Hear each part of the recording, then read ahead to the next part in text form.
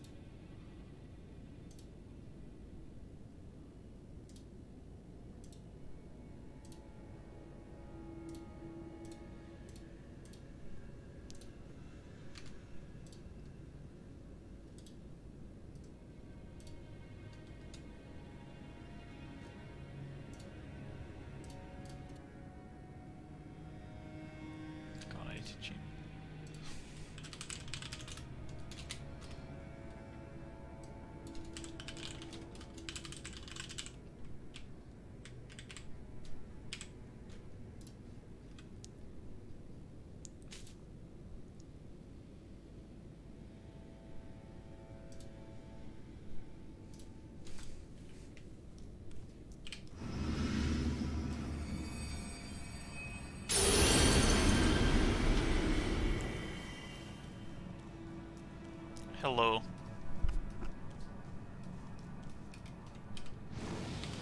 Oops, I missed the recording.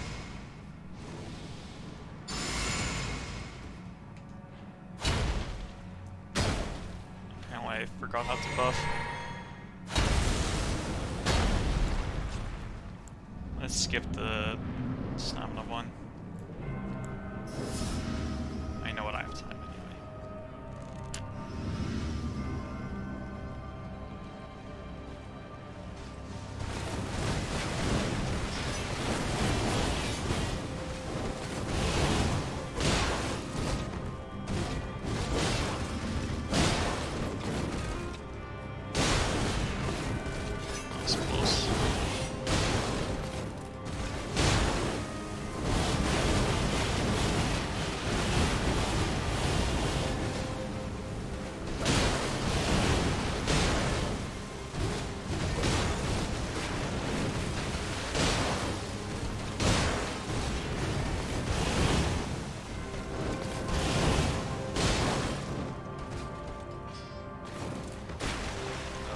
She did the thing again.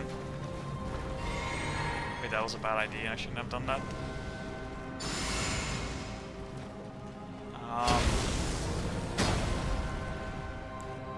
I'm gonna have to use one of these. I should have brought in more blue.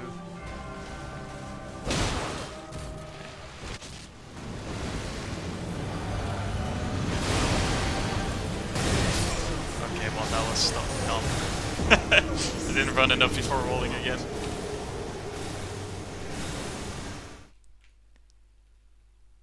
Just getting into the swing of things. But that's already phase 2 again. Like, I get to phase 2 pretty often now.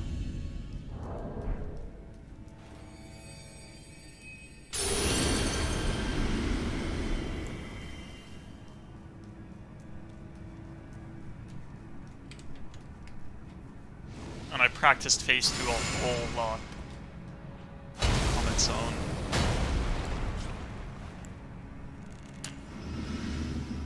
I just have to get lucky and also perform really, really well the entire time.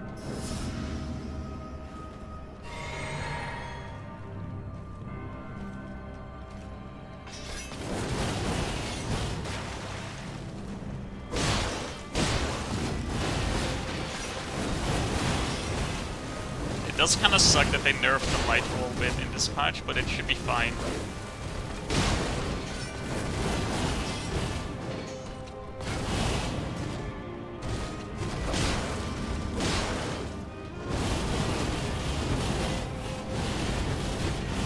The waterfowl dodge. I'm really proud of it. It's somewhat consistent, which is insane because the waterfowl is just insane.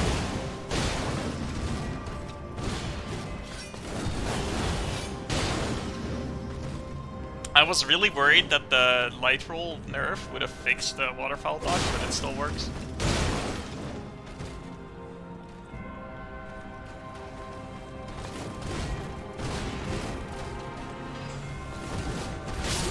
Oh, I didn't roll early enough on the first roll.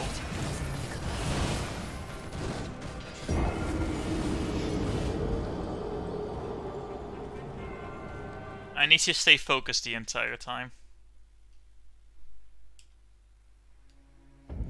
Actually, you know what I'm gonna do? I'm gonna...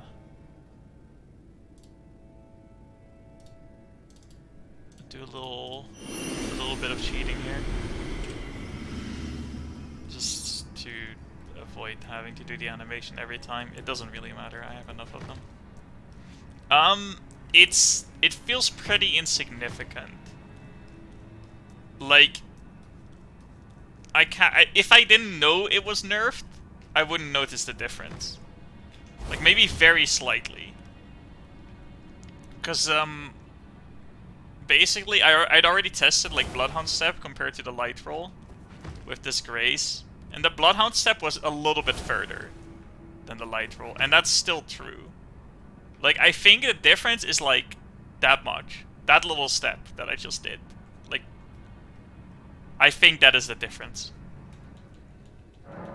It's very tiny. And it's probably a good thing that they only adjusted it slightly. But, it basically has no impact.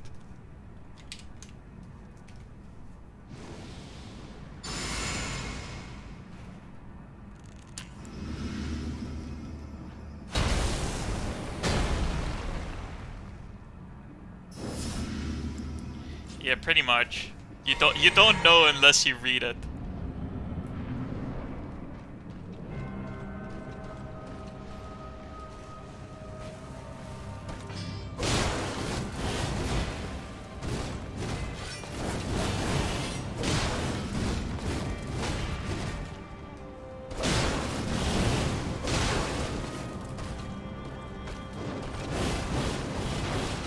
This also still works. I was worried that was gonna break with the light roll nerf, but it still works. Because that dodge, the way I set it up, it relies on the distance of the light roll a lot. So I'm really surprised that it still works.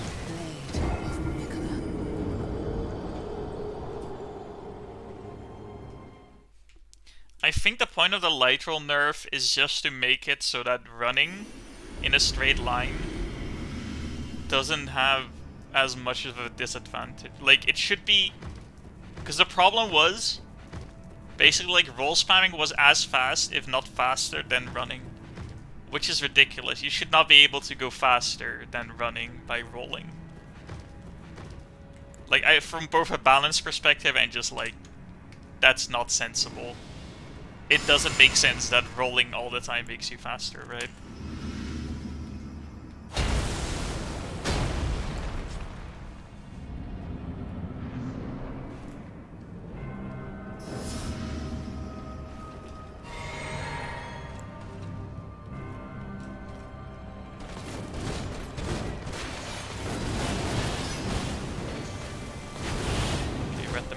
correctly. Very nice.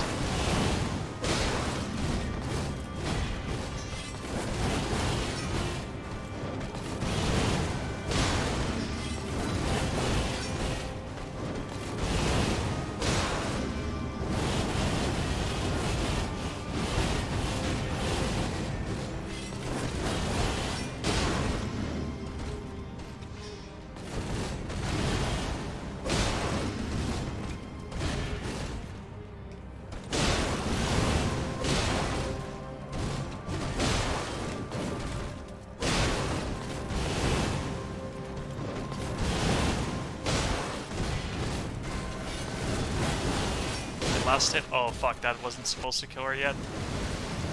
That's okay. I just won't have buff for sprint. I really do need my buffs for phase 2 though, like it's pretty bad.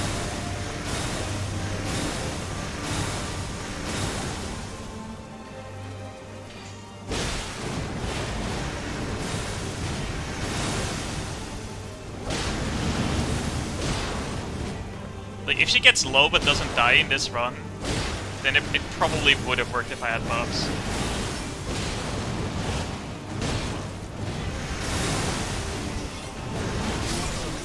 Oh damn, misangled. That dodge with the light roll nerf is theoretically harder. And I might start to notice that if it goes on. But I was already getting chipped sometimes, and yeah, Eric's if I do. I have a lot of save states, and a lot of them are right before Malenia. Right now I'm level 263, which is a lot lower than I was before, by the way. But it's mostly because I just don't care about defensive stats anymore. And I optimized it a little bit. I still have 99 endurance, 99 strength, and 99 dexterity. Only 25 faith, because that's all I need for the Golden Vow spell. And I want to use the spell instead of the weapon art, because the spell lasts longer and is slightly stronger.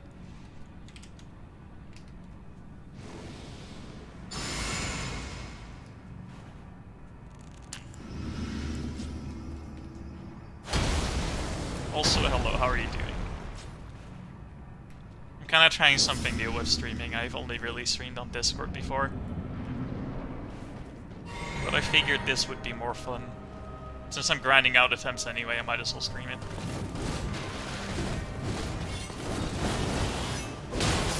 Oh.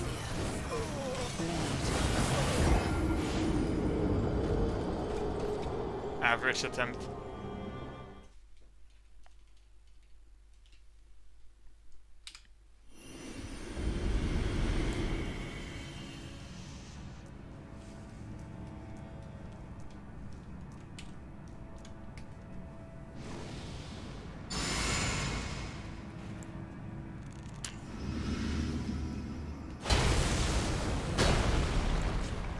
Also, part of it is that I now have a computer strong enough to actually stream, which I didn't for a long time, and even when I upgraded, I just didn't really think to do it. Until now.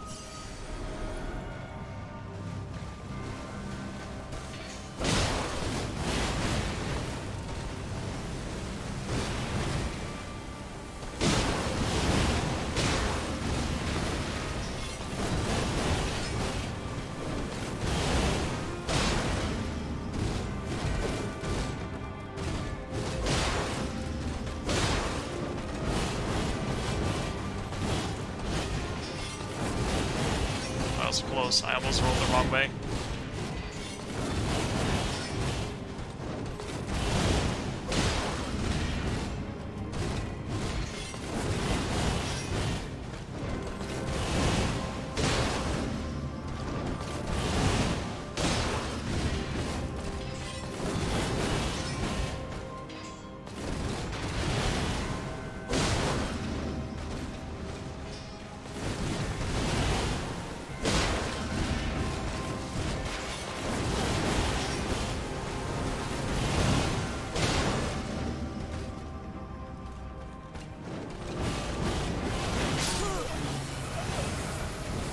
Well.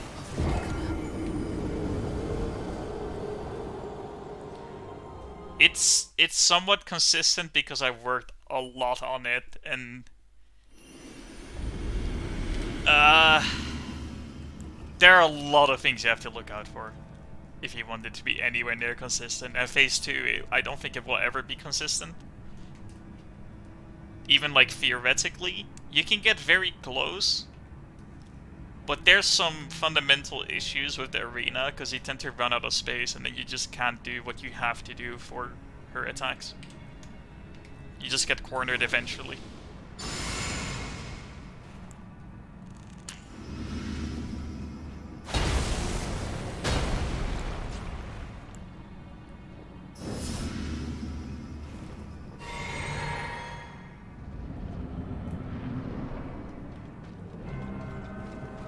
Even though our arena is this large, it's still too small.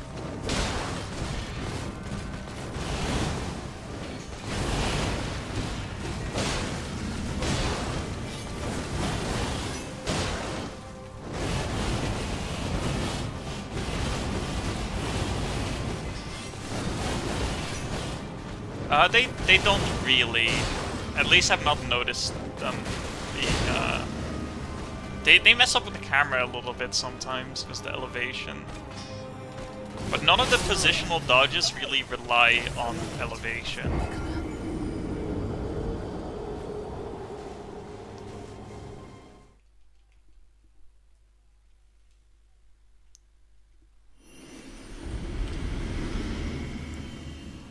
Because most of our hitboxes are spherical, because they're all like waterfowl slashes. So it doesn't matter that much compared to normal Malenia when you don't have like light roll crucible feather.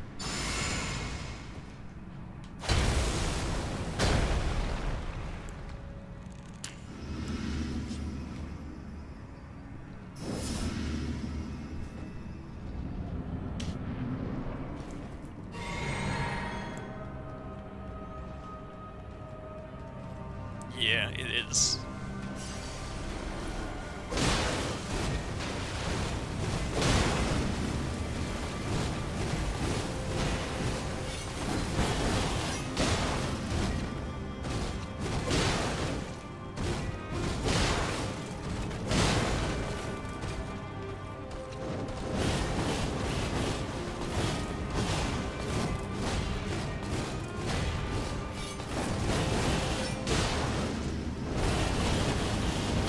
Out for me right now. Also, I'm like way too consistent on this waterfowl dodge. It's actually crazy.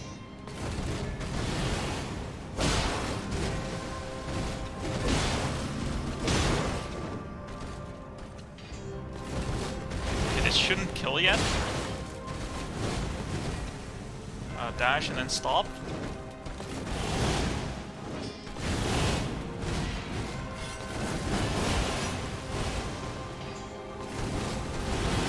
I need some space to rebuff for phase 2. There we go. Hopefully I have enough FP. I think I won't though. Yeah, it doesn't look like I will. I have to do my FP heal first. Yeah, the thing is you can't always do the dodge. Like, oh, I'm dead. I got hit. That's funny. I got hit in the cutscene transition. So the waterfowl dodge that I figured out, basically, it's consistent as long as you're point blank at the start. And you also have to do some tight timing on the inputs, because if you dodge the first part a little early and you queue everything up, it's not gonna work. I think it basically never works if you queue everything up. You also have to lock off halfway. I mean, that was just me attacking slightly late, I guess. It hadn't happened before, but most of the time she does to the first hit when I do that jumping attack. So it's a bit earlier, but whatever. We move on. Like, I kind of have to play like that, where I jump at her. Because I don't want to waste any time on my buff in phase 2.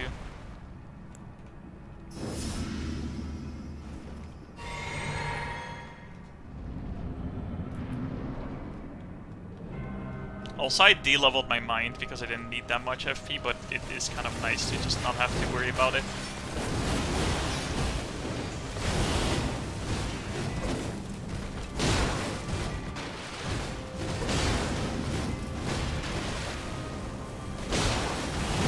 light roll nerf might have made this more consistent, by the way. Because there's a part where you actually want to dodge away less. Slightly less, not a lot less, because then it just wouldn't work. You just get hit, but... Hello, Garen. Ah, you jinxed it.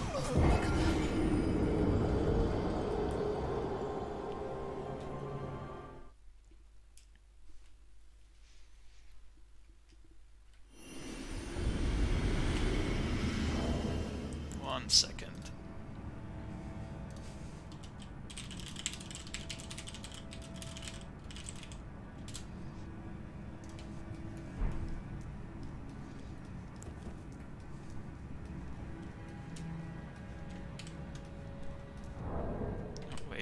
Pull up the chat again. I closed it by accident.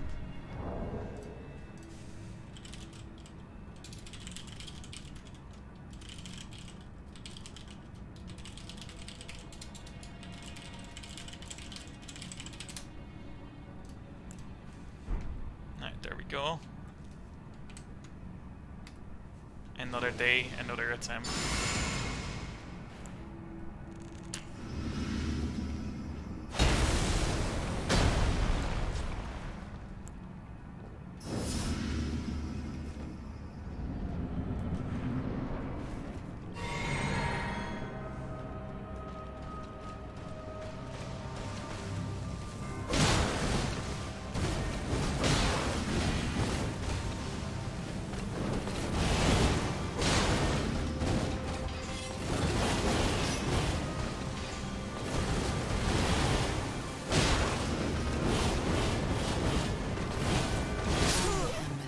Okay, that time it failed, and honestly I think the light roll being nerfed might have been the cause of that. So it can still work, but it doesn't work all the time. And there's probably some timing aspect to it. I just need to know if I need to time it late or early.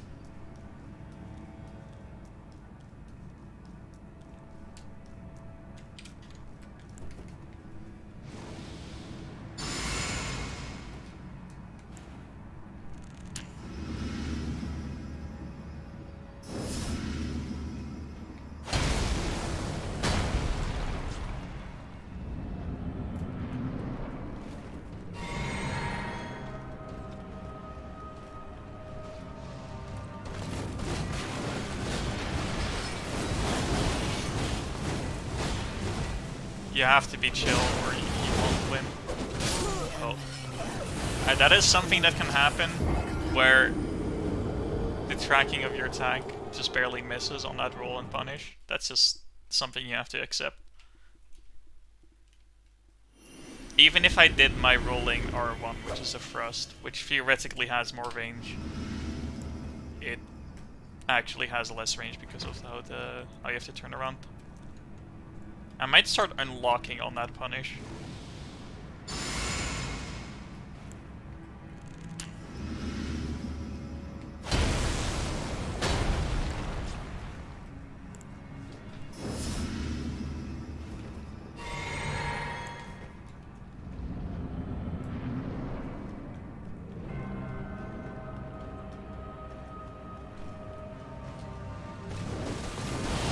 By the way, what's up, boy? How are you doing?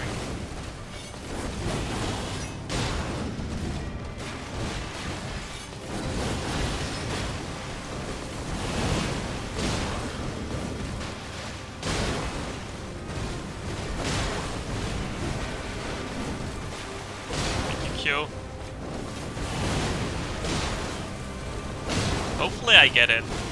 It would be very nice if I did.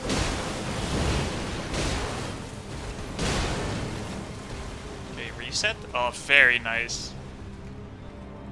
She might waterfowl when I try to approach, so which won't be as nice.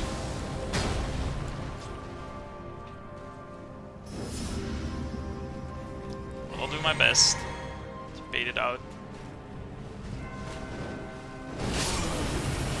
Alright, I baited it out, but then I immediately died.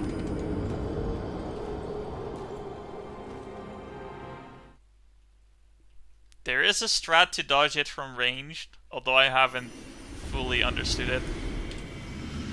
Yeah, I'm trying Twisted Gwazi. I practiced a lot, especially phase 2. I've had, with cheats on so I could survive, I've had some attempts with just a few hits. I'm doing great, boy. Thank you for asking.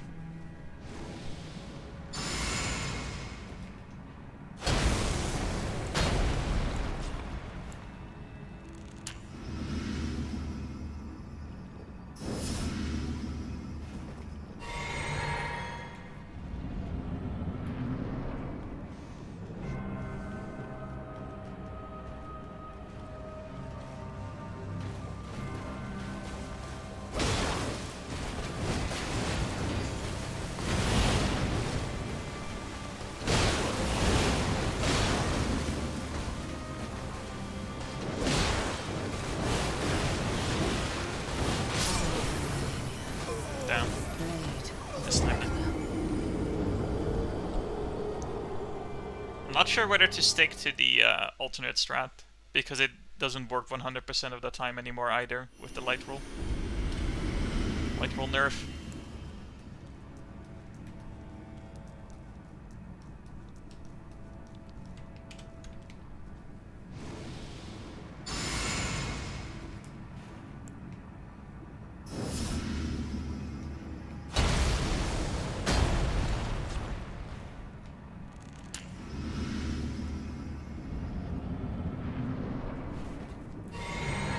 I'm really glad that she's not more aggressive in phase 1 like that. I think it's, first of all, more true to how she normally behaves. And second of all, it gives me time to buff, which is very nice. You know? So, I mean, she still, like, doesn't like to go into the idle state a lot. But she will sometimes do it, which is good enough. Here we go.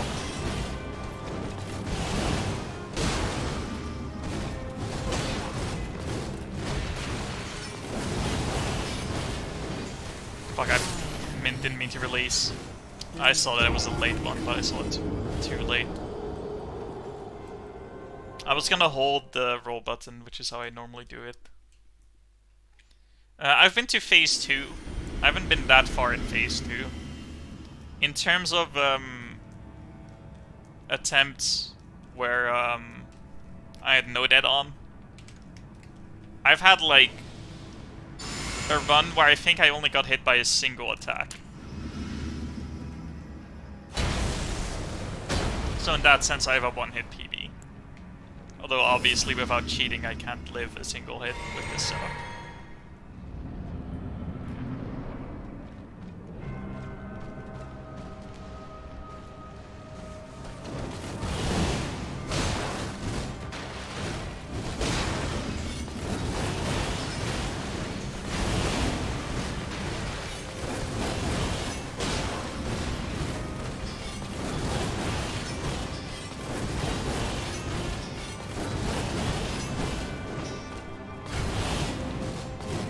I'm just using the Twisted, the Impossible Malenia mod.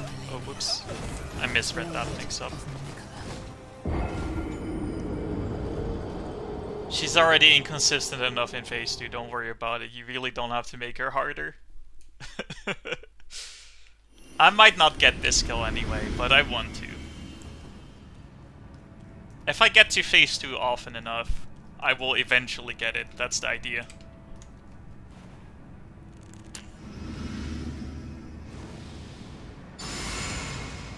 I'm a bit annoyed with the timing of the new update, but it is how it is. Hello, good general. How are you doing?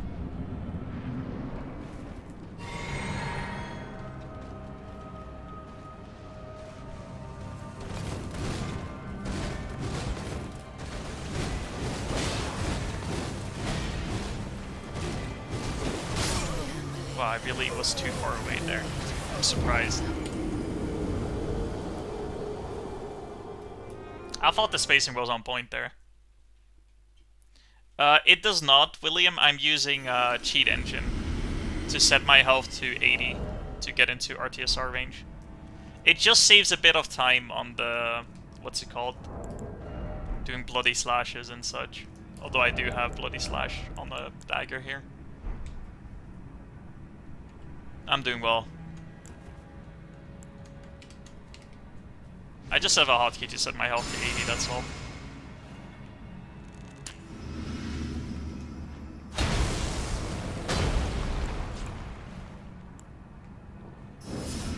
Also, I have it activate the Great Rune automatically.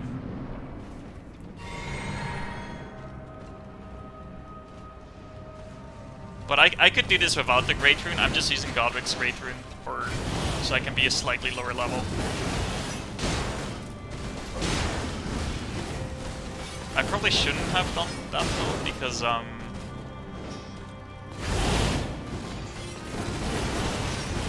basically with the Great Rune, it heals you when you spawn in.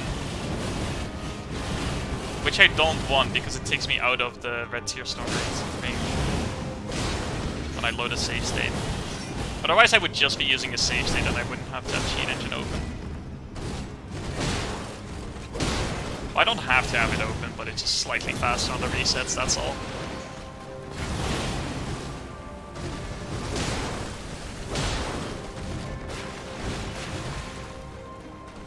Good reset. Oh, fuck. Okay, nice. She's backing up again. She shouldn't be able to catch up to me. There we go. And let's do the pickled turtleneck first, actually. I think the pickled turtleneck is really unimportant, because I already have it on the flask anyway. I have enough FP for Drag Blade, very nice. Alright, let's just jump at her and hope.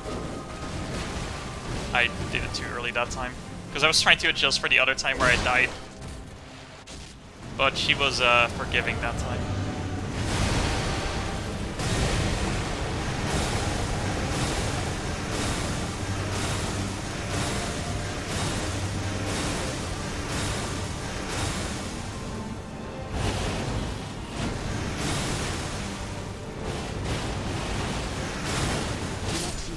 That was unfortunate. I was at a really awkward range where I couldn't do the melee dodge, but I couldn't escape either. Let's go. Yeah. I do need a lot of stamina for phase 2 in order to be aggressive. Otherwise I have to drop punishes because I don't have enough stamina. And sometimes I just won't even have enough stamina to dodge, which sucks a lot. Yeah, phase 2 is really crazy.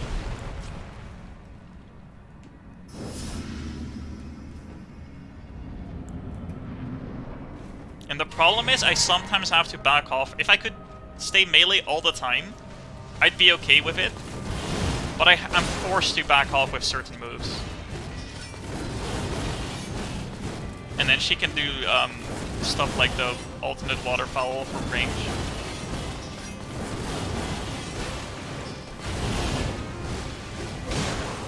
Oh, damn, I accidentally pressed another attack. You can never attack her twice, it's just never safe.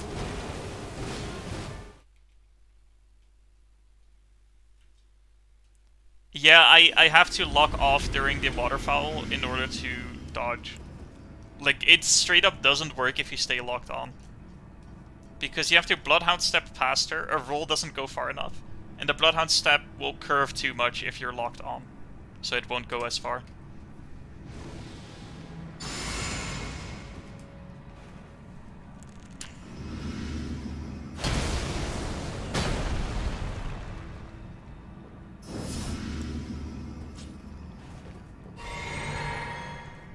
She is Malenia.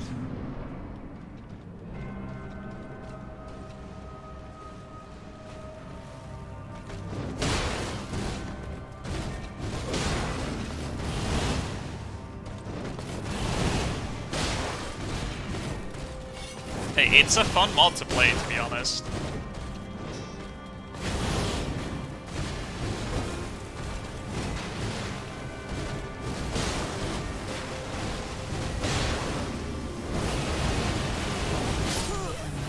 Ah, I failed it that time.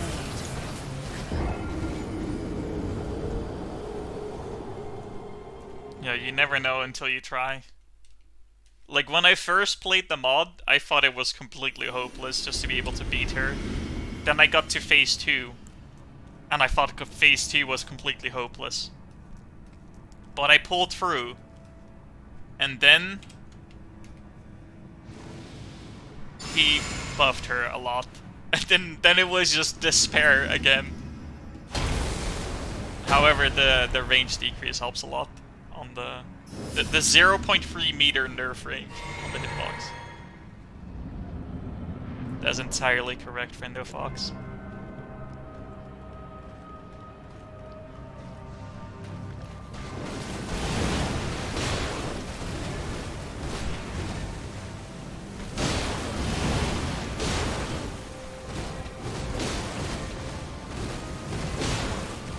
I should have attacked there, that was scared. I was too scared, too passive. Now even if it's hitless, it's not flawless because I missed the punish, which is a flaw.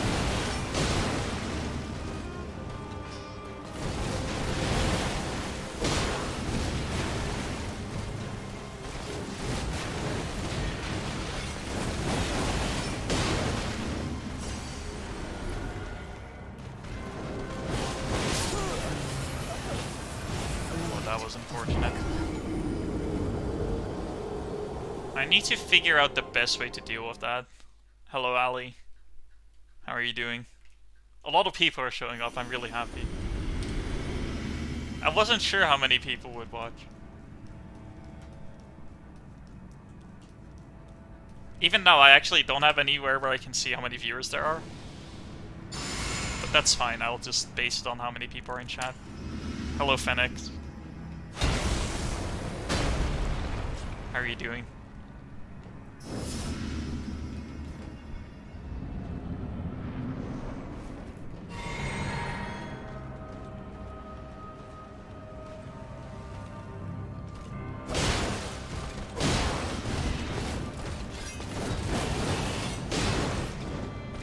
God, I do so much damage though. Fucking 2k damage on the jumping attack. Thank you, Garen. Very nice.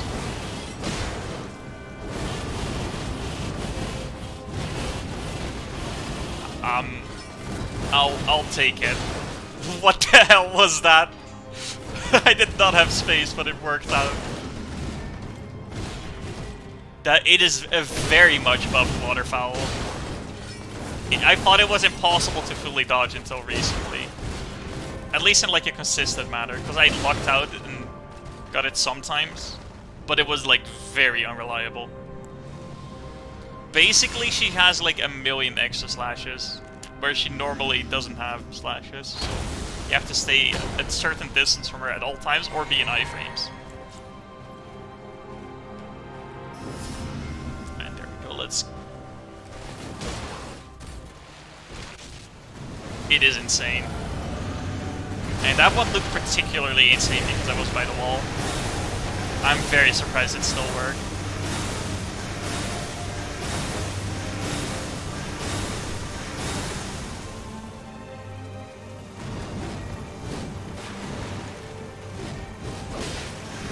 I'm dead.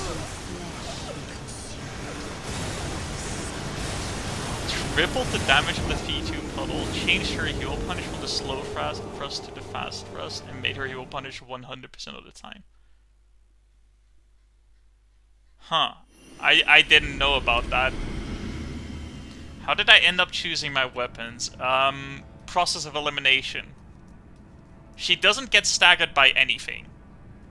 Right? I mean, she gets staggered, but she immediately starts moving. Even if he, like, used a giant crusher and, like, flattened her, she would immediately cancel out.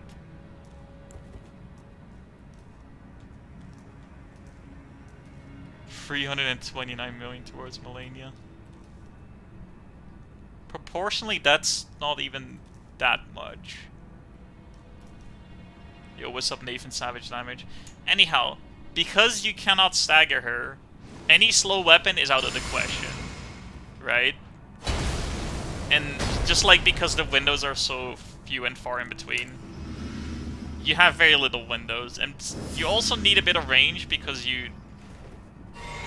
don't really get close. You don't have time to get close to her on a lot of the punishes.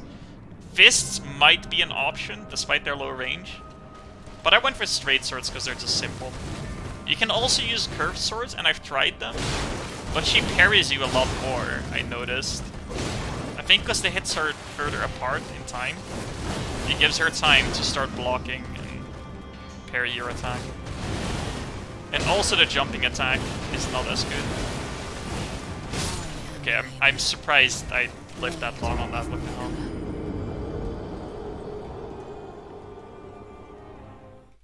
Hi, Jordian. Yo, everyone's showing up, it's awesome. Anyhow, straight swords are basically like... They just do really good damage on top of being fast and having decent range. And the Lord Sword and Broadsword, I think they're just the highest damage ones. That's why I use those in particular. 2 Broadswords would technically be a bit more damage, but I don't think you can get 2 of them in NG. Double Lord Sword would also be... Like, there's an argument to be made for it because it has more range, but it doesn't really matter that much. It's a very small difference.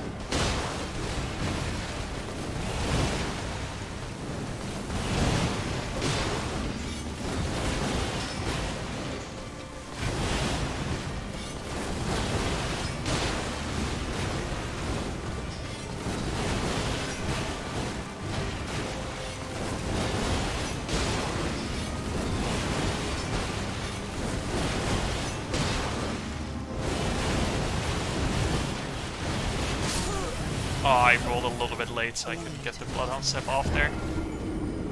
The daggers won't stagger her at all, so I don't think it's a great idea. Unless you do R2s. But like at that point, you would be using a single dagger, and just... Power stancing in this game is so much better than one-handing. Unless you're doing charged R2s. And there's no way you're doing charged R2s in this fight. Like, you just aren't. There's one opening to do it. And even then, it's like awkward. There's no point. Just use dual straight swords, it's better. Normally the daggers are fine, I would say. Like using a single dagger against normal Malenia and just focusing on doing charge R2s is not that bad.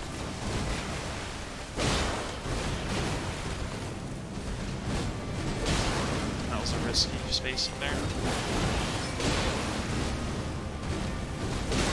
Ah yes, his favorite weapon, the Serpent Hunter. Oh damn it, stop doing that at range. It really throws me off. BHS is very useful. Because it has more distance than a roll, and also doing a double roll compared to roll into Bloodhound Step, or Quick Step, either works. It's a few frames faster, so you're vulnerable less if you do a roll and then a Bloodhound Step. She spawns a puddle on you if you throw a projectile? Oh my god, that's kind of funny. Yeah, I had no idea about that because I didn't even try range because I knew it wasn't gonna work. Normally, against Malenia, I would say Mantis Blade or curved... what's it called? The... Great Hammer. I love Great Hammer against her. Great Swords are still really good. Fists are also just extremely strong because fists are strong and they... You can do like a CR2 and an R2 on like every single punish. It's crazy. You just do so much. They do cost a lot of stamina though. But Mantis Blade, although it's not necessarily the best, it has the most aggressive and crazy punishes.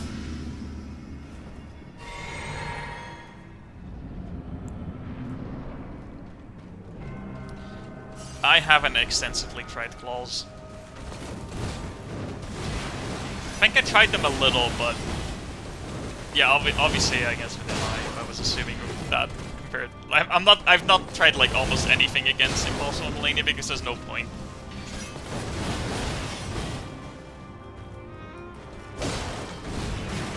Don't fix what isn't broken, right?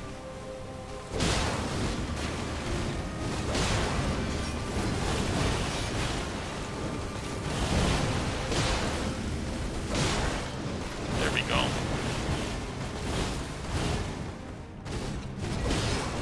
Good spacing there.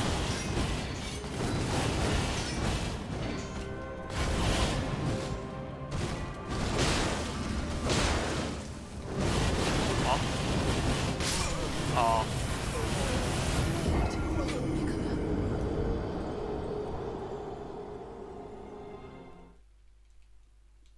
I feel like that doesn't apply as much to Malenia though, Jordan, because the amount of hits you can get per punish is kind of limited in general because of how the staggers work, right?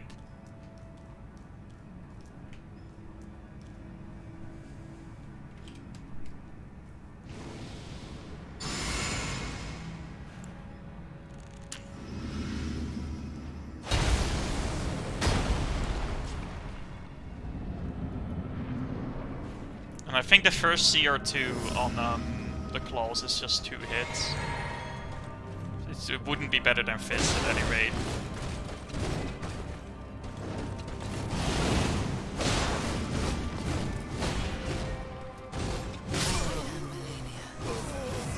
You reduce the size of the hitbox for a double slash so that rolling towards is a tad more consistent.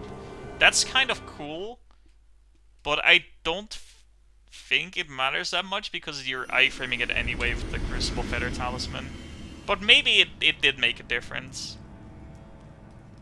I'm not sure. Because if you're rolling to the right, then she basically attacks fast enough that her sword is past you by the time you're out of iframes. Turtle? Oh, here's my talisman. I'm using Rodden Winged Sword Insignia because it does just stack up the damage a little bit. I hit often enough that I get the bonus damage. And then the other 3... Well, Red Feathered Branch and then Blue Dancer Charm are just the biggest damage buffs, and then Crucible Feather Talisman because it's necessary. This one I did think of like swapping out for other stuff. I was using Green Turtle for a little bit, or Old Lords, until I realized that this only works on Golden Vow and none of the other buffs, so it doesn't really matter.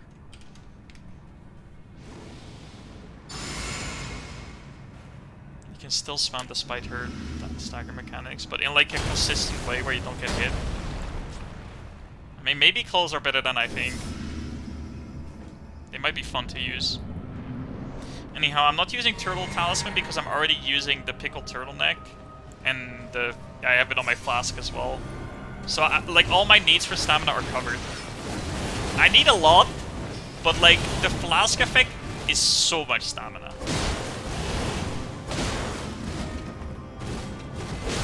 And yeah, I haven't been to phase 2 for a while. I think I need to focus a bit more. That was dumb.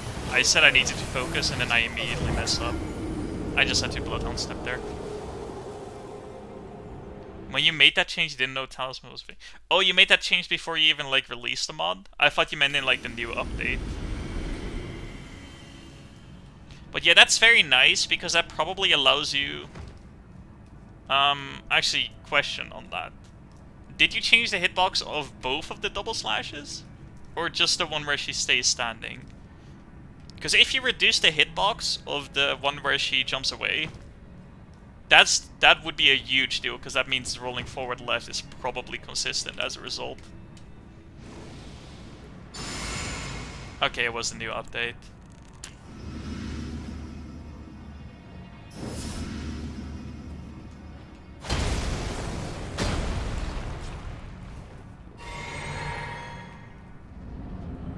I mean, I understand why you made the change, because you also dropped the puddle, so it forces you to roll forwards. So it's a good change.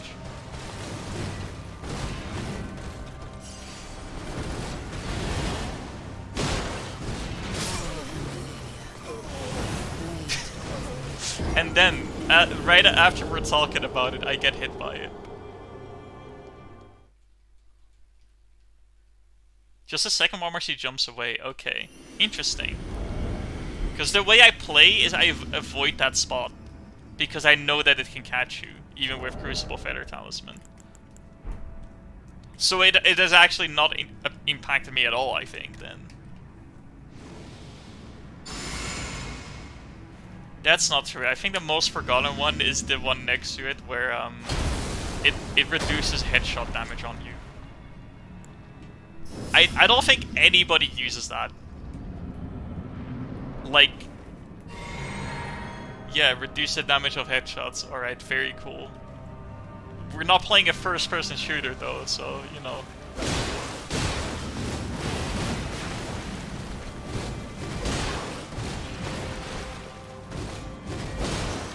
That's slow. Fuck. Man, I'm not getting to phase 2 anymore, which is rather sad. Just a bit of a bad streak though. Should be fine.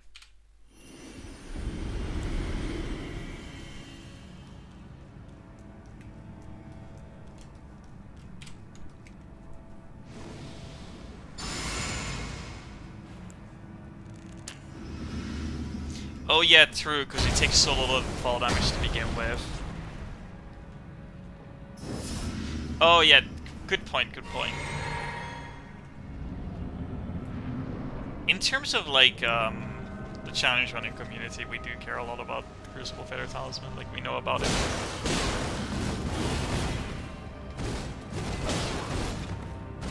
Blame me, hi. Why did I roll?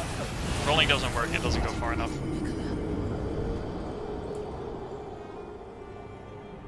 Forgot it was a thing until you saw a headshot animation. Wait, can you headshot Malenia? I guess it makes sense, although I think hitting her with your sword with a headshot doesn't do bonus damage.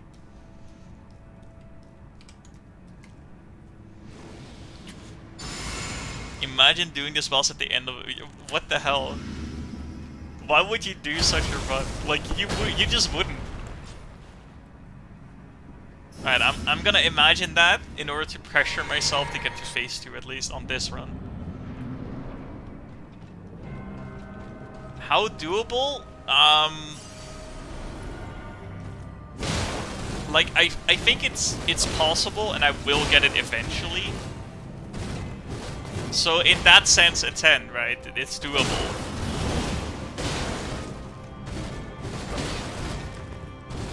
But, it's really hard, so...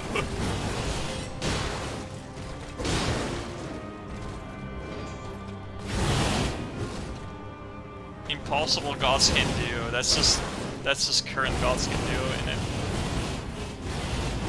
There we go, got the dodge. Punish.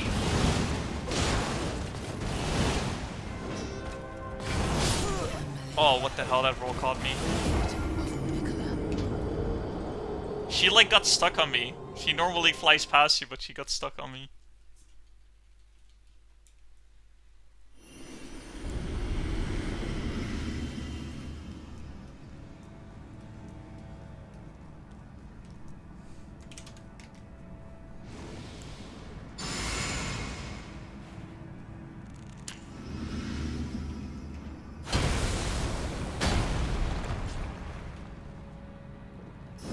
I can't remember if we were going for headshots on Malenia when we were using the jar cannon. I think we were, because it does more damage.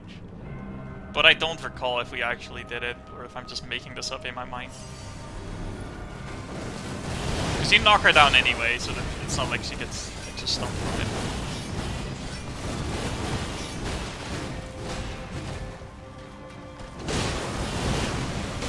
That sounds like a nightmare. To be fair, this boss is probably a nightmare too. So, it's a verb, I guess.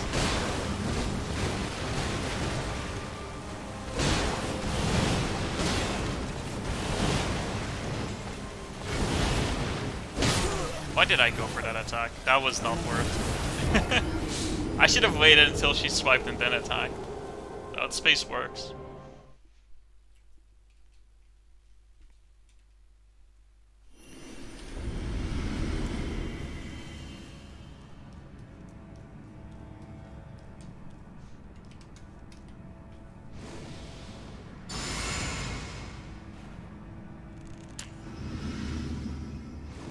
I accidentally used overpower twice. Oh, whatever.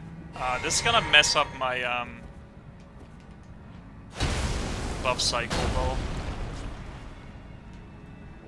I should still have enough FP to get Bloodhound Step. Visual spawns around you every 10 seconds. Oh god. Like there I would have died if I double rolled instead of double Bloodhound Step with my roll timing with the first one. That's the utility of Bloodhound Step, just giving iframes earlier.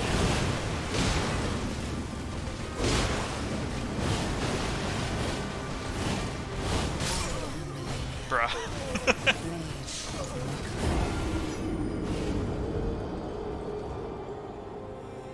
How many times have I made it to phase 2? In this stream, I think 2 or 3 times. Most of them were when I just started streaming. I've gone downhill, I fell off. As for distance PB, during the stream, not very far. And off stream, like not very far in phase 2, I mean. A couple of hits on her. Off stream I was practicing with no dead. And I got a run where I got hit by a single attack, I think. So it's doable. Like I just have to get that run, except without that attack where I got hit. That's all. Simple, right? And also with the light roll nerf, as slight as it is, it does affect me a little bit.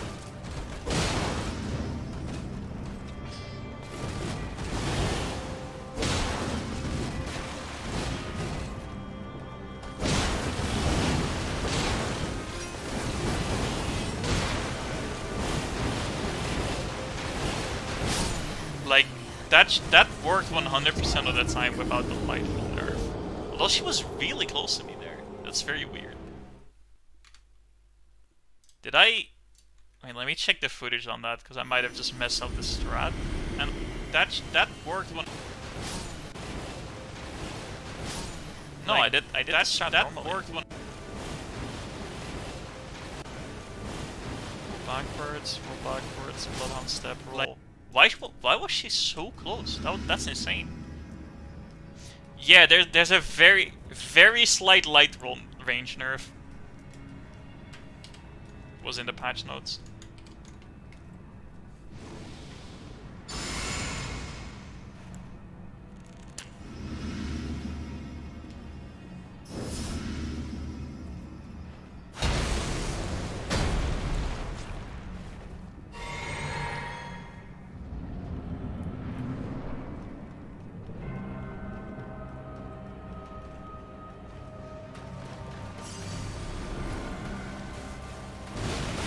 I'm glad I didn't attack her. She would have hyper armored it.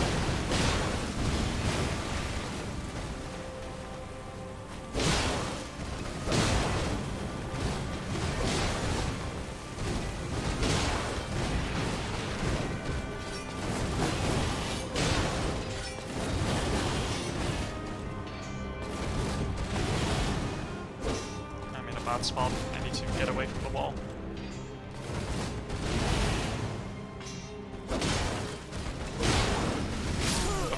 What am I doing? Trust me, fat roll is not the way to go. Fat roll is so bad. I can't fight normal Malenia while fat rolling. I tried. How slight percent? I would say like 5%?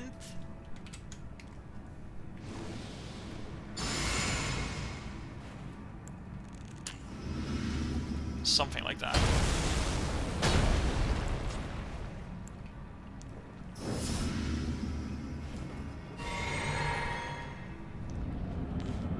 Like, I think if you didn't read it, you just wouldn't notice. That's how slight it is. I would have just assumed that I got worse at the dodges or whatever. To be honest, that also didn't happen before the light roll nerf. Is Val? Yeah, it's allowed. Everything's allowed. But trust me, it doesn't help. Vow the Indomitable is not worth going for. It's not worth using here. Like, originally I tried to use Valid Indomitable for Waterfowl, but on top of having to switch to a shield, even if I had the shield pre-equipped, like, it wouldn't completely help you dodge it, because after it, you need to roll out immediately, right? Because she's gonna be on top of you and with a million hitboxes. And you would just get caught in the Waterfowl anyway. Ah yes, that, my iconic Juvenile Scholar Cap. Maybe I should equip it. It'll help.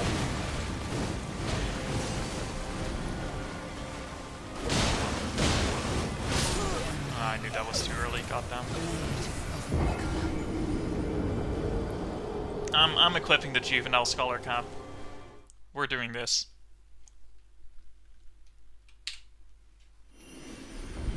Oh, I did it too early. Where is it? There we go. How much does this? It's 4 damage basically. 6 on the left hand. No, it's 6 damage. Okay. Pre-nerf BHS would be very helpful here. I mean, yeah, true. But going pre-nerf BHS also means going pre-buff light roll, right? Yes, Savio, it's losing me 6 damage. PD, Mr. Borg, Brian Armor speaking of.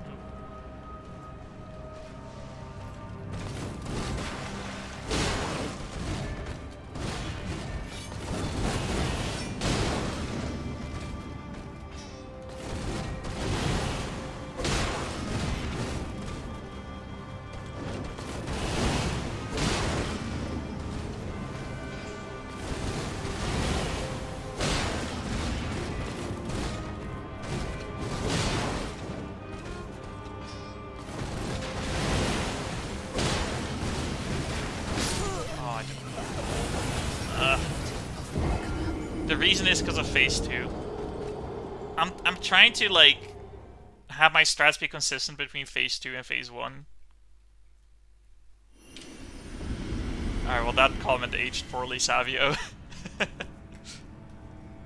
I don't know what the delay is, by the way. But I died like right before I saw that message.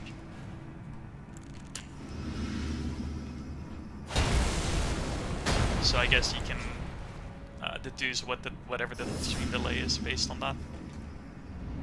Anyhow, what I was saying was I want to not panic roll there because she can do her kick. Like there, actually, if that was phase 2, I would have gotten hit there as well.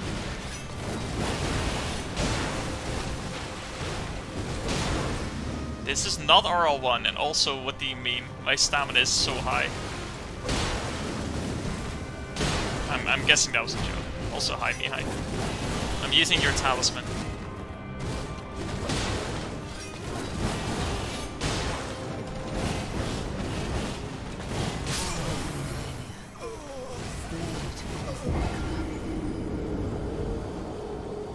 Five seconds, alright.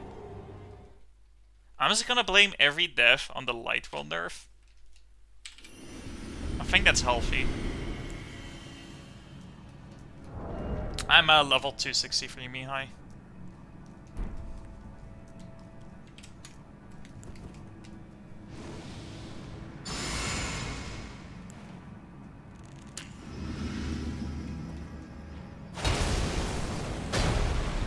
Full second Mihai Crush Talisman user. Oh damn. Spitting fire.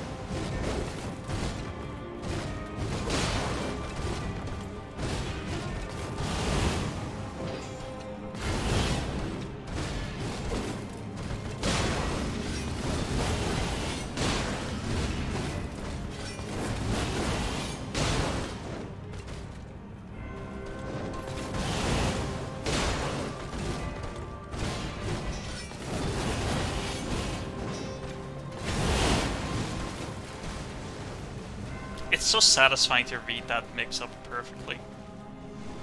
Or iframes too. I would assume they wouldn't touch raw iframes ever, basically.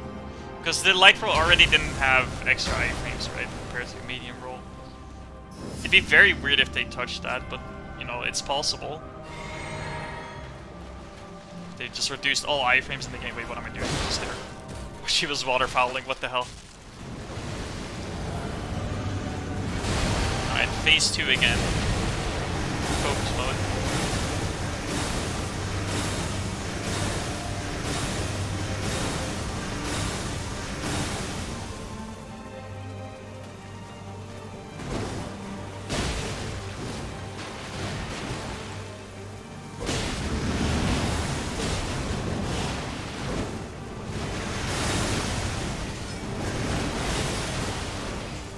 Oh, too late. Damn.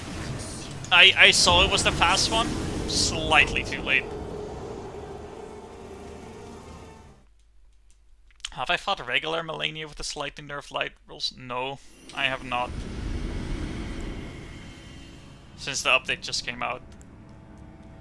I love the amount of buff icons. Yeah, it like... My stamina bar is so long, and still it doesn't cover all the buff icons. Because I just get so many. Like, Golden Vow alone gives 3. And then I get 2 more when I enter phase 2, so I buff up even more. I do make my stamina bar longer with the Blood Boil, but with the phase 2 flask added, yeah, it wins out in the end.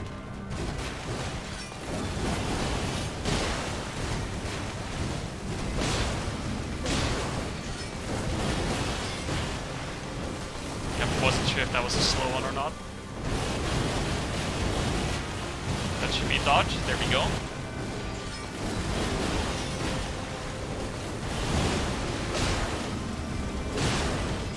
I really want a successful waterfowl dodge in this successful attempt. If it's not in there, is it like really a hitless Impossible Malenia?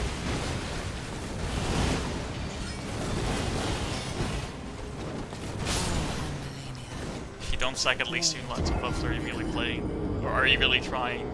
Yeah, you wouldn't be really trying, would you? Like, I would use more buffs if I could stack more buffs.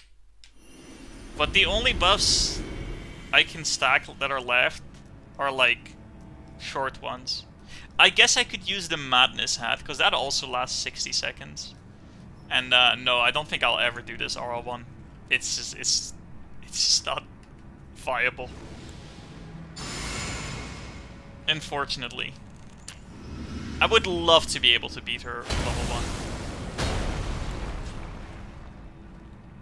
But it would basically be hitless with less stamina and like half the damage.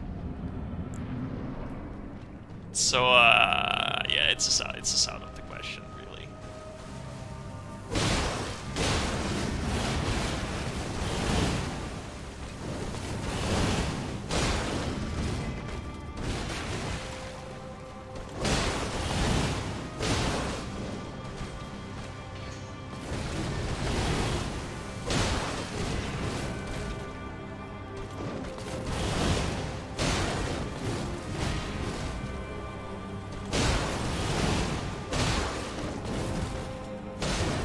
I don't know why a Bloodhound stepped there, that was weird. But it worked. Like, it's fine to Bloodhound step there, I normally roll.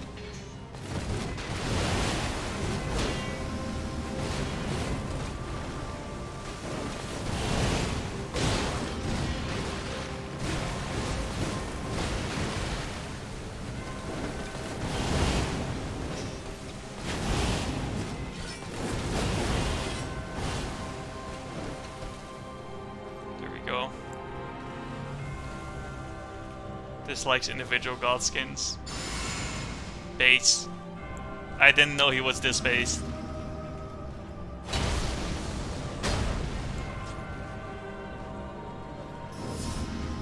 You know, hating Godskin Duo, that's like normie shit, right? Oh, I'm dead. Oh, that was mean.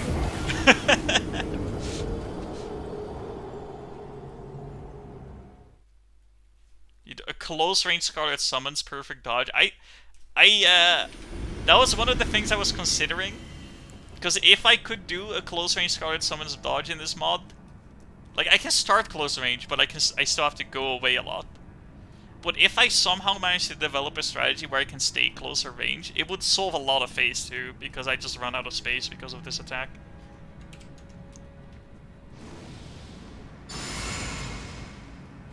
Coming out in the single frame.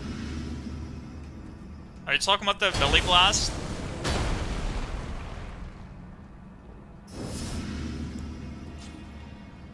Said it here in this chat. Sorry, I didn't notice everything. My bad. I thought I was keeping up well with chat, but I guess not.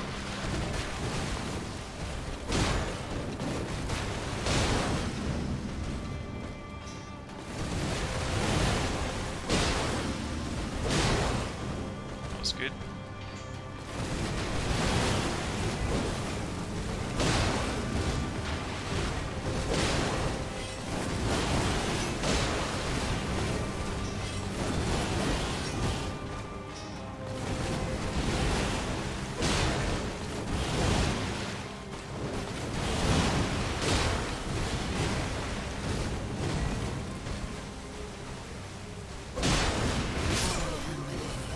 I'm surprised how often that's catching me.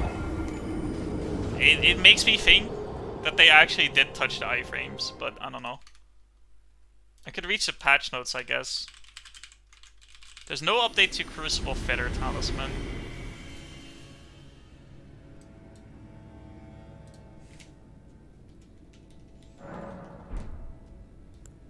Man, Gwazi, you just don't understand, man. The Apostle is the worst one.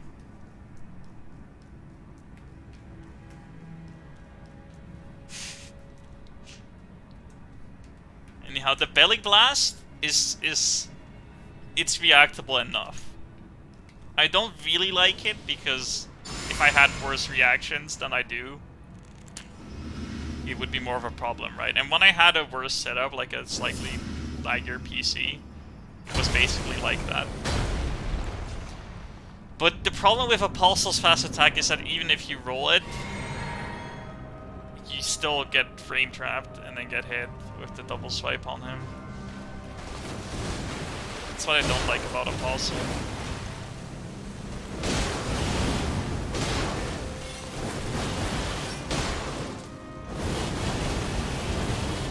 I went the wrong direction. That was my mistake. I forgot to decrease iframes of light roll. Imagine if like light roll has less iframes than mid roll. Apostle's fun no roll. Eh. Like I did the no roll kill on G+7 right, and it was alright.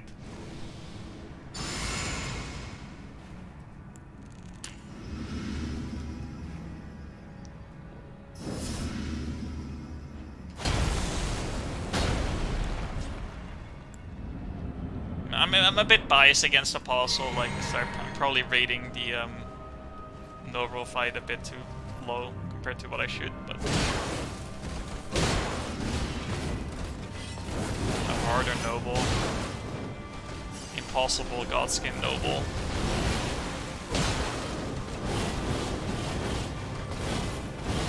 You see, that's how it's supposed to work. I'm supposed to be that far away from her. That's fast. Oh! How did I roll that in time? That did not look like I rolled it in time. That must have been like frame perfect.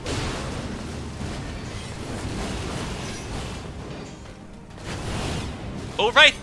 Gideon Light Roll slightly nerfed as well. This is the best patch. Okay, see that's why I don't want to panic roll. That's why I got caught that other time, but when she did a melee swipe. Because if you preemptively roll and she does the kick, you're fucked. Anyhow, I very much approve of a light roll nerf for Gideon, you know, that's great. All my homies hate Gideon.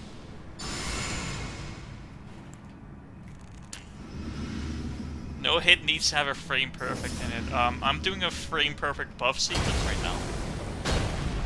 And I'm just gonna pretend that the waterfall dodge is frame perfect. Gideon should mid-roll, absolutely. He really should. It's ridiculous that he light rolls.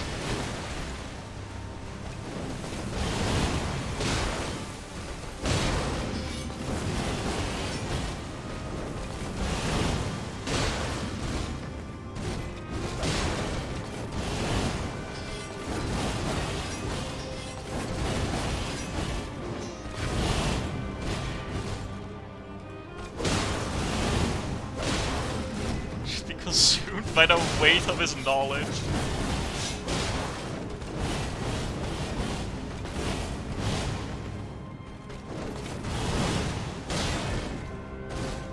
Nice little parry she did on me.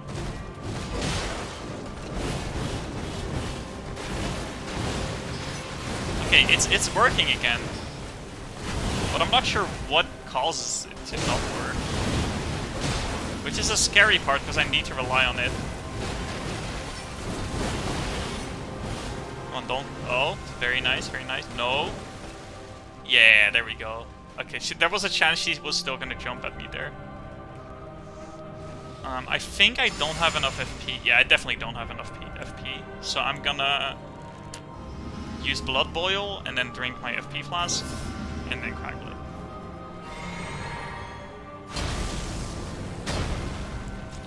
Alright, come at me, bro. I was joking, I was joking!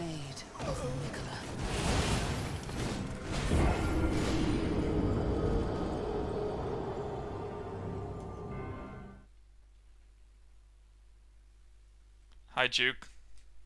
How are you doing? I would ask how your mom's doing, but I already know.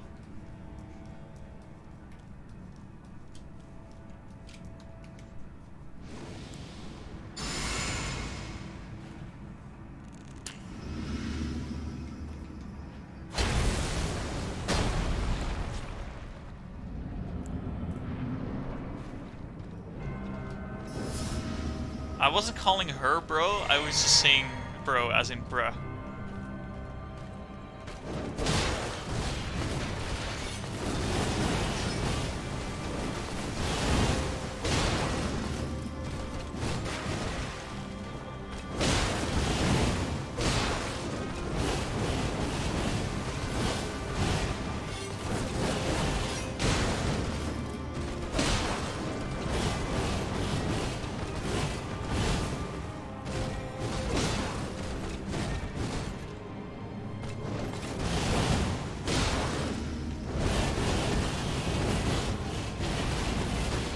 What the hell is happening?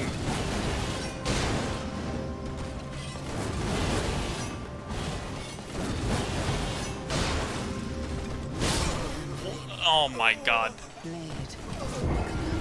I can't believe I died to that. After surviving the fucking waterfowl spam. That's very unfortunate. That was such a good attempt. I'm running out of pickled turtlenecks.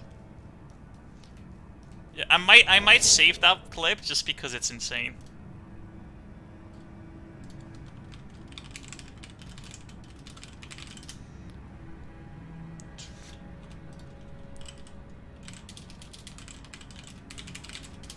Yeah, she has both waterfowls. In the updated version of the mod, she has both. And in phase 2, the alternate waterfowl gets a buff where she drops a puddle. This may be no sleep till win. That might be a very bad idea though. With how it's going, I might need to go back into the lab. Is bro not gender neutral? Pretty much. But, like, when you use it more as an expression as opposed to, like, referring to someone, then definitely. But even referring to a person, I would say it's on the border of gender neutral. Because a lot of people use it either way.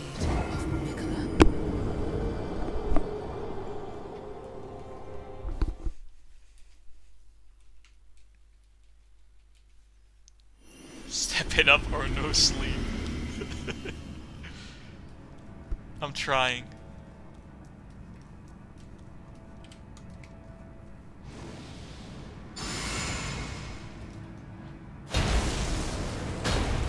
You know what? I'm not even gonna use the pickle turtleneck anymore. I don't need it. I can always load the save if I have to, but I'll lose my juvenile scholar cap, which is in fact very important.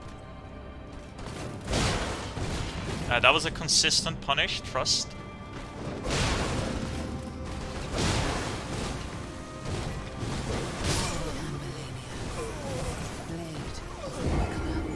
I misspaced. Like, let me check how close I was on that spacing, because...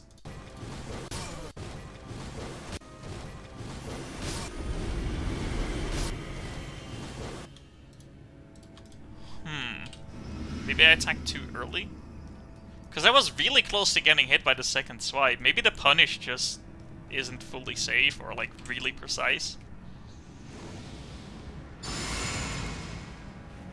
That kind of sucks.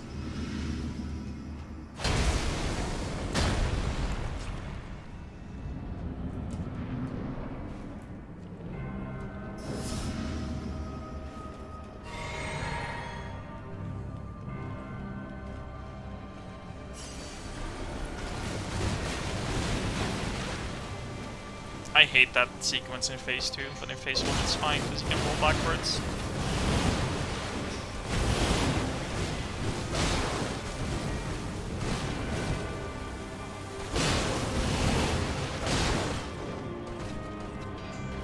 She's been buffed by, like, about 50%.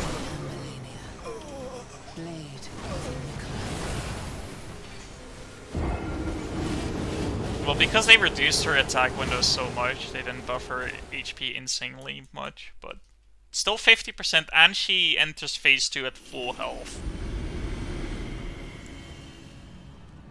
It's basically NG plus 7 instead of NG health, almost.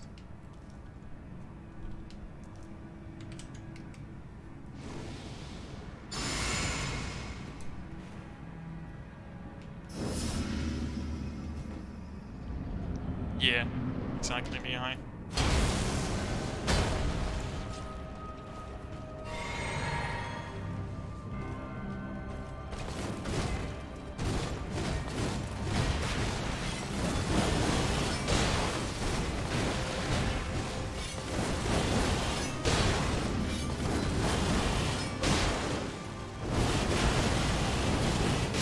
Why am I rolling? Rolling is trolling. If I forget the dodge, then it doesn't work. Little known fact. I mean, I guess it kind of shows how tight the dodge normally is. The fact that the slight distance difference between the roll and bloodhound step is enough to make it not work at all.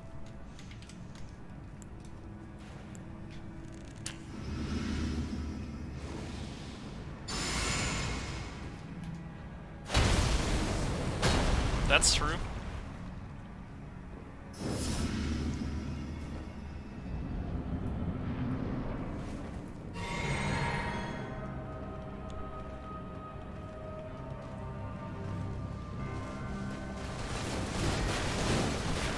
She's never done hitless before at all. I'm the only person who even beat her.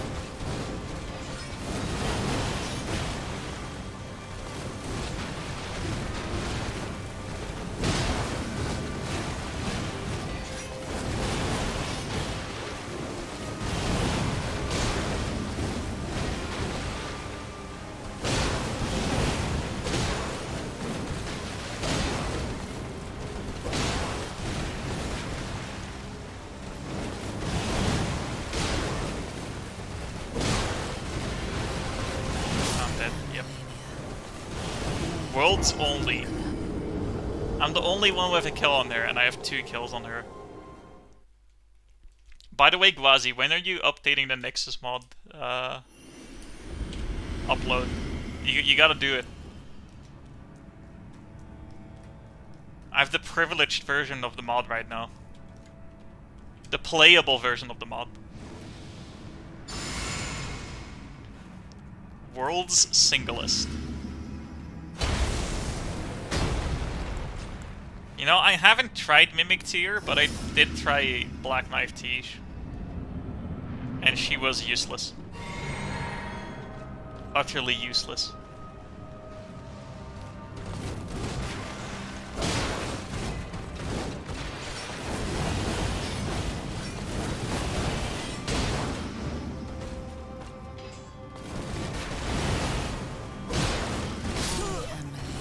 I think I backstepped there. I somehow managed to backstep his overall. You just found a 10 minutes fight against 1.0 Impossible Malenia. Wait, really? Did they get to phase 2? I tried double spears and I found them too slow. Although, to be fair, I was doing double hits at the time, and it should be fine with single hits because the range makes up for the speed.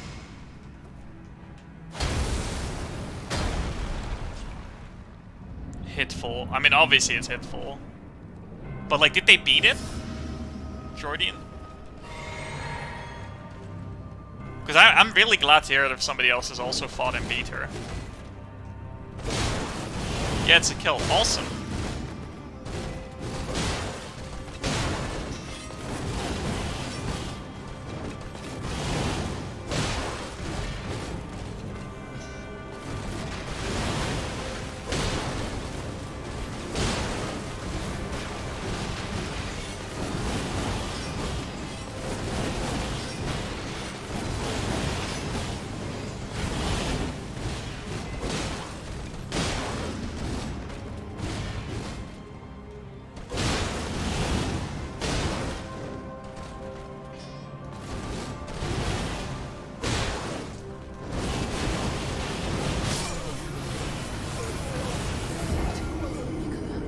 That would be booting up Elden Ring.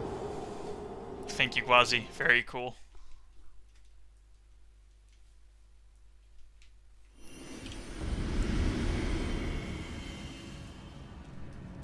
Come on, Mihai, you gotta do it.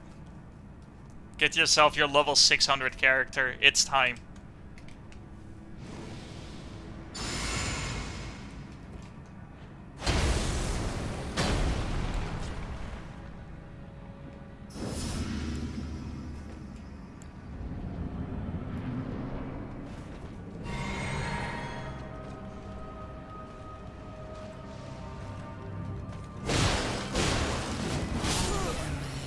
Well, I'm bad.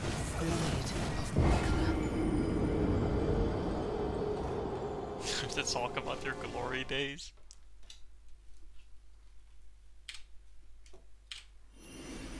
What the glory days of watching Bungo Stray Dogs.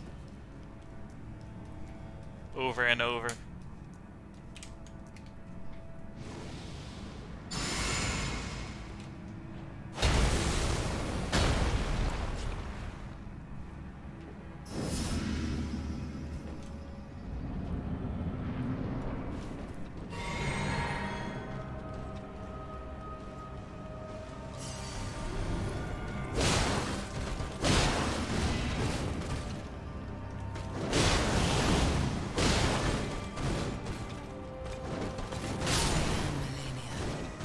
Damn.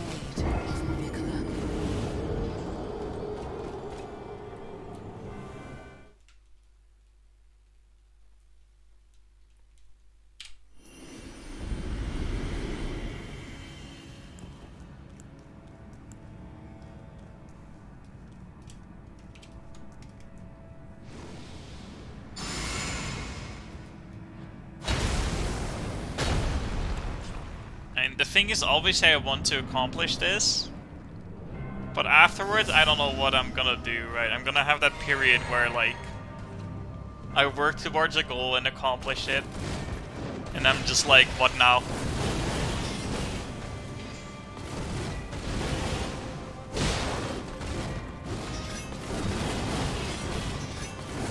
The endless cycle of a challenge runner.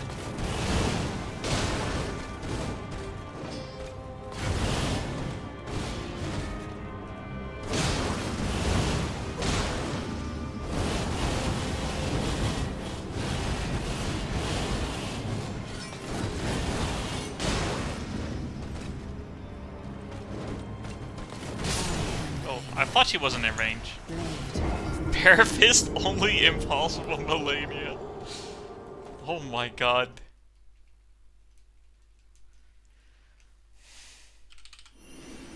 I think, based on what people in the comments say, I think people want Radahn, but I don't know. In terms of what I want, I want nothing.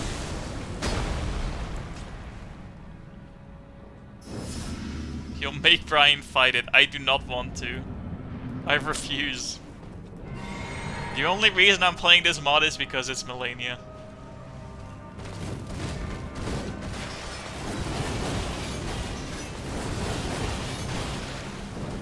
I'm the Malenia guy, I gotta do it, you know.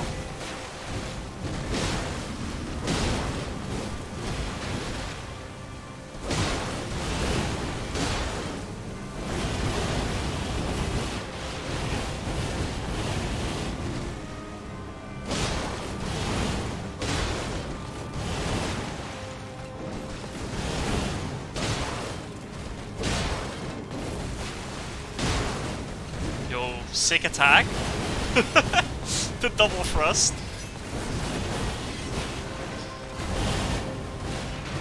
That might unironically be pretty useful. Yeah, I did an R1 there because I don't want to kill her yet. And the jump attack was probably gonna kill her. Oh, damn. Impossible mode. Moog is already really hard to be consistent on for HITLESS.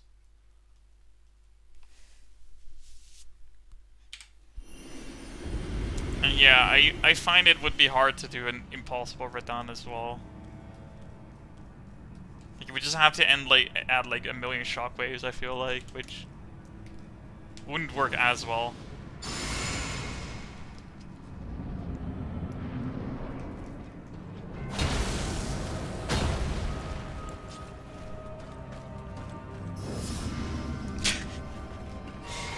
That's exactly right. The moment she gets low and she's about to enter phase 2, she's just like, fuck you.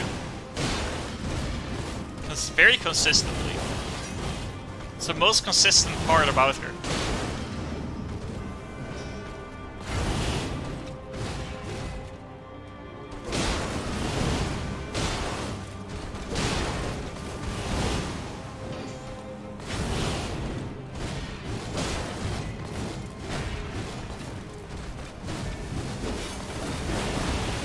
That was scary that I missed there. I'm too late. Yep, that was dumb. I forgot that the recovery on the fast triple slash follow-up is like really short, especially in this mod. I always mistime it when I go for that attack. It's better to just punish it immediately, but I wanted to back off, I think.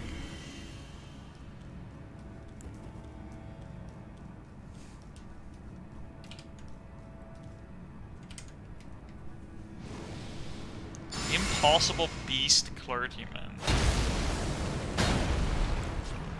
Alakef at 2 times the speed.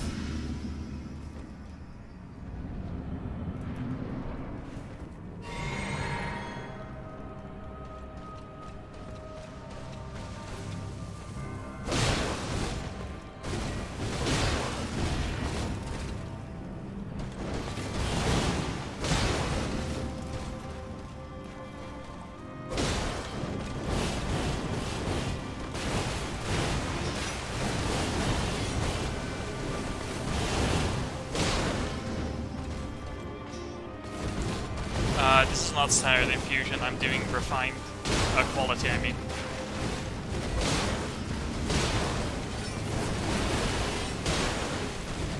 I tried occult, it does less damage. Even with 99 arcane as well.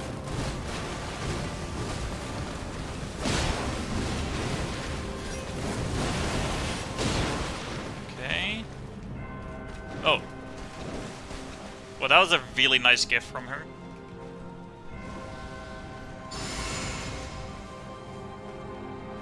Morgoth has too little health, but I think his moveset is, like, pretty tricky already.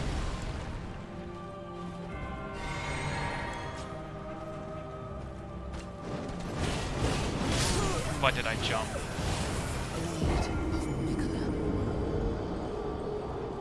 Toast casting tally ranked.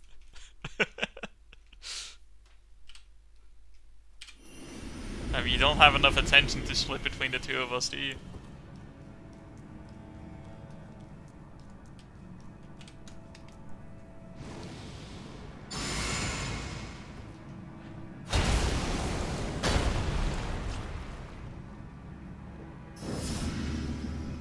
I think I might need more practice off stream though, because I thought I was ready for attempt because I practiced phase 2 so much, but I'm actually dying in phase 1 a lot.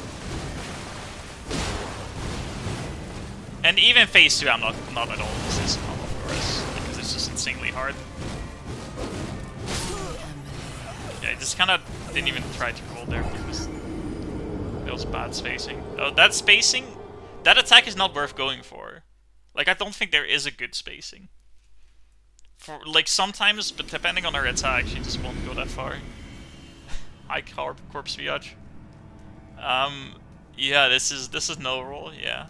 Yep. It's not like she spawns hitboxes on you that you cannot run away from or anything like that. Why would she do that?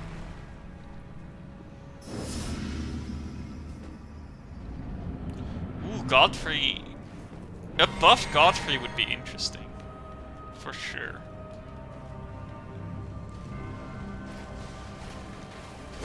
Plus he's a lot of moves to work with as well. Especially in phase 2. But in phase 1 as well, like you can reduce his moveset a lot, which is quite the best way to fight him. But when you're forced to like know all of his attacks instead of just the normal ones, it's gonna make a big difference.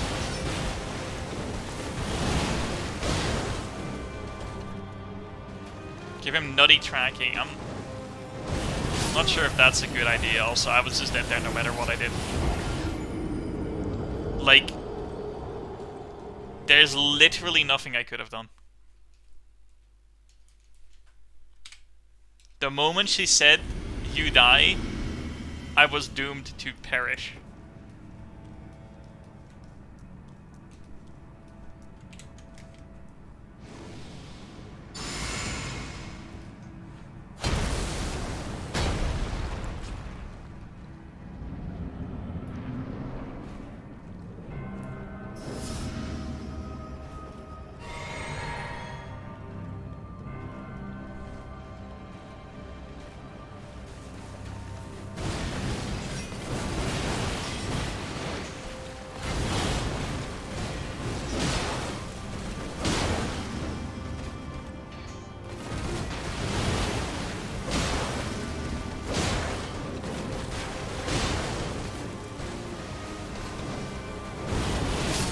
I thought that might work.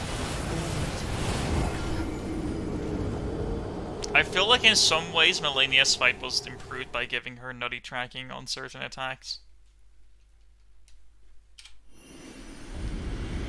Because normal Malenia, if you get like behind her, she kind of just slashes away at nothing, and it's not really an opening to attack either. It's really awkward, and I don't really like it.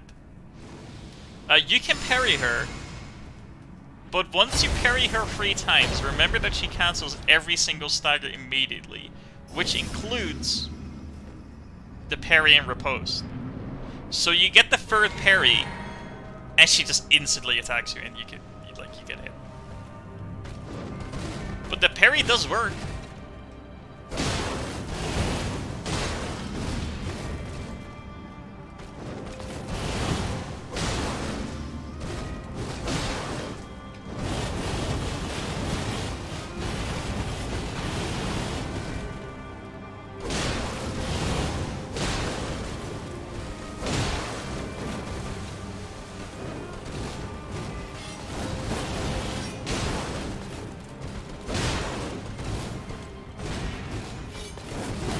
Fireblood on step there, that was completely random. Oh, okay. That was very intimidating. Okay, she's low health, I see, yeah, I get it, you're low health. You didn't have to do that. You didn't have to do that, you know, you didn't.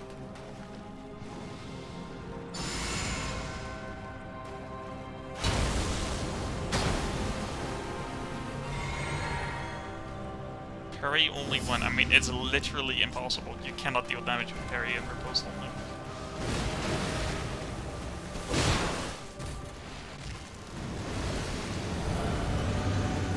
Like, giving her tracking on Scarlet Aeonia, for example, is fine, but I don't really think it adds to her, but it doesn't take away from her either. Okay, well, that was the fucking shortest phase too.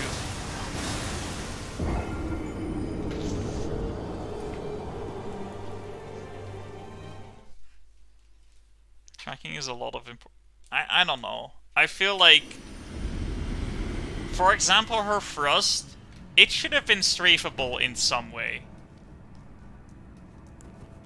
That's like consistent and like intentional, right? But it just fully snaps. It's kind of ridiculous how hard it snaps onto you.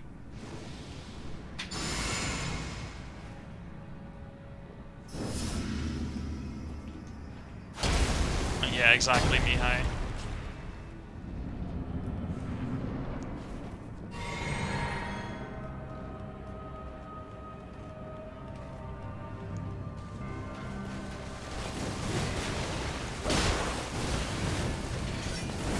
Also, positional fights are way more interesting than timing fights.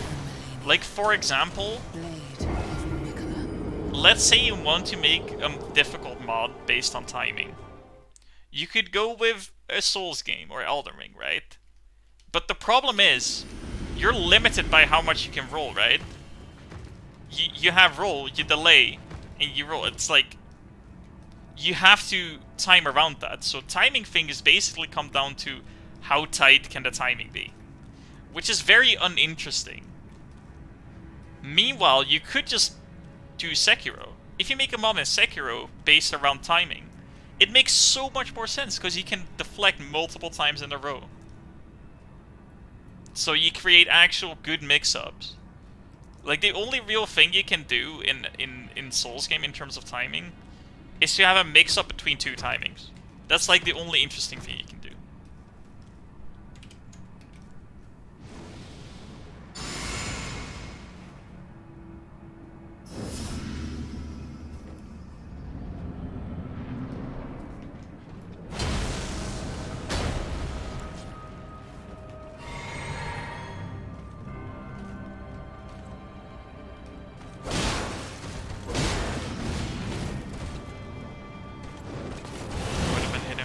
There. I don't want to build those bad habits that are gonna get me hit in phase 2.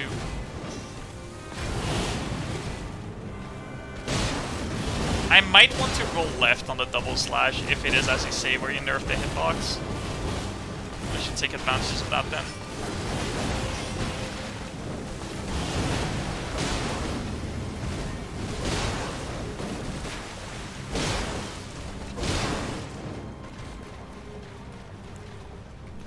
That was a good phase 1.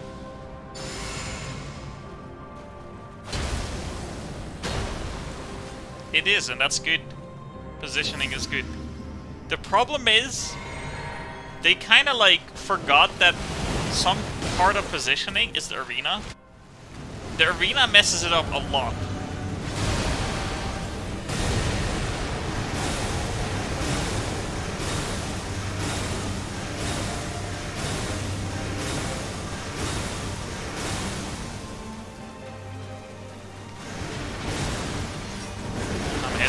Oh fuck, I rolled too far forward. I got too used to the phase 1 where I can get away with that.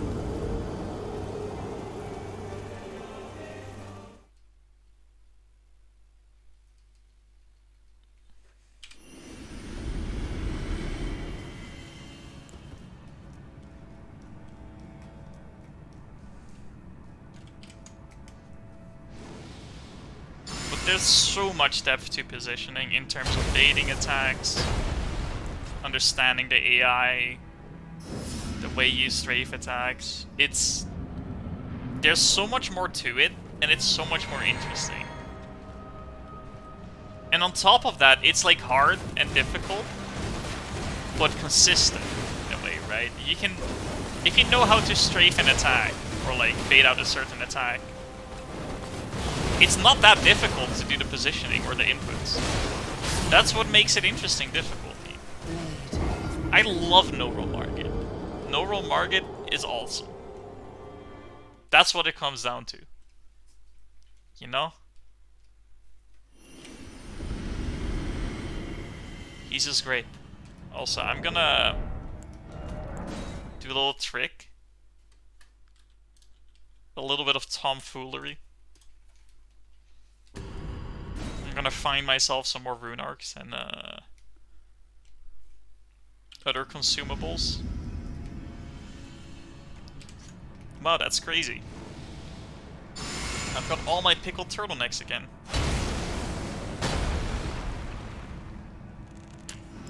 And my blood boils too. How lucky.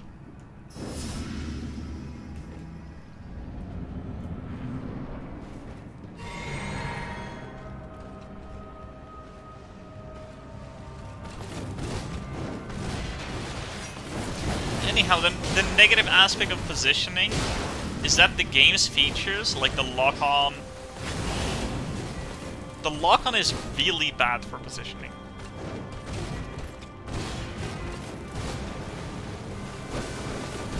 It's kind of like a necessary evil, but they should have worked on it to make it better. Because when you move around the boss, it just doesn't keep up enough. And when you play something like Code Vein, it does keep up perfectly. A little bit too perfectly. But like... Why does not just use no dead and quitting? I mean, I have to go through the menu and then the loading screen either way. Like, I think the reset time is about the same. Like, I'm either walking here or I'm seeing title logo screens. And I feel like it's better for the footage and for the stream if I'm actually dying. In terms of practice, it would be better to use no dead. But I think that's both less interesting to watch as a stream. Although me dying to phase 1 repeatedly is also, you know, something. But I think it's kind of to be expected.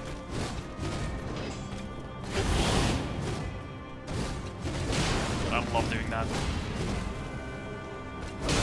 I quite like the thrust mix-up, however, it's a bit of a problem in phase 2 when you can't see her while she's doing the telegraph.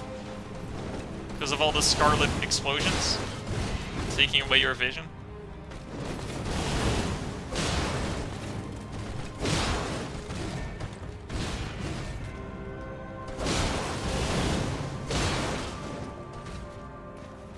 Anyhow, I think what I was saying was the game systems with the lock-on and the arenas especially. They're not really built for positioning very well. For like a high, consistent level of it, right?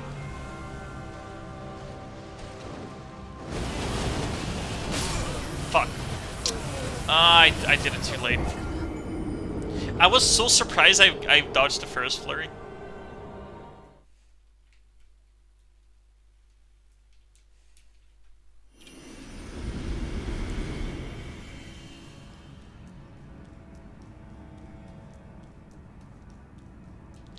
Yeah, I feel like they don't think about it that much, Corpse Biatch. I think they just kind of have a sense for, okay, we're gonna make some... Like, we're not gonna have too much tracking on some attacks.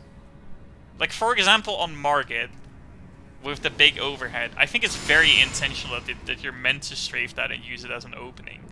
But at the same time, there's a lot of things you strafe which they probably didn't expect, which you can't strafe, which they didn't expect. And they kind of just let people figure things out on their own, right? I don't think they built for HITLESS, not at all.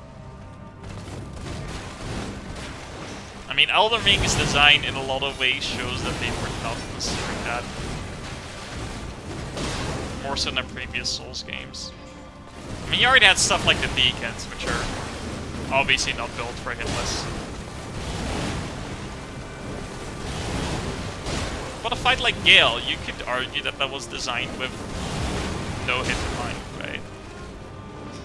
But that's not really the case when you get to, like, Elden Beast anymore. Or Malenia. Because I genuinely don't think waterfowl was meant to be dodged. I think waterfowl was meant to be survived, not dodged. Or in some other way dealt with. You get a summon to tank it, or you like bait it at range and then play around the cooldown, something like that. I think that's what they had in mind. Or, you know, just blocking it. Simple. Like, it's a very simple solution. It's a feature of the game. Yes, it heals her, but, you know... It's not that big of a deal that she heals a bit. If you're aggressive, she doesn't do it much, so it's kind of like the reward for it. God, that was close. As for jumps, I think a lot of them are not intentional.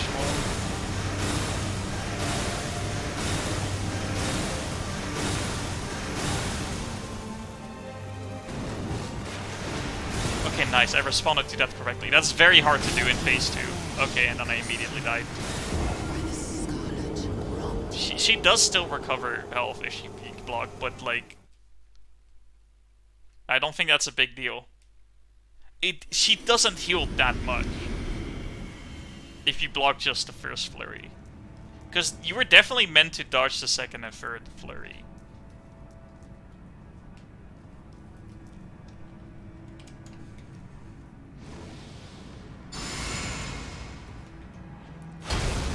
I am 100% in agreement there as well. I mean, the way they think of the gameplay as a designer is very different to how we think of it as players.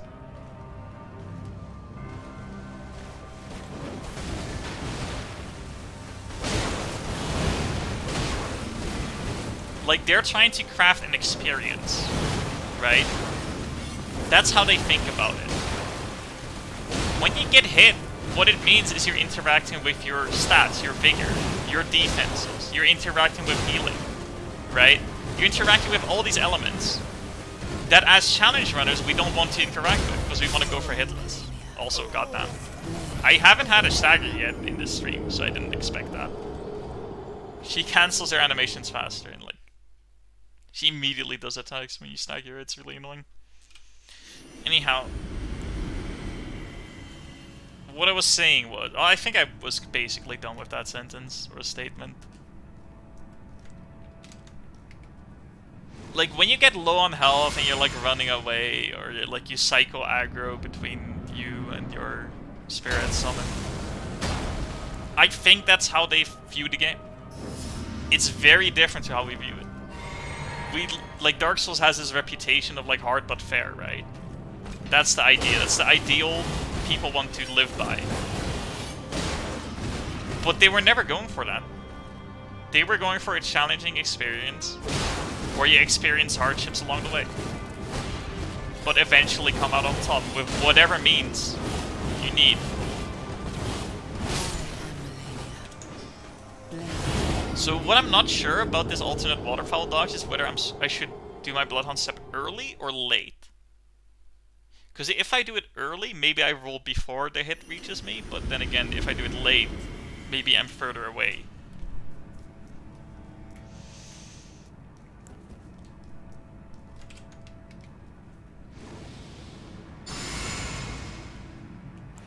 Anyhow, I think looking at the design is very interesting that way. But like, I think Elden Stars alone proves that how differently they view the game.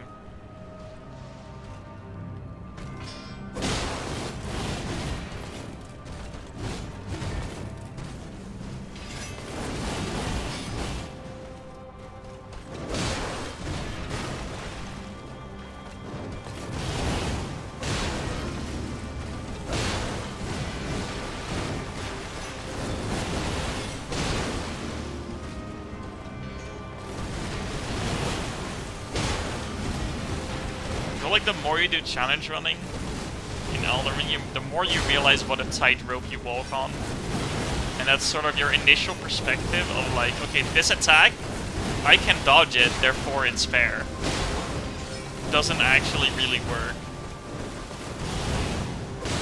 Now, a lot of the time, you have some method to deal with it. But the amount of, like, sort of traps that you can fall into is just insanely high. When you have to take everything into account, right?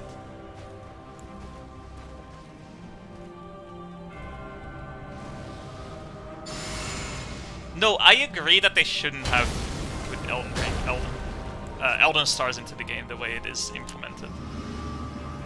I think it's egregious. I really don't like it, right? I'm not trying to be, like, making excuses for that.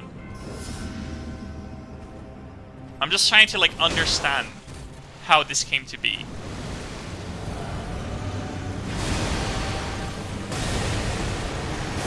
Which is different. I mean, even VHS doesn't solve Elden Stars. I think the only solution to Elden Stars, like the true solution, is the flask that makes you absorb it. That's unlucky.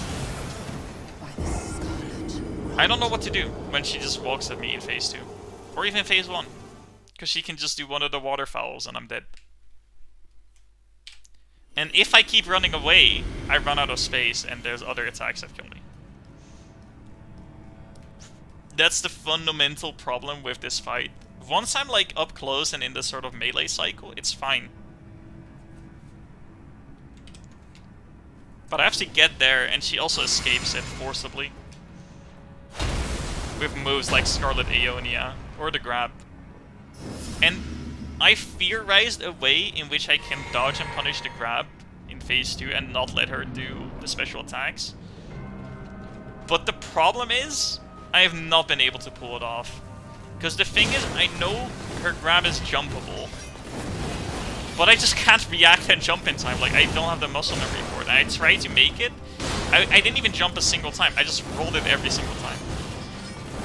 And that's practicing for like an hour and like consciously thinking about it. Being like, okay, if she grabs, I'm gonna jump.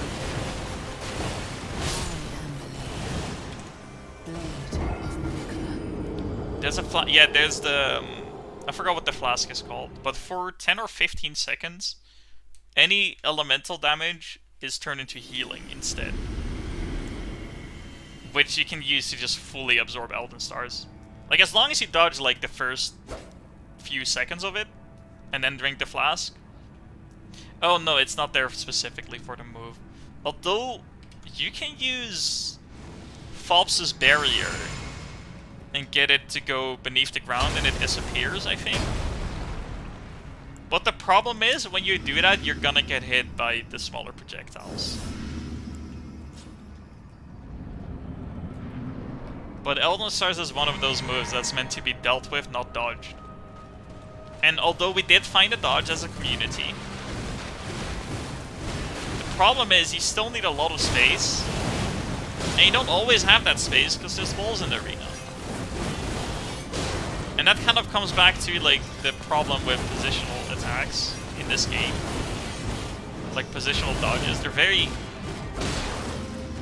like, first of all, Elden Stars is just very uninteresting, right? You just have to run away for most of the time. But second of all, you can't because of the arena. It's inconsistent. On top of that... okay, sorry, I had to focus there. On top of that,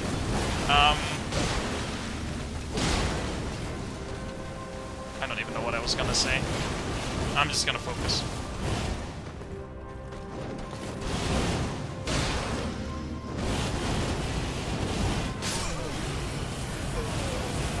That's unfortunate.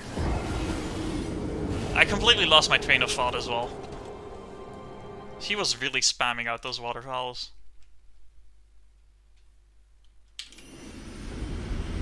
Bye, Jordan. I'm having fun. Don't worry. I'm having fun. Copian.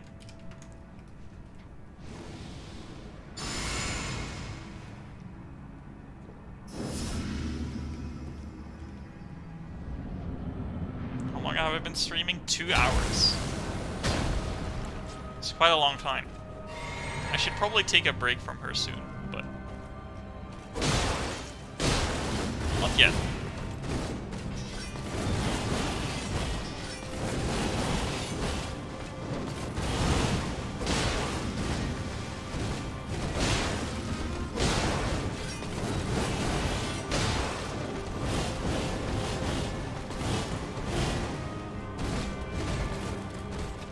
That's scary.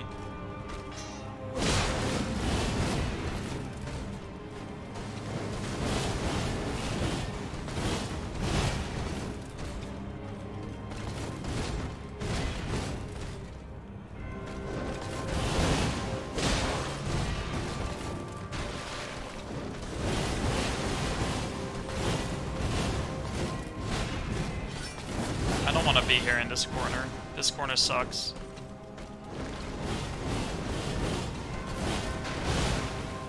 Thank you for joining me over here. Thank you. That's very cool.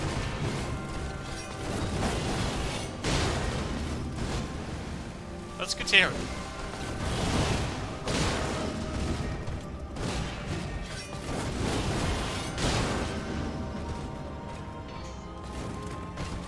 Ah, classic Malenia moment. The classic T-pose attack.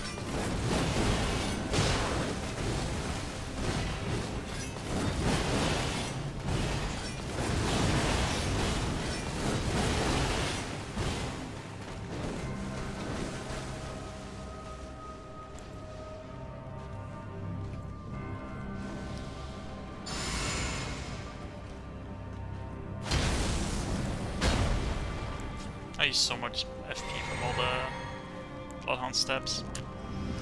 Alright, please do not waterfall me right now. Thank you. Very kind.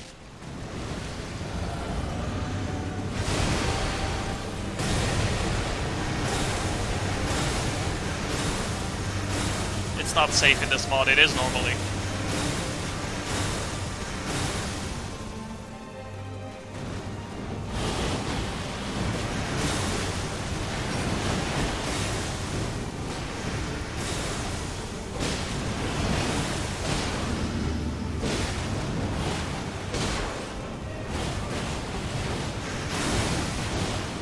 Just have to believe in a dodge there.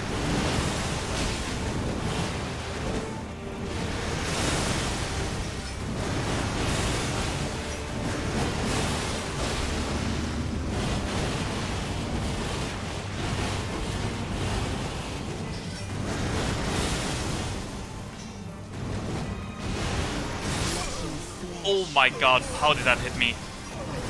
That was so far away!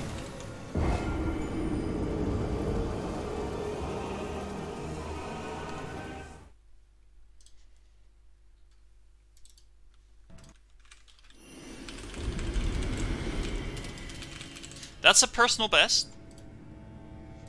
I'll take it. So that was below 50% HP in second phase. New personal best. I'll take it. I really don't think that puddle should have hit. I think it's because I pressed L1, and when you attack with straight swords, your arms kind of move out to the sides for a moment. And I think my hand was just barely in the hitbox there, because it was so far away.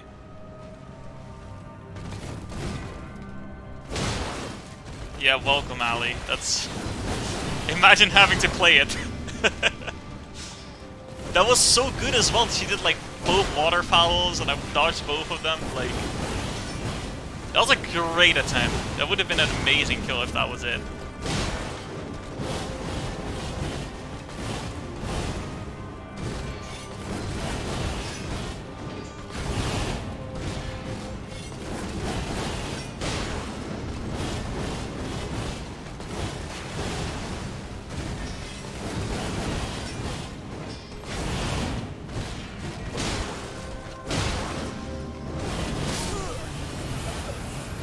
I think I dodged too late there.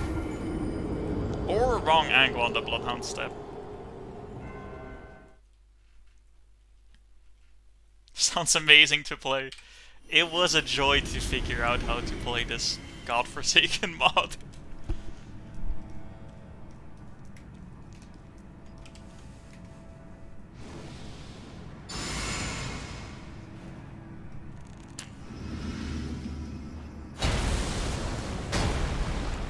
Also, Mihai, I think I was wrong and you can punish her falling animation in this mod.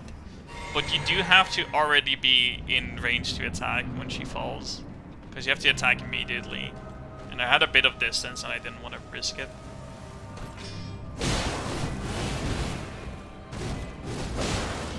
Oh, what? I forgot to roll. How'd I go from such a good attempt into that? She's pretty fun with Noted when you know what to do. Yeah. It's some definition of fun.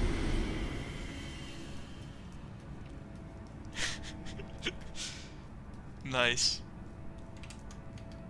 Yeah, when you don't have to worry about dying, it is pretty different, I will admit. I've had the same experience. Also, when you have in ER tool, when you have repeat last attack, so she just spams waterfowls, and the way she's programmed is I think the way you did it was like half of her waterfowls turn into the old waterfowl. Right? I think that's what you did. So when you do repeat last action, she can actually do both waterfowls. And anytime you hit her or she goes neutral and she doesn't have like an immediate programmed response, she'll do waterfowl. But it's not like she like does it. It's not the only attack she does, right? Because after every waterfowl, she does this uppercut, and then goes into, like, melee combos, right? So it's a pretty interesting experience fighting this mod with a repeat last action waterfowl.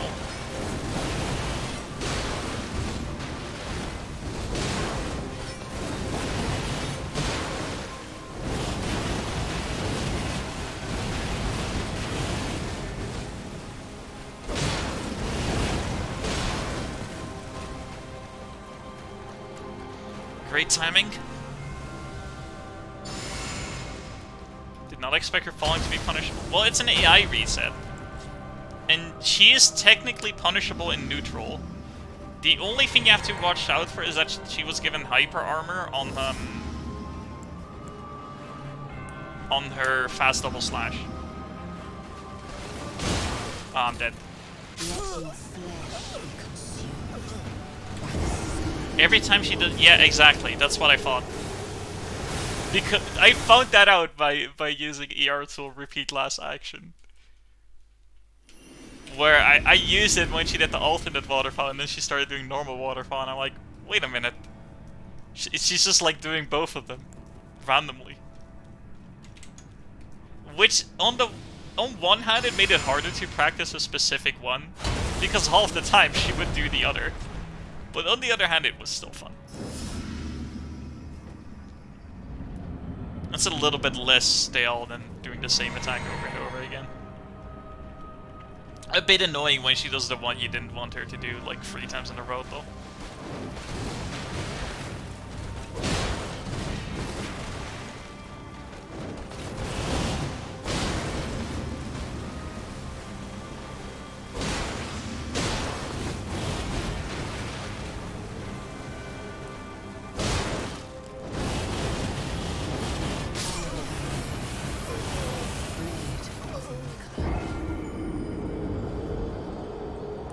Waterfowl dances stream back to back in melee.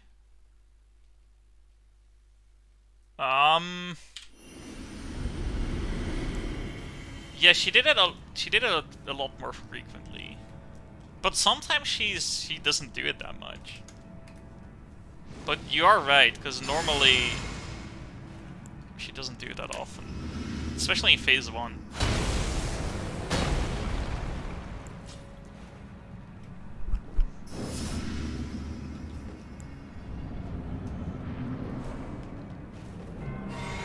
Although a few times it was also, I think what's really going on is that the alternate waterfowl doesn't put it on cooldown.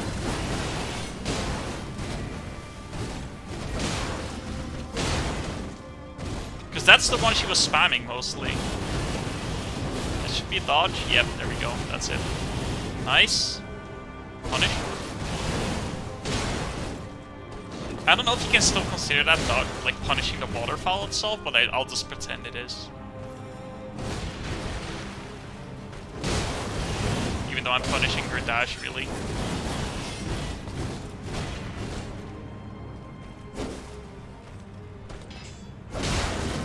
Oh, Fun fact, that uppercut, her attacking is like increased insanely much in this mod, right? For that uppercut. However, she can still miss it.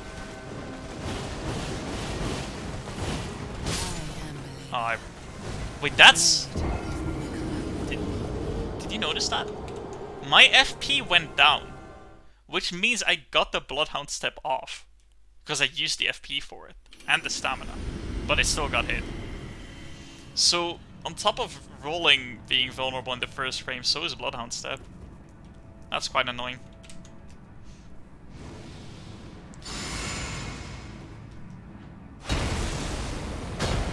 28 seconds. Wait, is that the exact value? Do you know that from the modding? Because, like, obviously you modded her AI.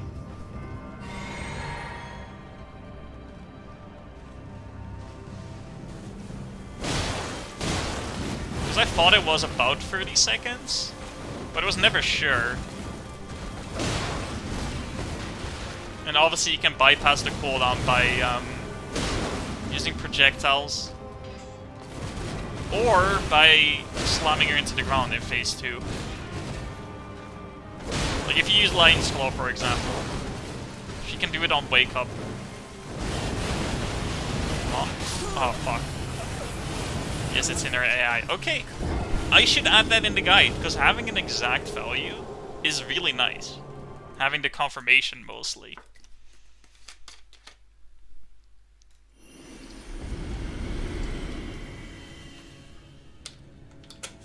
Time for me to update my guide. Yeah, I update the guide occasionally.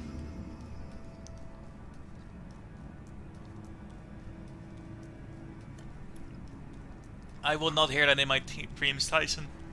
However, sometimes when I close my eyes, I can see a Malenia doing a waterfowl or her thrust. And I can't dodge it because I'm not playing Elden Ring. It's scary.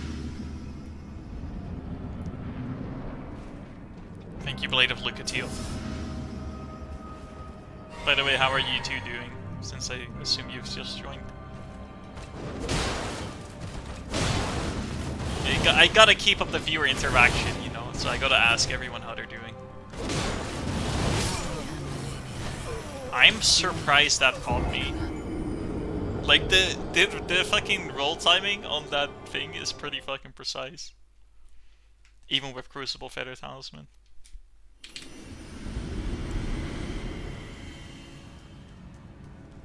And you two, how are you doing? Dream... I don't know if I'm supposed to pronounce it Joe or Jow. Dream J-O-W.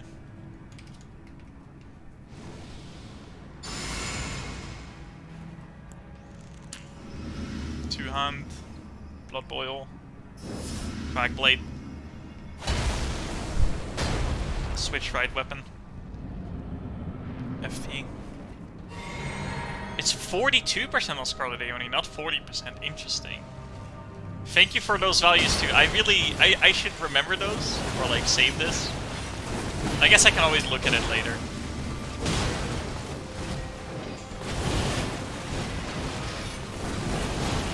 How am I doing? I'm doing awfully. I'm fighting fucking Impossible Malenia. How do you think I'm doing? I'm miserable. Look at this. No, I'm joking. I'm doing pretty well.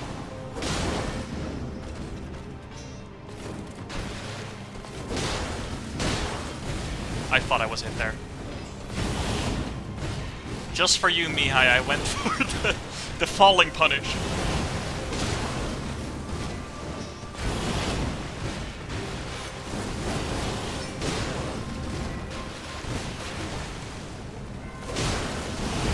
R1, because I don't want her to die yet.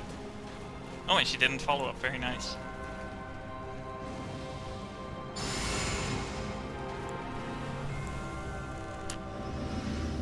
Alright, I Blood Boil first here, because... Oh, actually I have, like, way too much HP. So the thing with weapon arts is you can use them while having slightly too little. That was scary.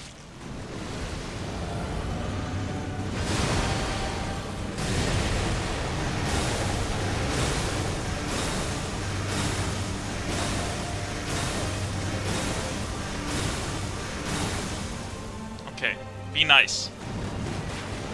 She was nice. I was dumb. Scarlet summons have a soft cooldown of 36 seconds, and you only 36.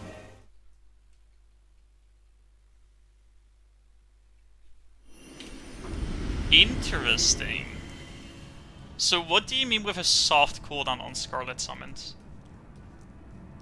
Because I know she can either do it from neutral or, like, for example, after her grab. And I'm wondering if the difference between those can cause her to do it more frequently, or something else in her AI. Hello, colorless boy, how are you doing? I didn't notice that previous comment. At least you get to see her feet for hours on end. Oh god. Well, actually, I think I, no, maybe it's fine. I should probably have the chats show on the stream, but I rushed into streaming real quick. Like, my OBS is like the simplest setup. I just have one scene with one source being Elden Ring. That's it. That's all I did.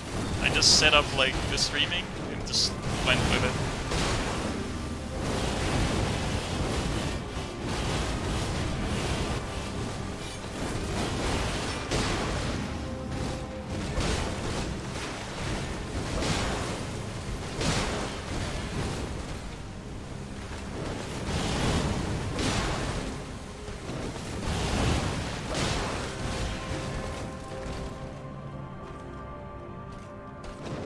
I should have hit buff there, to be honest, all things considered.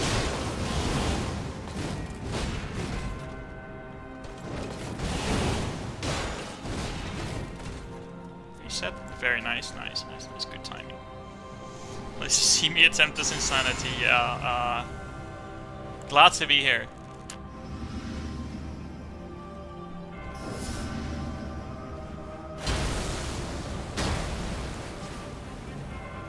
I guess if he's unpacked the AIs, then it shouldn't be that hard.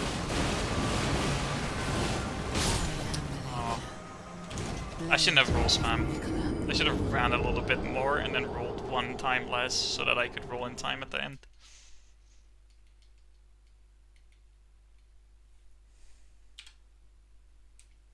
Oh yeah, I guess you have to check in Animation Studio, right? Also, what's going on? Why am I not loading? That is confusing. I think I'm gonna restart Elden Ring then.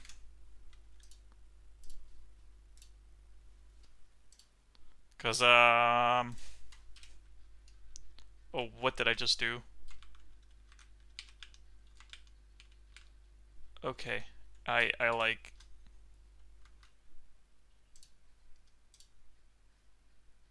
messed up my desktop.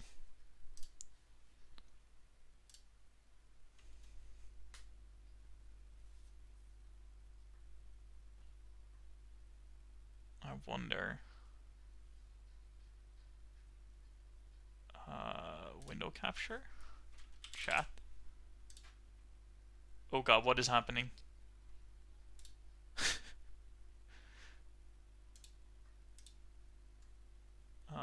No. Okay. What is happening? Why is this on my stream? Oh god. Don't mind this. Yeah, my game just crashed.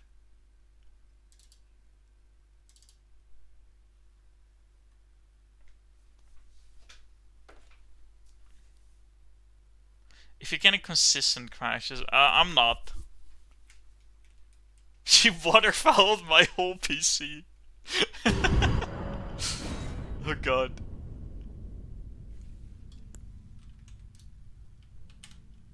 She attacked my hardware directly.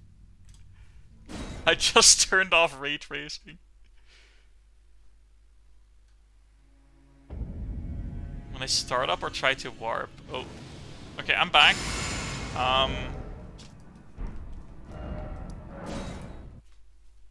Let's go here. I need to set up my cheat engine again, because it's gonna...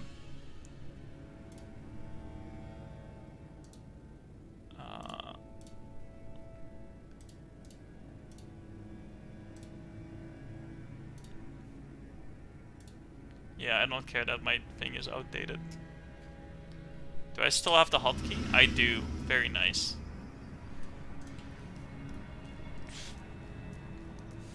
Let your hard drive be consumed by the Scarlet Rot.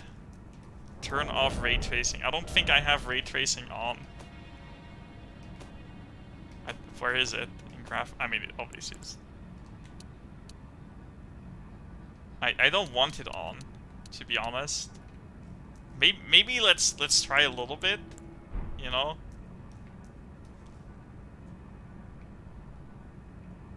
Does this look better? I can't tell. Let's turn off motion blur entirely. Let's go medium ray tracing. Like I feel like the floor and like these patches of grass do look different. Also, this controller, the right stick has a little bit of it turns itself on high by default. I mean it doesn't, because it was off for me.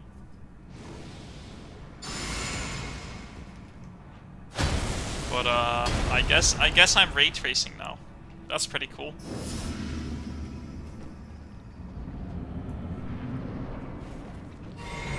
Like my graphics card shouldn't be able to handle ray tracing, I feel like, but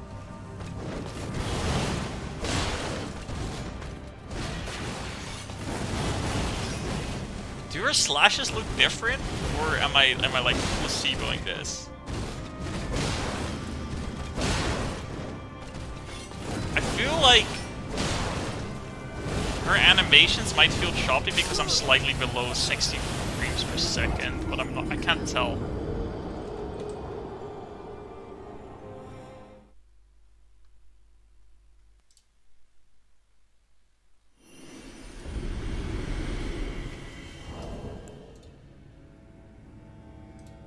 Anyhow, I'm just gonna turn ray tracing off because I don't need it.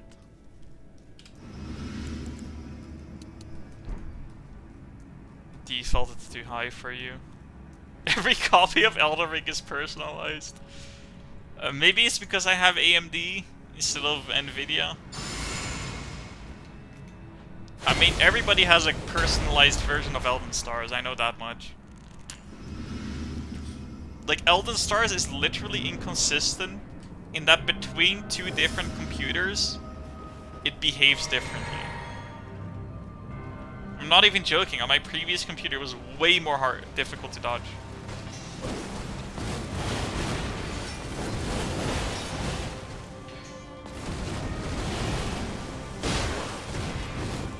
Understandable, Mihai.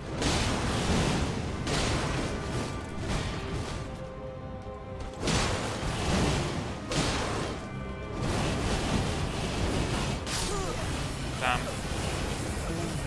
Romanian ER. Yeah, true.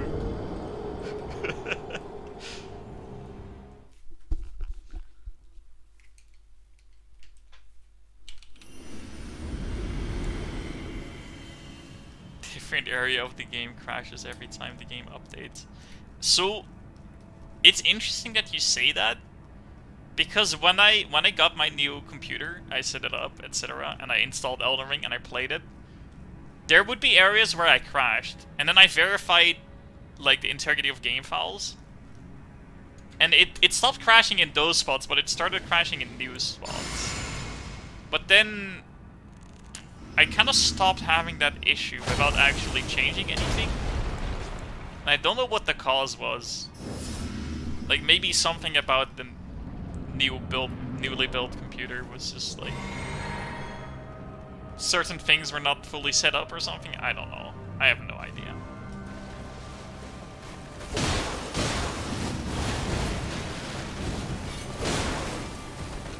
That would have been basically death in phase 2 there.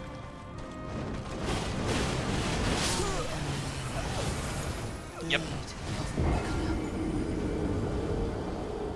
always work for you. Yeah, the confusing part to me was the fact that that didn't work. By the way, if the battery of this controller runs out, then I will end the stream because I'm not playing mouse keyboard. I'm not gonna learn that on a fight like this.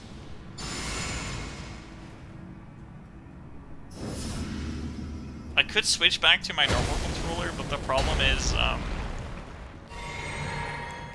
the R3, like the lock-on button, is unreliable, and I literally need it for the dodge. The dodge doesn't work if I stay locked on. So.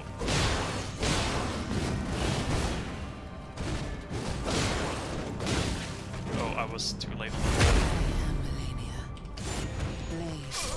The faster grab is really tricky, not gonna lie.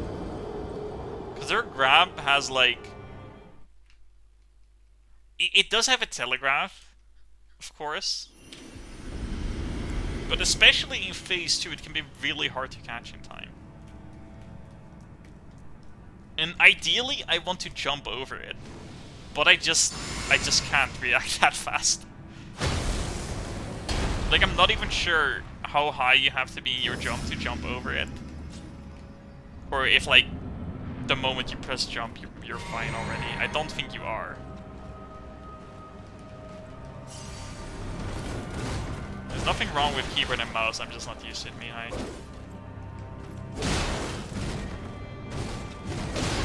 That's all.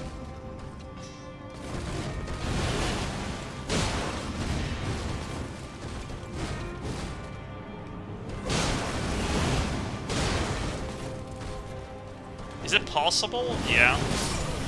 I have no doubt that it's possible with keyboard and mouse.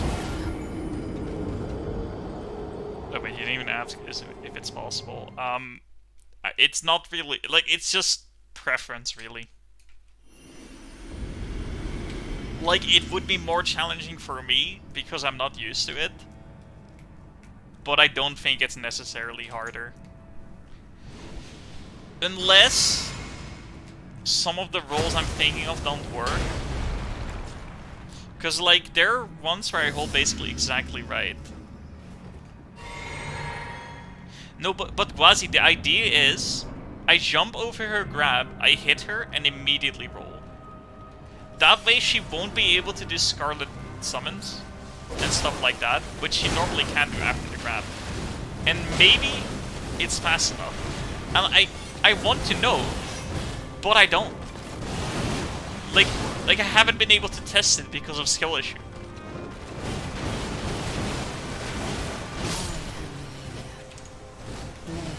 Genuinely just skill issue.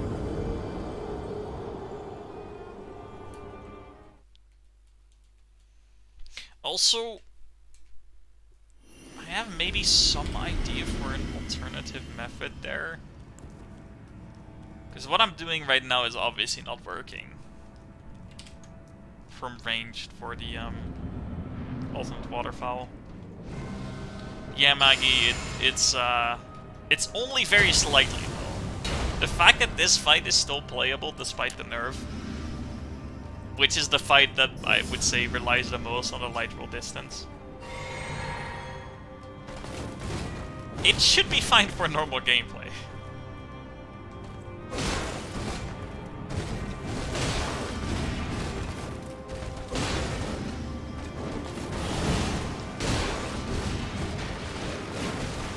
Thank you.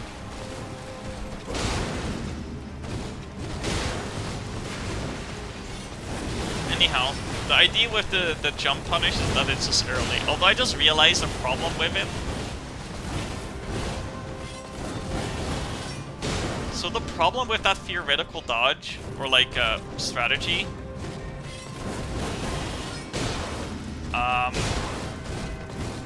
the problem is I'm hitting her, right? And there's a puddle that I have to dodge. So if she just decides to kick, it's just gonna roll catch me. Wait, what am I walking towards her? I need to buff up. Like, my entire strategy idea doesn't even work, in theory. Like, I just realized that. So maybe it's fine that I haven't been able to do it, because if I was trying to do it, then it doesn't even work.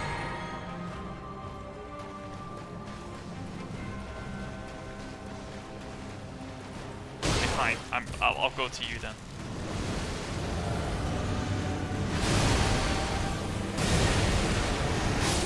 I'm so dumb. Why did I start running? I started running and then I rolled too late on the puddle as a result.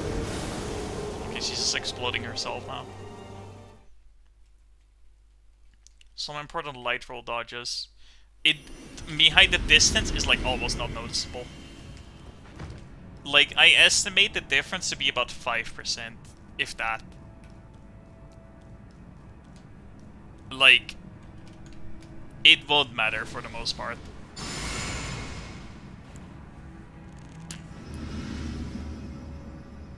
Besides, having to light roll that. Actually, you don't even need light roll for the light swords. That's the thing. You only need it for the light daggers backwards. Light roll is just a crutch on market. It lets you get away with that positioning.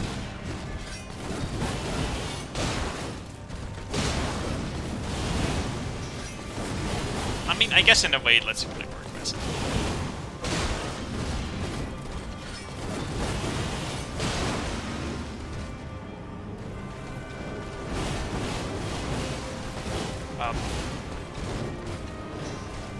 Remember when I said I needed a new strat?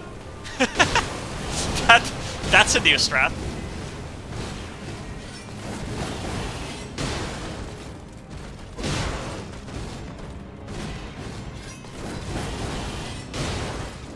Rolling behind him could also be done with medium rolls.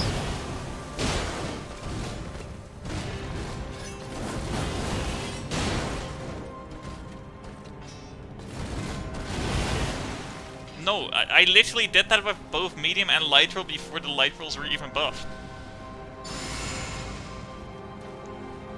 But the thing is, with the light rolls you can do it even with like a scuffed setup. Whereas you needed like a specific setup before. Okay, there we go, I was fast enough. But it can work with even medium roll. So the light roll nerf wouldn't have done so.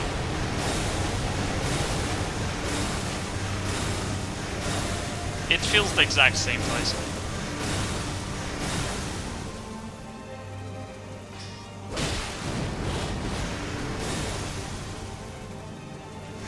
I'm dead. God damn it.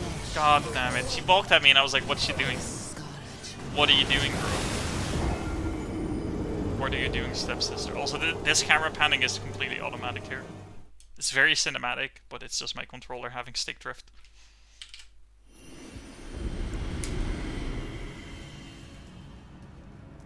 I can get you the clip, me. I think I uploaded it on YouTube and unlisted it, so...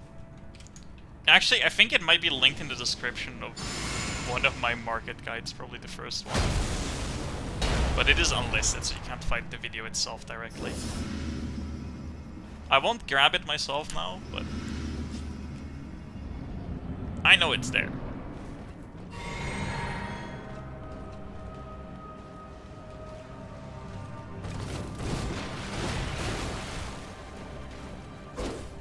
That was predictive.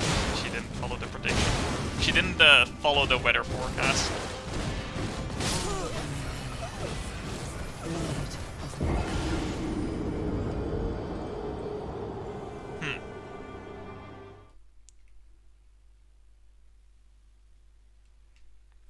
Honestly, I think the thing you did, Gwazi, where you can't roll backwards on her double slash is fucking evil. Like... God damn it, it is such a pain in the ass. Cause like, when I'm at a distance from her, I can't do the melee dodge consistently. Like you could see sometimes I would get caught by it. Maybe I just have to roll it later? Maybe I'm reacting too fast. Just like rolling at the time I'm used to, I guess.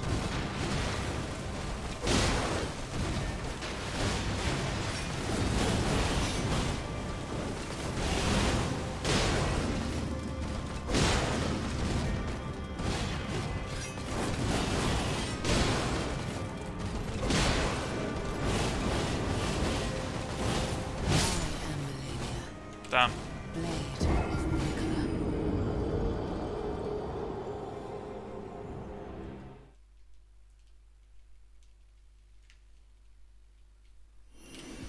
But anyhow, new Lightroll, the difference is so tiny that it probably won't matter for basically anything.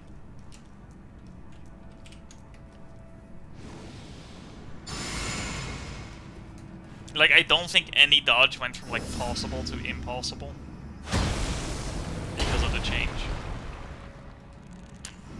Maybe things got, like, ever so slightly tighter.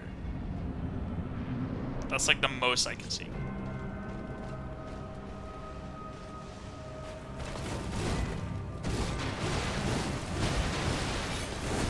Like, to be honest, realistically speaking, they should have nerfed Lightroll more. But I think in PvE it has been a positive change, so I'm kind of glad for that. That they like buffed it so much.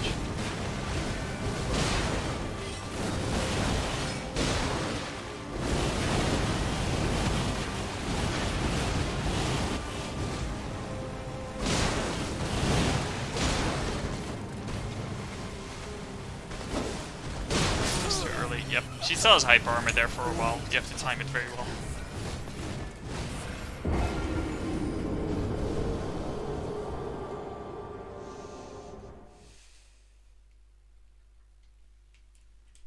I might have to look up a tutorial on how to, like, put the YouTube chat on stream. It's probably some plugin, actually, if I think about it.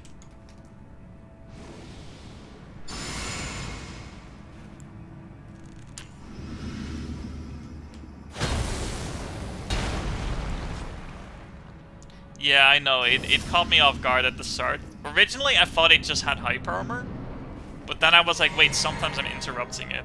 You extended it more in the update. Oh god, why? You're such an asshole, you know, Gwazi.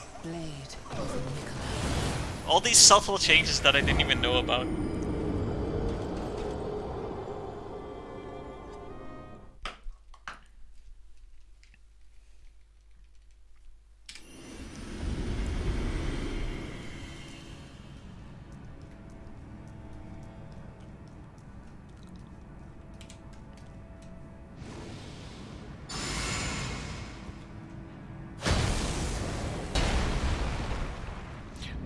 I think even for PvE, the Lightroll is too much in general.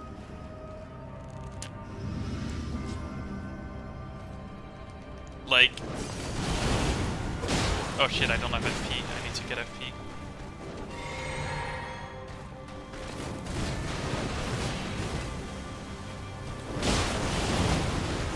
Like, right, okay, like, for example, right there, the fact that she had Giga tracking on her dash was a good thing. This is a point that I made like fucking 2 hours ago. But normally she would have dashed to the side there, and she would have had to dash again to catch up to me. But because she was given better tracking on the dash, she came to me immediately and it improved the fight.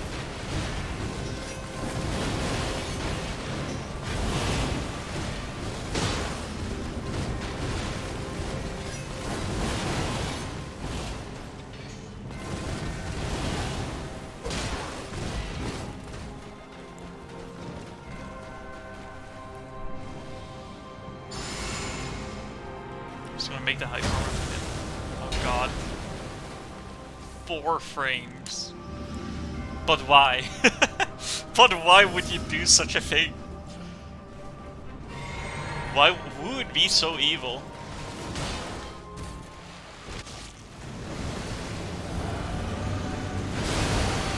Yeah, it's probably not that though, Mihai.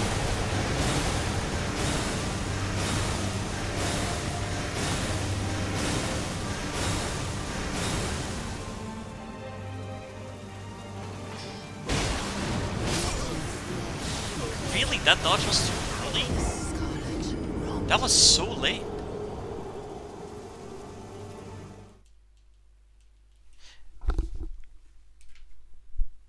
I very much agree with you on that, Mihai.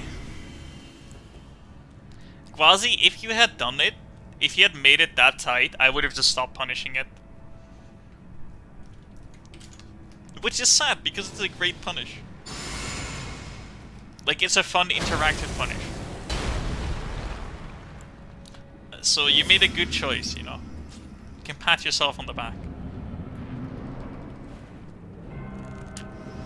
Like, that's what I like about your mod, is that even though it's overblown, there are some considerations. Like, she's absolutely overtuned, I'm not gonna deny that, right? But that's kind of the point of the mod.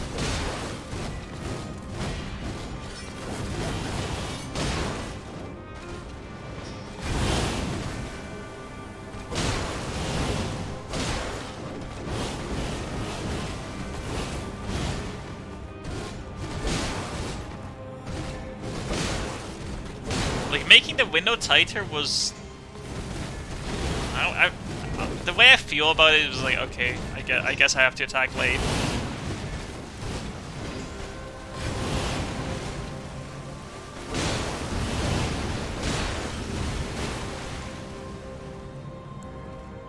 And I find it kind of tedious already, because when you fail it, it just... like, I don't know. I just don't think super tight timing is a good way to increase difficulty.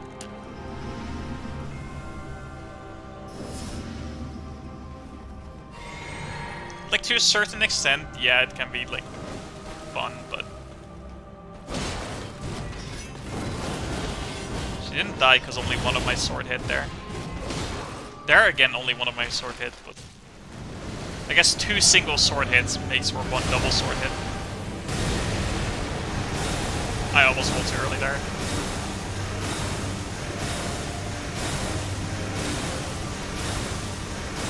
Get a bit closer than normal. Finally, I'm in phase 2 and I'm actually fighting.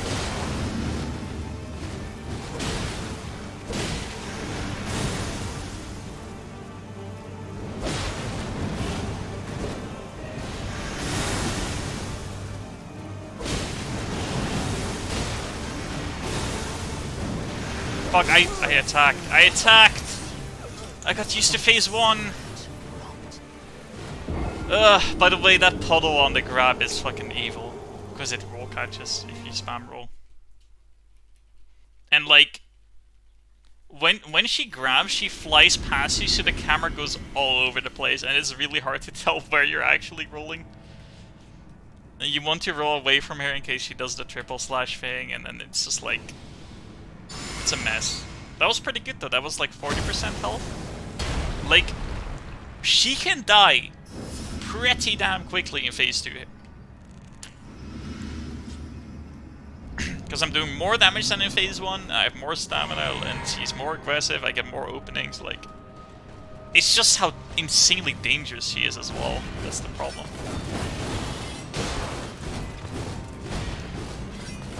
Like, basically, the plan for this hitless kill is to just fluke out a good phase 2. That's the plan. Do good damage, and fluke out a good phase 2.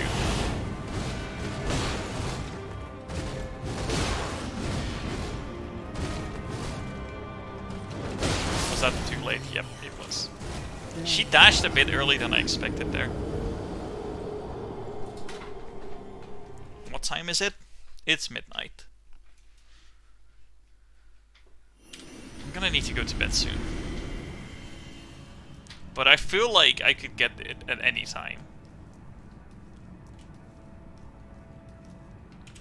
Yeah, because the frames would still be active, right? Did you increase the tracking on the grab, by the way? Like, as she's flying? Because there was one time where I rolled to the side, and it felt like she perfectly tracked me. But I don't know. It might have been something with the timing. Because normally she doesn't track during the dash. Then again, if she can dash past you, then that kind of means that she didn't track that much. Right? Drastically, yes. Right. Makes sense. Although I do like, for example, if I were to make a mod like this, instead of forcing you to roll the grab by increasing the tracking, I would force you to strafe it. I think that would be a lot more interesting. That's just my view on things, though. Like, I really want to make a mod for Malenia, but I just don't. I don't have the know-how. And I feel like, even if I, like, you know, joined the Souls modding community, etc., and like I did my best, I wouldn't have the skill to pull it off well. Even if I could manage to do it, I would like have like sort of infinite workload to actually make things work the way I want them to.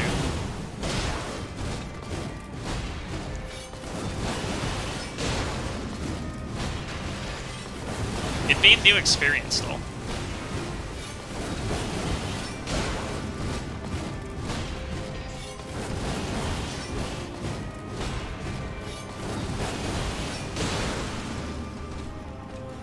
Bye-bye, Kyo. Thank you for watching.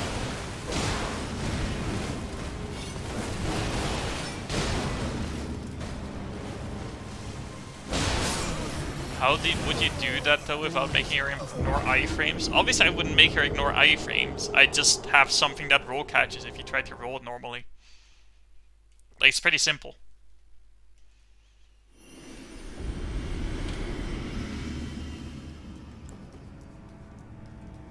Although, to be fair, with how many directions you can roll in. But if you positionally roll and sort of quote-unquote strafe it that way.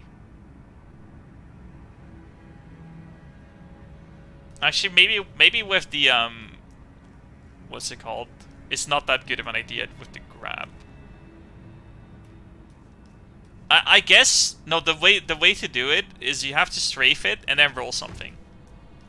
And you wouldn't be able to roll something if you already started with a roll. Because you'd be in your recovery, so yeah, a frame trap.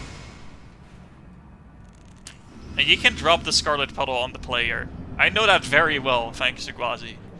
Just fucking drop a puddle on the player, fuck him. Why not?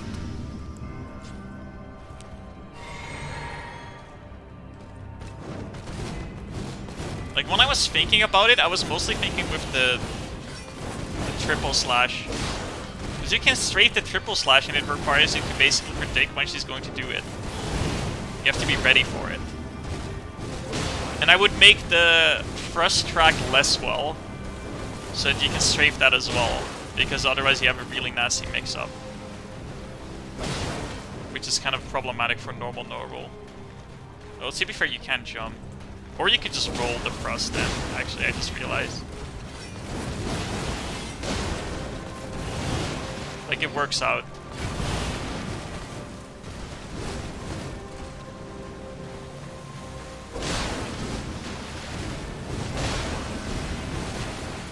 Why did I roll?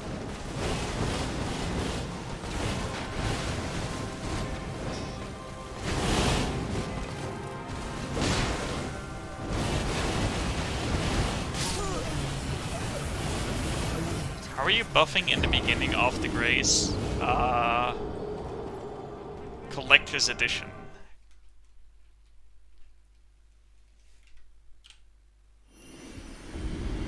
But the thing you did with the 1.0 waterfowl dance is you just made the timing, like, really fucking strict.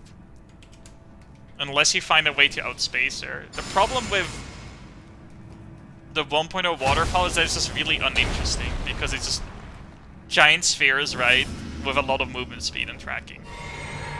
So I do like what you did with 1.0 waterfowl at the start, where you can, like, get behind her, which I think in vanilla 1.0 waterfowl, you can't really roll behind her like that as easily as you can in this mod.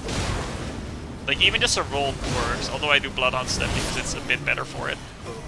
Also, goddamn, that was painful. Like, I rolled forward, but she just turned 90 degrees because of her tracking. Anyhow, Dima, for the real answer, it's a cheat engine. I'm using it for the rune arcs and to get to low HP faster. It's just slightly faster resets, that's all. I think it's fine to use external tools for stuff like that. I also,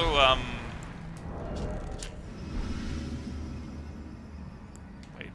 Oh, okay. Other thing. I made it specifically so you could dodge balls. Yeah, exactly.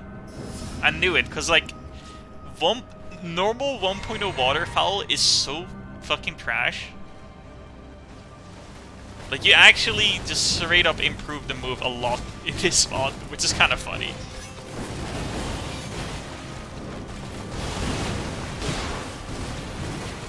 For the vanilla one, you either just have to interrupt the cast at the very start, so you never even see the attack, because every time she does it, you would have interrupted her, because you're playing aggressively.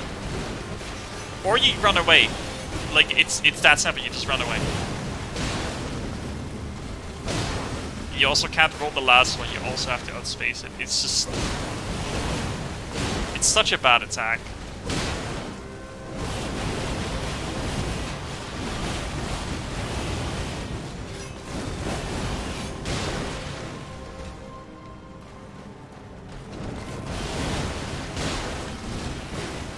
Oh god, that's scary. If I roll left, okay.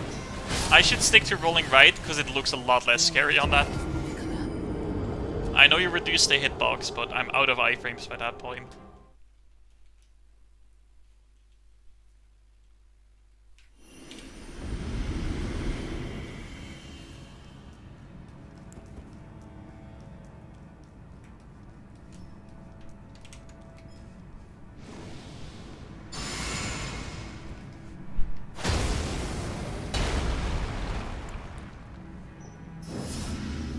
By the way, I'm not sure what exactly is possible in modding, but could you do something like, let's say you have the grab, she does the grab, and then she immediately does the third part of waterfowl dance. Like, you animation cancel it to it in a mod. But you only take like part of waterfowl dance, not the entirety of it. I think I've seen stuff like that in Sekiro mods, so I feel like it should be possible in Souls and Elden Ring too.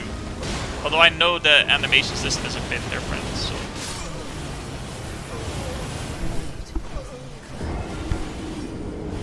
This entire fight is saved by Mihai Talisman Mihai.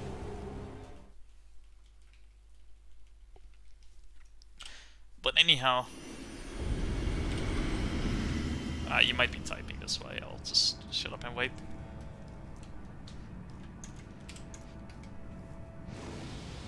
Because if you can mix and match animations, then that opens up other things. If it's possible, it's not in your field of expertise, understandable.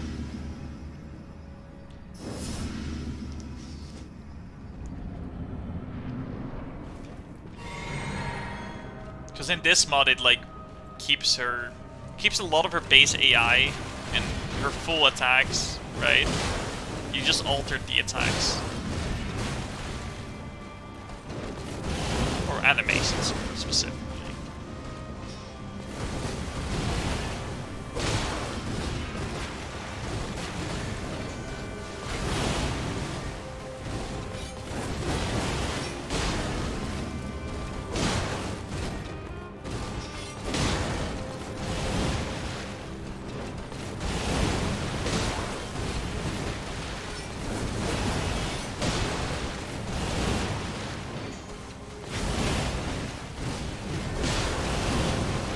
That is scary. That is extremely scary. Just barely rolling time there.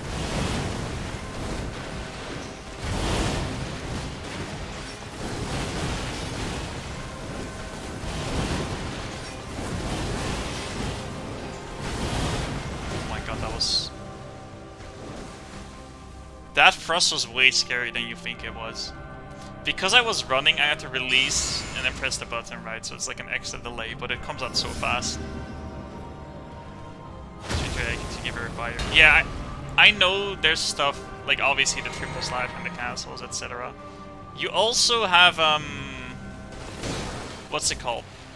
Her front flip. I know she doesn't flip, but it's what I call it. She can do it after like the back step, which is really stupid in this mod.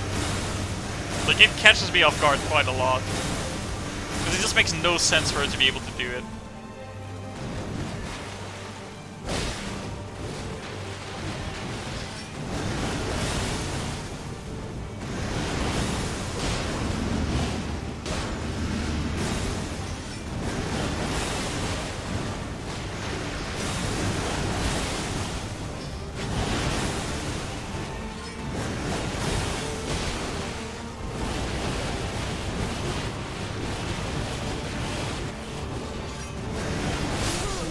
hope you like it when the screen is pink.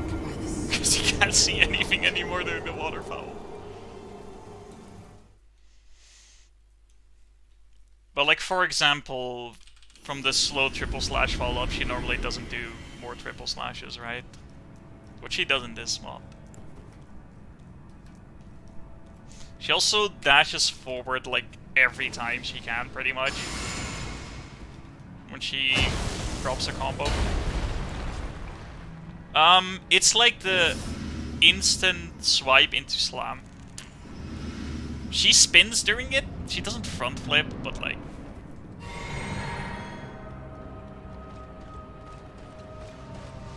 Like her main punishment though, normally.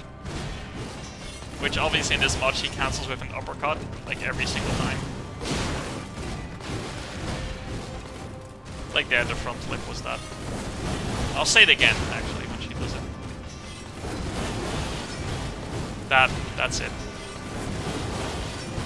Like, she doesn't actually front flip, but... She effectively front flips. It's like placebo front flip.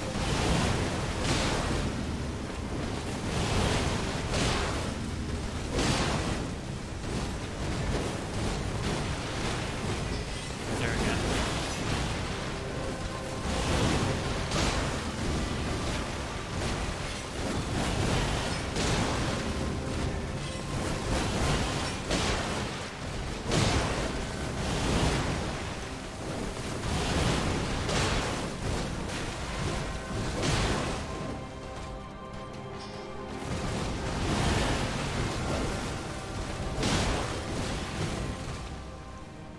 Rebuff time.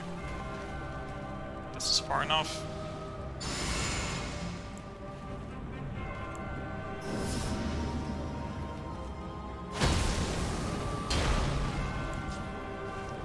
Hey, people complain about the front flip too. It's not like people don't complain about it. Thank you very much, Crush Killer, by the way. Hello, how are you? Thanks for the ego boost.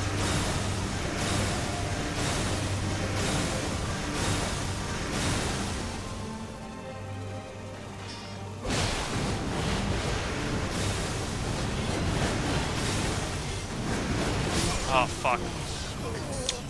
In positions like that, when I'm close to the wall, it's so hard to get the correct angle.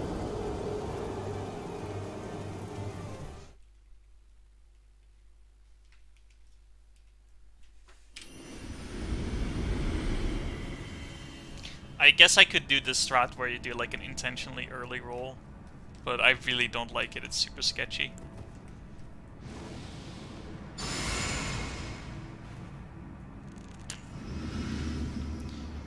Yeah. It's a really good thing that she's interruptible, so I can find openings and they'll work.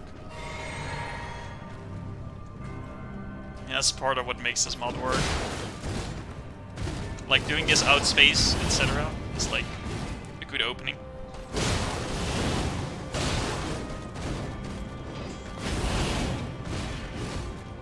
Anyhow, if I made a Malenia mod, I'd like basically force you to do advanced strats without changing the core of the fight that much, and trying to polish up some of the mistakes that I think they made, such as when she backs off a lot and then does a front flip, which makes no sense. Like, she just fucking use her big back hop up and then there's a follow-up. That's instant. Oh, that's bad. I didn't mean to kill her. Should have done an R1.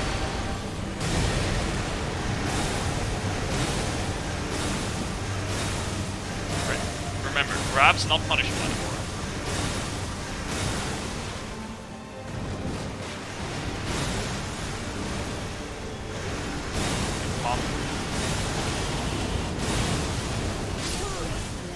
Fuck. I also lagged a bit there. So what I did wrong there is I didn't start running left. Before I do that roll to the left, I need to run to the left a little bit to help get the thrusting clone that comes from on the left side, to get it further to the right compared to me. Like, I need to strafe it a little bit, sort of, partially. And because I didn't do that, I got hit.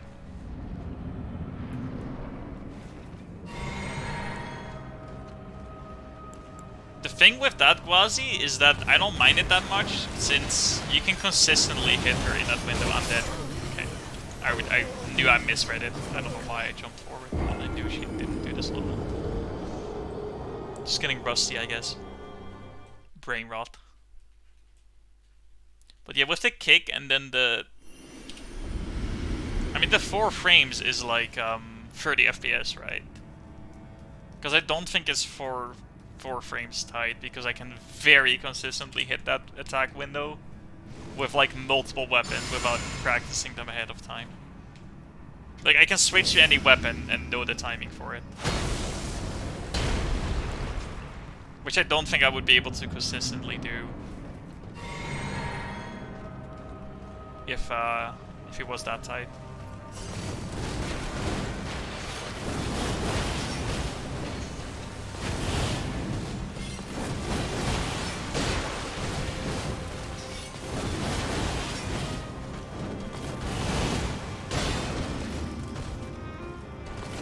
DS Animation Studio. I mean, the game just internally runs at 30 frames per second, right? Which can be rather frustrating.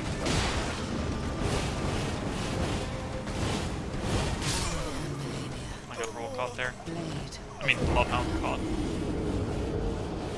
I mean, it would be 8. You know, doubled. It's definitely unreactable. Although... then again, Nathan, like, does it somehow, but...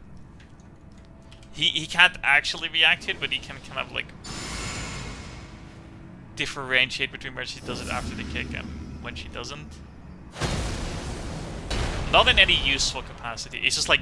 because he'll still do the roll even if she does a different move than the kick. That last slash lingers so much. Yeah, it does.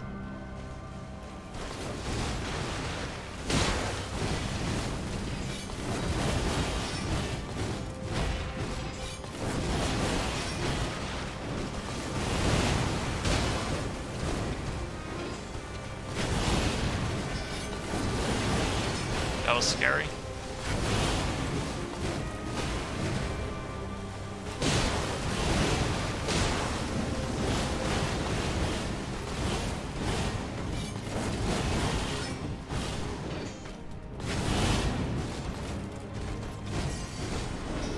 Didn't you make the last slash linger less than it does in vanilla?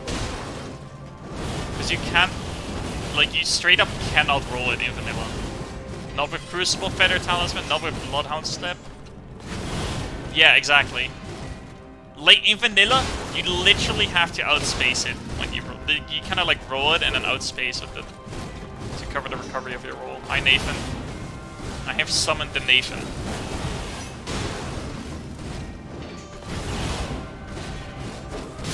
Fuck. With that move, she like leans back a little bit during the telegraph, and it causes my spacing to not work. I'm not sure if it's not worth to go for the punish as a result. It's... like, I'm not sure if it's inconsistent or just really tight. I guess in practice it's inconsistent. I can go without punishing that, but it's annoying.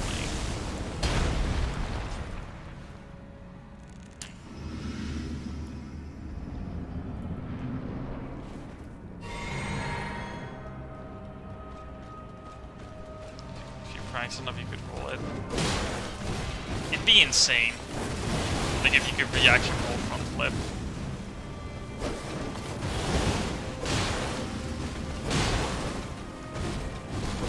I feel like it'd be a lot easier to reaction quickstep it if you practice that, because you don't have the roll on release thing to worry about then. It basically it's 5 frames. That triple slash was fucking scuffed. Like if she did that in phase 2, I'd just be dead. Because I'd get hit by the puddle.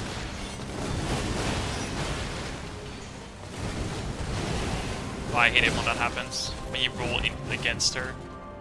When you roll against her in phase 2, it gets you hit on a lot of attacks because of the puddles. Which is not something you can really fix in the mod, but it's frustrating.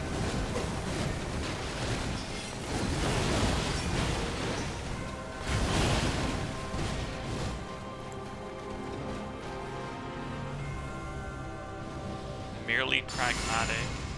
That's not true. Sometimes there's an inconsistency where, like, no matter how you played it, or even if you like have a different sort of strategy, it's like a web where, like, there's always something that catches you.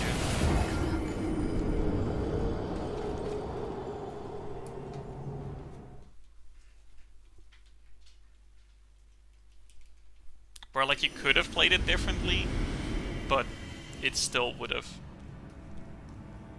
led to some variation that you couldn't have prevented.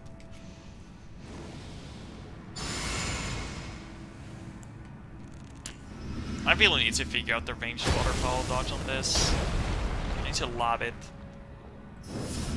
Because I think the first part is basically you outspace the very first slash of the first flurry, and then you Bloodhound step back. And that will let you outspace it, but I don't know how to continue into the rest of the dodge.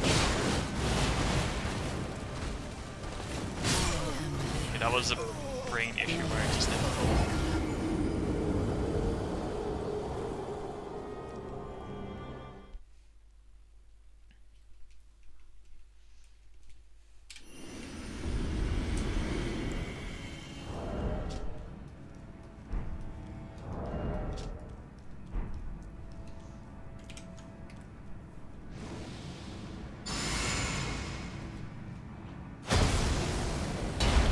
Consistency, that's not just human error.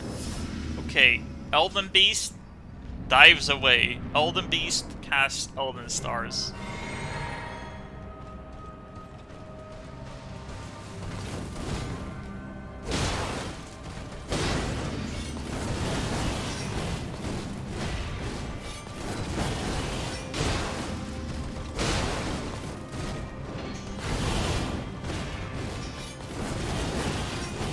Like, literally, what can you do about that situation, Mihai?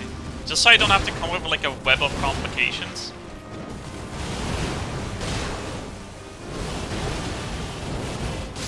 Because I think there's some things in this mod that are like that. There I did the forward dodge too early, I think.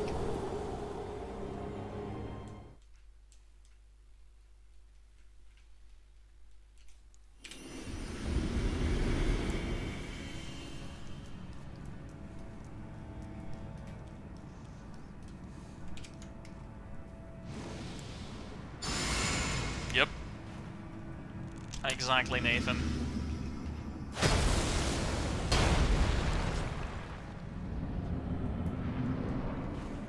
Guess you'll just die. Can't do the melee dodge in time. Can't run away far enough.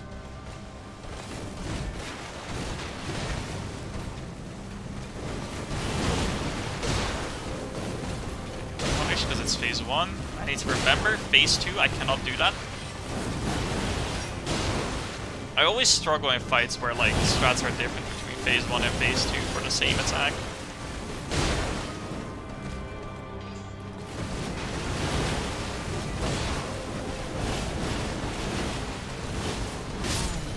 How did she go so far? I don't understand. Like, it's not even close to outspacing it there.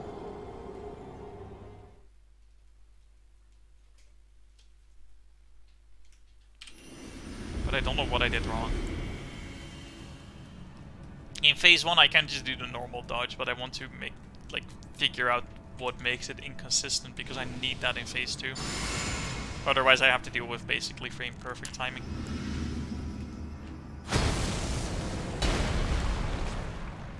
Which, it's tricky.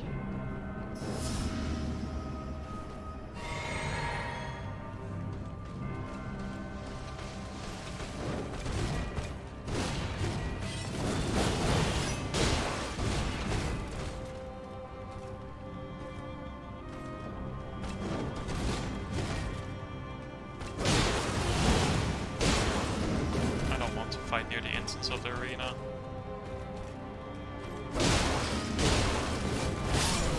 Yep, that was too early. The thing with that attack is, if you don't use Bloodhound Step, the timing is so goddamn tight to get both rolls off. You have to dodge so late not to get roll caught, but then...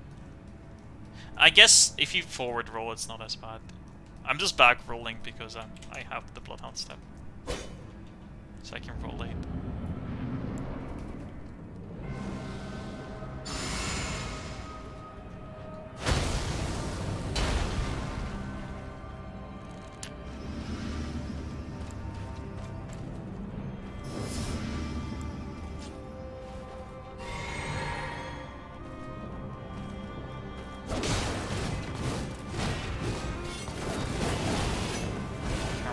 There, so it's good.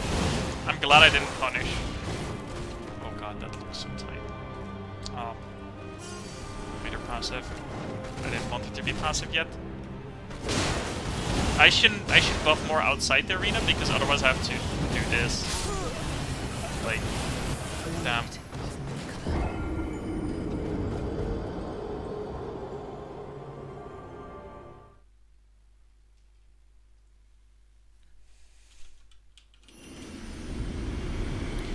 The problem is Mihai. It doesn't matter if you know that Elden Beast is going to dive away and cast Elden Stars. You literally have no way to deal with it. It doesn't exist. Even if you try to preemptively run to chase him, the way he dodges it depends on like how you play. Right, like he dodges away from you. Oh yeah, Gwazi, I actually considered doing that too, but the problem is you get frame trapped if she does kick. Like, I really like the predictive triple slash punish. And I'm glad to see it, but it also leads to a frame trap, so I'm not doing it. It's one of the things I considered actually.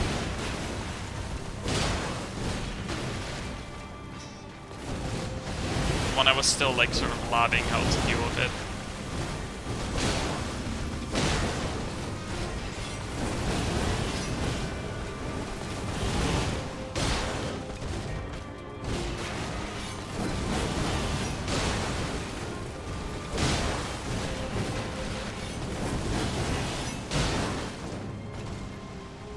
Especially when the hitbox was still larger. I was looking for basically any way to deal with the triple slash.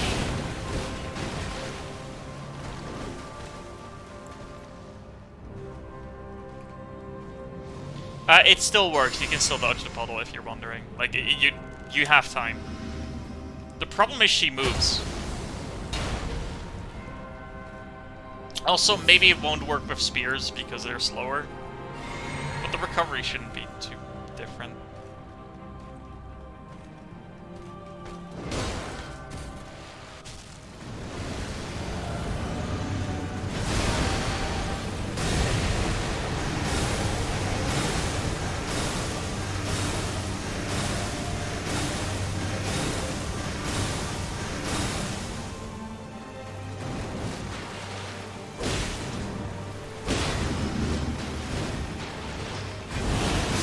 I dodged backwards because she was far away.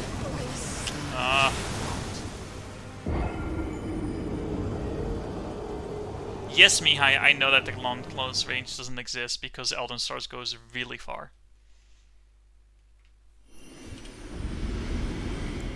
Okay, we can say, like, hypothetically, you can maybe, like, God Gamer mode, if you know all the projectiles of Elden Stars, you can dodge it, like, when it's on top of you, right? In that sense, maybe. Maybe you can't truly call it inconsistent.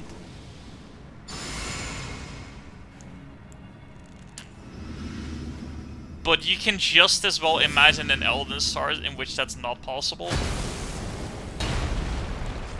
And it would still be inconsistent. So, for the sake of argument, I don't think it matters.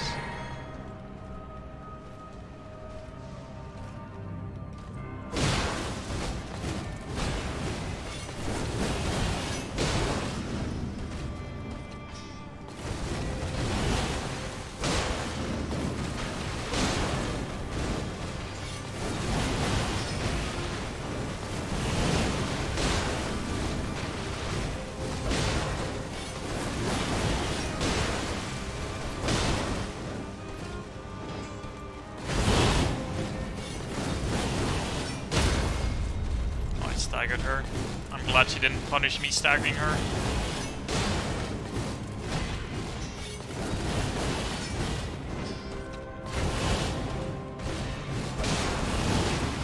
I'm sending her phase 2 down. I did so much damage that I couldn't react in time. And yes I can. Unless you fix, like, the RNG, so that Elden Stars doesn't do it, that level of tassing, I can imagine it. Because Elden Stars is just such a fucking stupid attack, fundamentally. I can absolutely imagine it.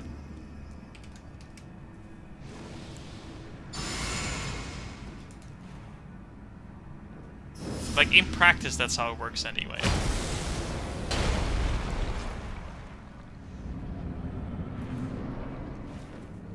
I mean, I guess the thing is, in that this hypothetical task, you could plan as, like, because you're kind of arguing based on, like, somehow having knowledge that you wouldn't normally have, right? In that case, you could plan a stagger on that Elden Stars.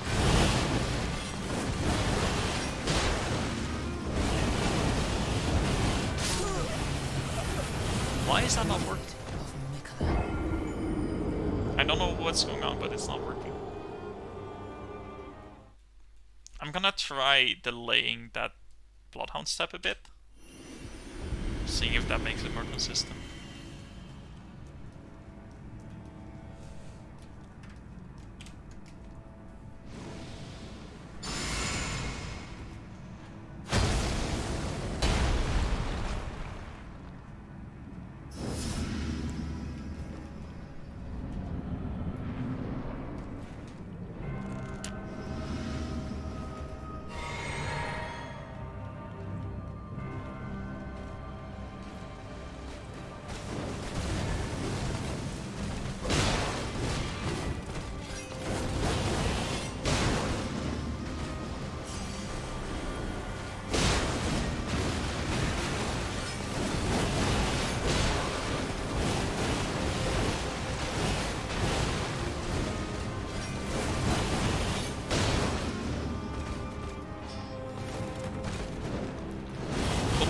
What the fuck?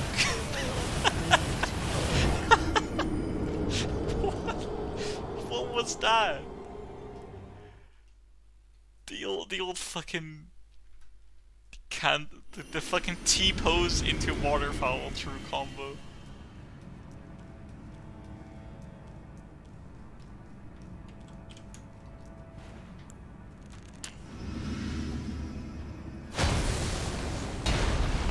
You could very easily construct an attack that just kills the player regardless what they do, so I don't really understand your argument. I don't know what I did. Did I forget to hold on Vow? Ah, yes, I forgot to Golden Vow. Okay, let's use this, because I have less FP now. And for some reason I only allocated 2 blasts. Because I'm like, that's all I need. When I mess up, I should really have 3 at least.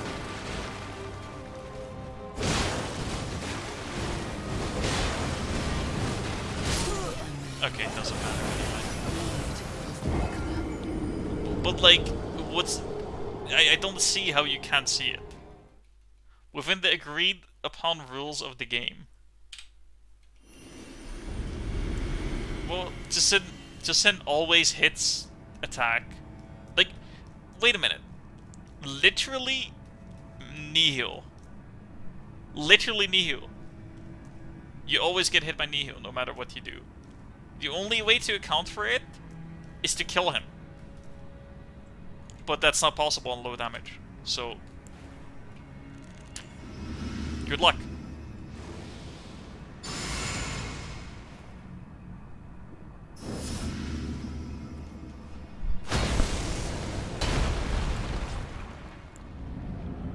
I don't even have to come up with like a theoretical attack because Nihil exists.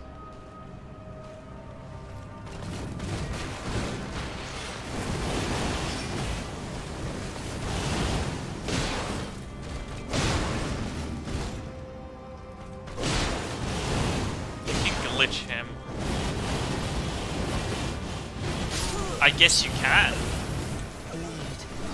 Also, it seemed like an early dodge that time worked well.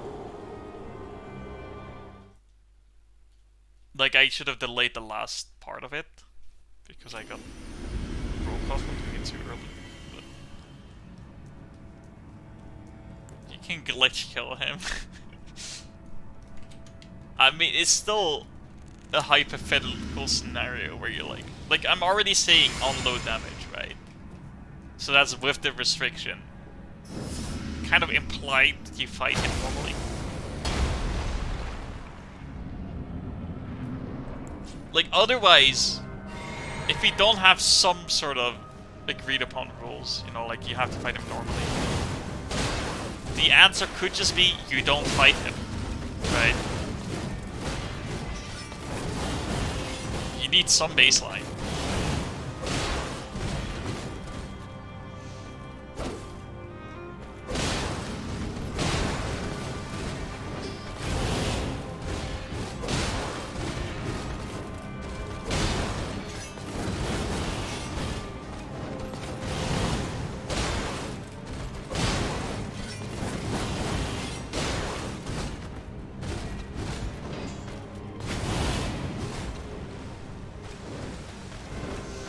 Stop dashing at me, thank you. Alright. Entering phase 2. No waterfowls yet, although I could have dodged it if they happened.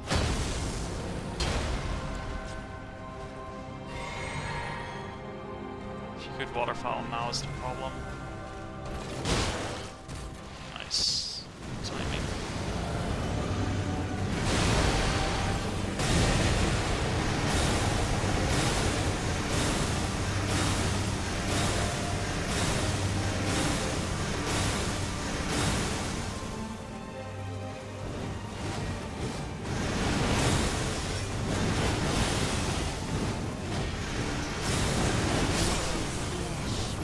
Oh, Gwazi. I'm actually really happy to hear the details of that.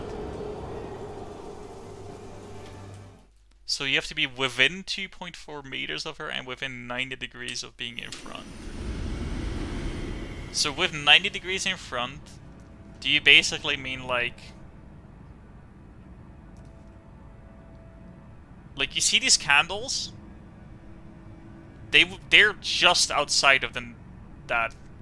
Or is it the full cone, like 45 degrees to either side? Like, would these candles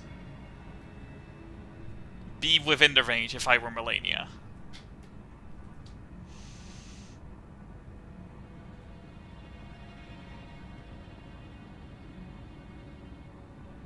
So, like, within 90 degrees of in front, you can interpret that as, like, standing right in front of her and then 90 degrees to either side, right? That's what I'm asking about.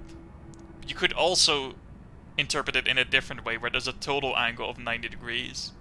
45 degrees to either side. Which one is it? I'm assuming it's the former.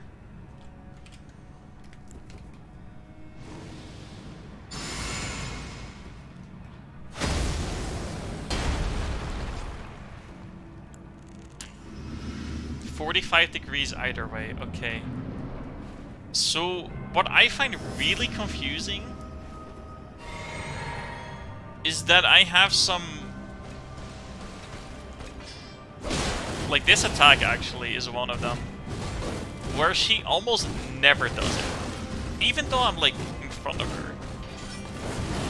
I guess I'm just outside the 45 degree range, and then sometimes I was in it. But...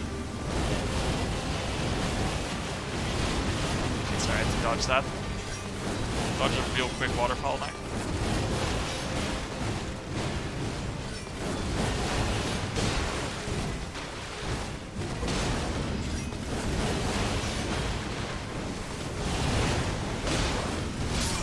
Fuck, I didn't dodge, that was so dumb. She never... No, but for... Okay, the thrust. You know her thrust, right? It's very simple. I had a way of dodging it and punishing it, where she basically never does the cancel. But I'm always in front of her. And she has plenty of time to do it. I'm not, like, punishing her early enough. Which would hit her eye armor anyway.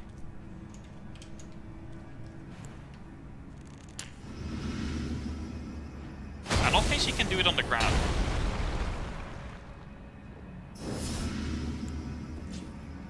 Is the up and down slash, the charge, sort of the long distance one, and the thrust mainly.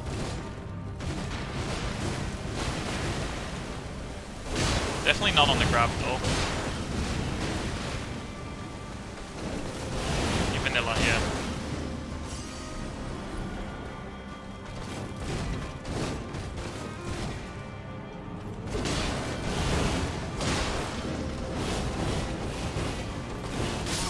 Wait, I was dodging it like it was the other waterfowl. I'm so dumb. I'm really, I think I'm getting a bit tired here.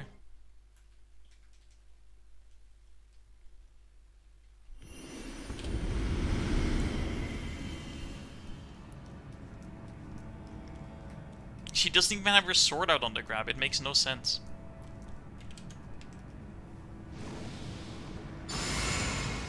Like, she does an attack, that's all she does after the grab. And in phase 2 she can do, like, special transitions into waterfowl, scarlet spirits, etc. Really? I think y'all tripping because the grab just doesn't have as much recovery as people think. She does have the phase 2 cancel.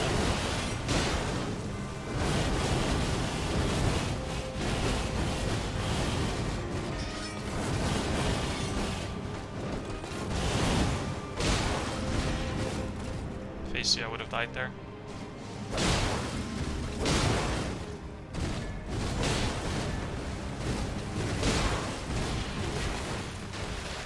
I was scared there.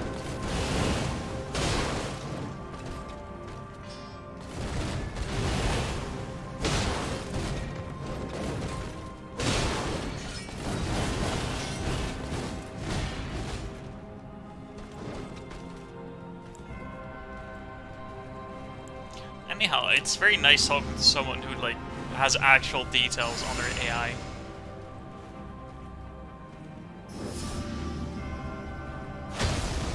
When I've only learned from, like, just piling on massive amounts of experience.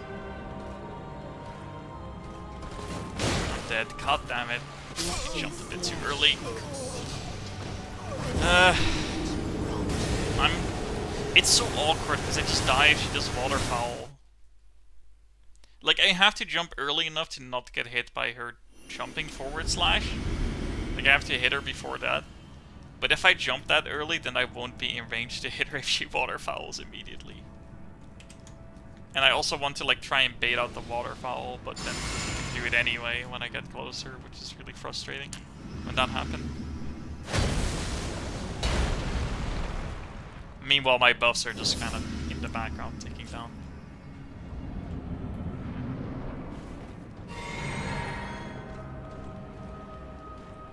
You're jealous. Hey.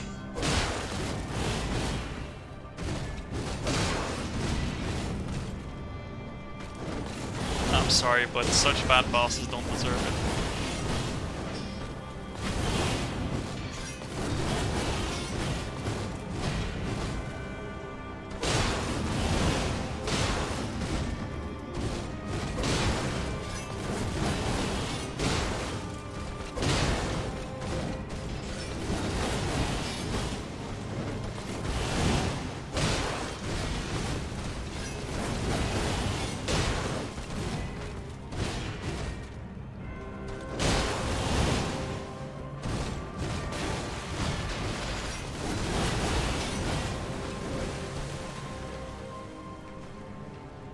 Some space here.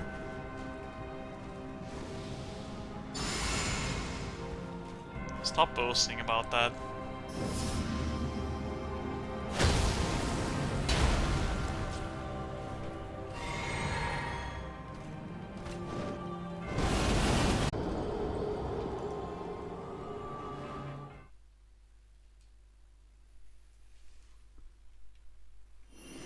Damn.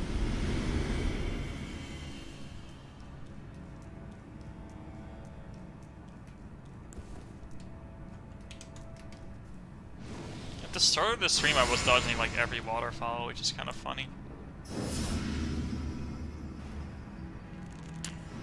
Like, as long as I get past the forward dash, it's dodged, basically. Unless I mess up the timing of the last part. But it's not too tight.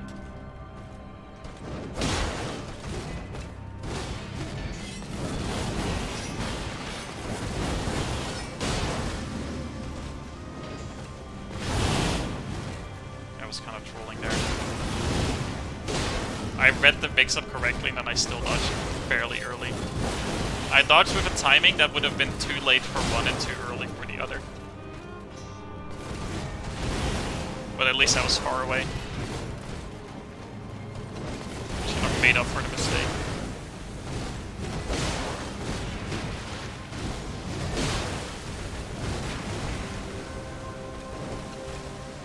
Nice, she stopped dashing. That was very kind. If she kept dashing, it would have been annoying.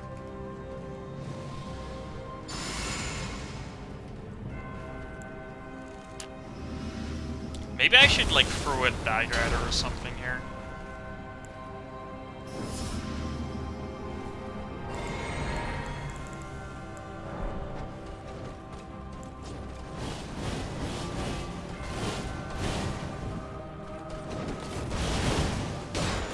If it works, you know. All I'm saying.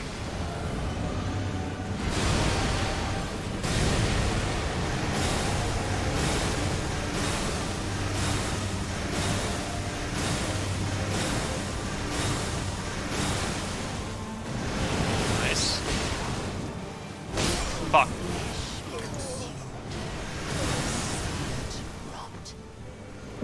Like, I might just put the throwing knife on the hotbar. It's like an old trick, you know? I mean, obviously it won't work in phase 2, because she'll just drop a puddle onto you, which is funny, but...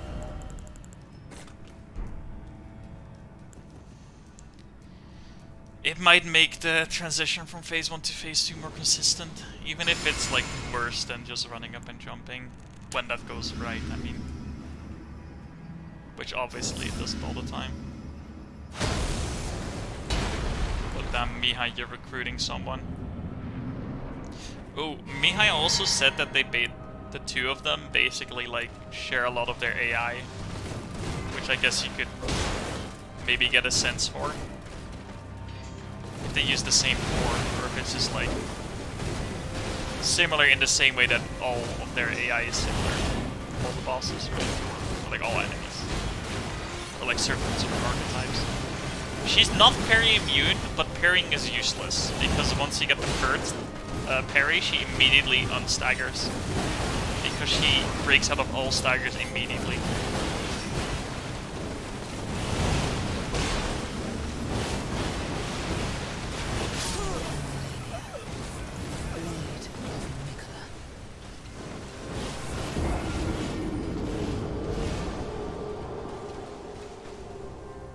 By the way, hi RPGM, how are you doing? But your parrying is worthless. There's no point to it. Because the moment you get the third parry, you just get hit.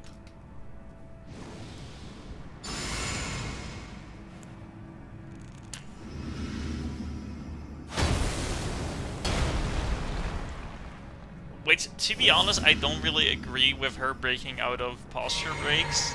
I feel like you should have left posture breaks in. I know you were trying to de-cheese, but I don't think it was necessary.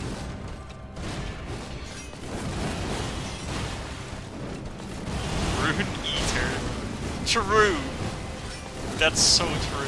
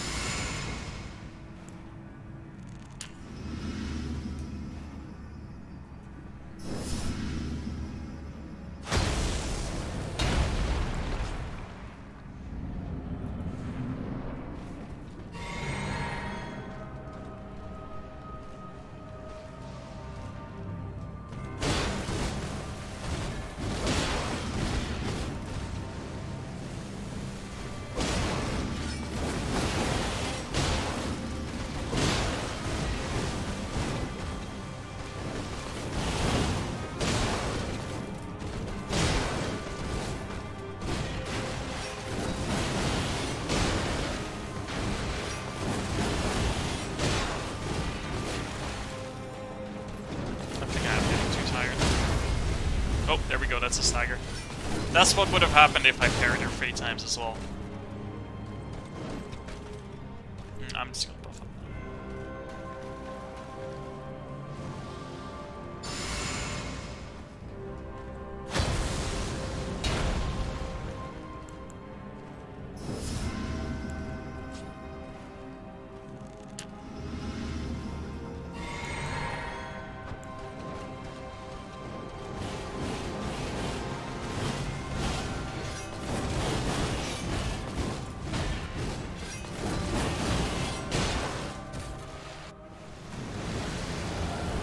I don't have that much time left in phase 2 for something.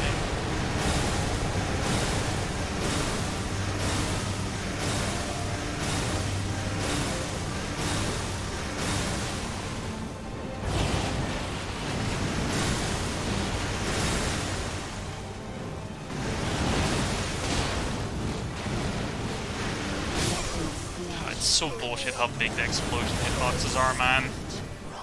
Like, I didn't roll because I was so far away.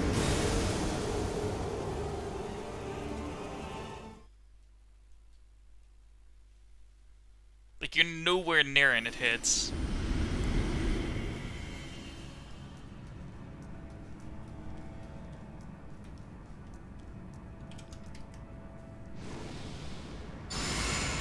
I assume you didn't adjust the hitboxes, by the way, Gwazi, on the puddles?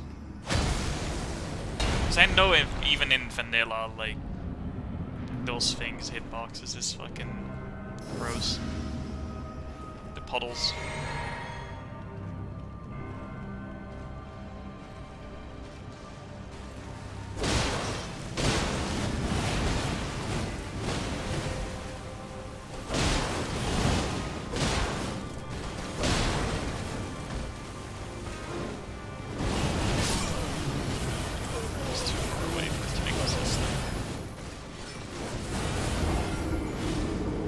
I tried to walk up closer, but maybe I think I ended up angling my Bloodhound step wrong as a result.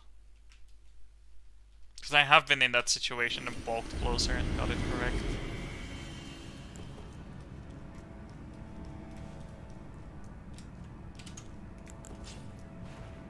Oops.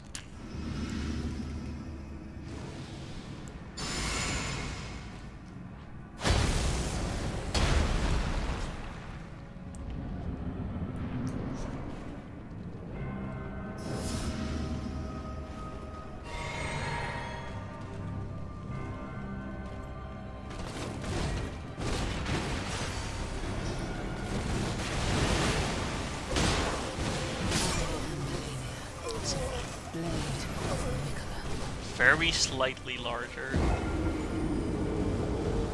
Oh, interesting.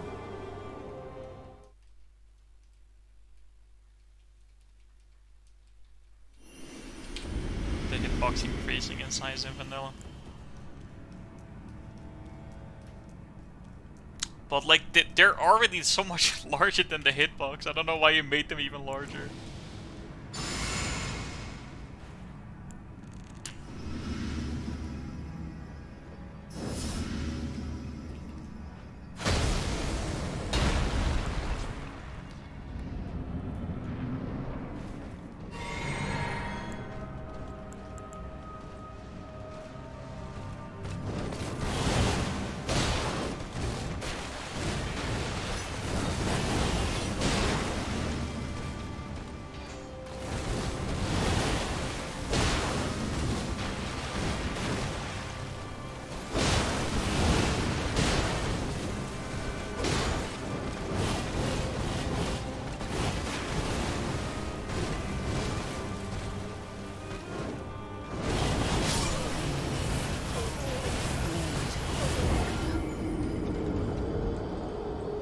I can turn it on. We'll see. Those things are already just like too big though.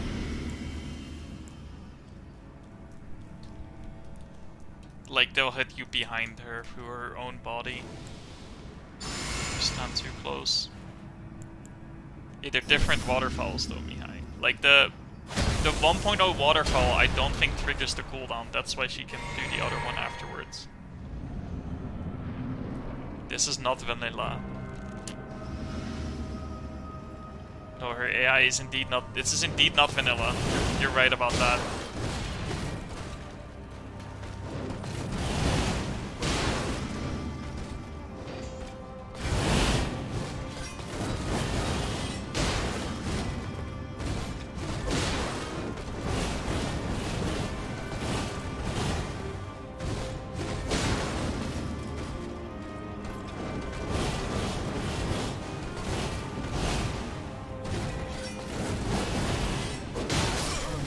Okay. So remember when I said at the start of the stream that elevation didn't matter? Yeah, Mihai. Yes, that's the way it works, but consider the following. The alternative waterfowl does not trigger the cooldown.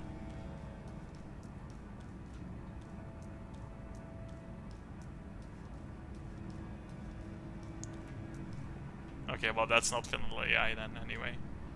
But I feel like she hasn't done like multiple real waterfowls back to back. Actually, that one run she did do 2 waterfowls pretty fucking close to each other in time.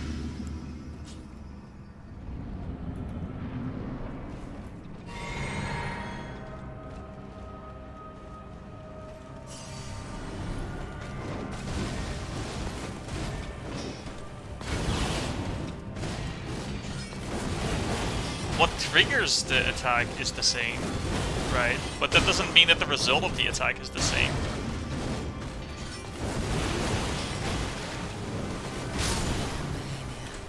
Like, think of it like this, the game thinks of it like, okay, it decides to play the real waterfowl animation between the two, right? And then with the real waterfowl animation, that triggers the cooldown.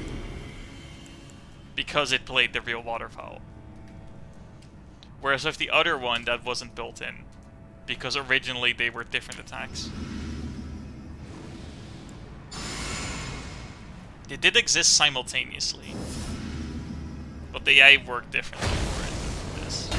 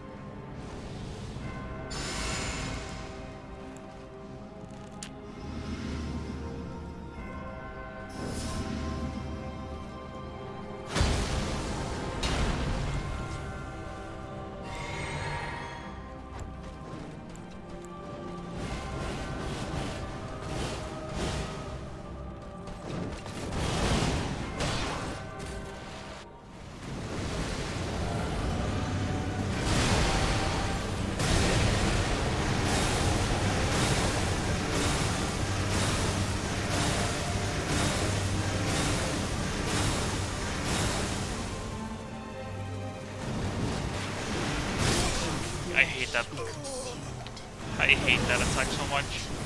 Where she does a jump forward and then the double slash.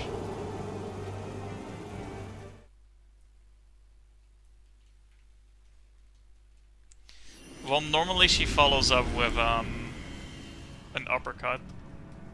Uppercut or like a troll slash. Sometimes front flip.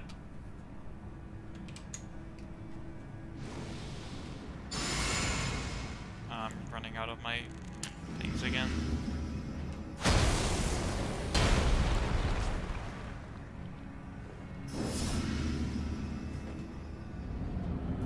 Hello. are you doing? No, no, not just now.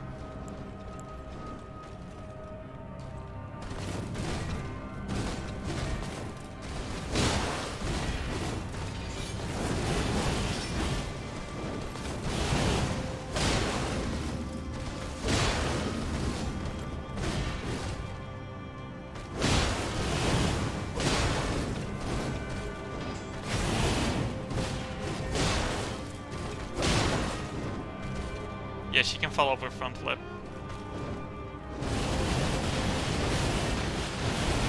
Oh no! That was so close. Front flip into waterfowl? No, no, no. The other way around. Waterfowl dance into front flip.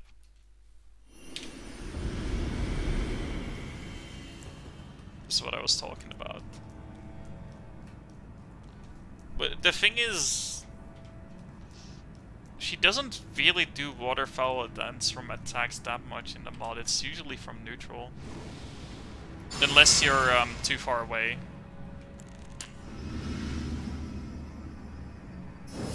At least that's how I thought it worked, because that's how I play around with it in phase 2. I haven't seen that, Mihai, at least. Like, not immediate, like, front flip into waterfowl.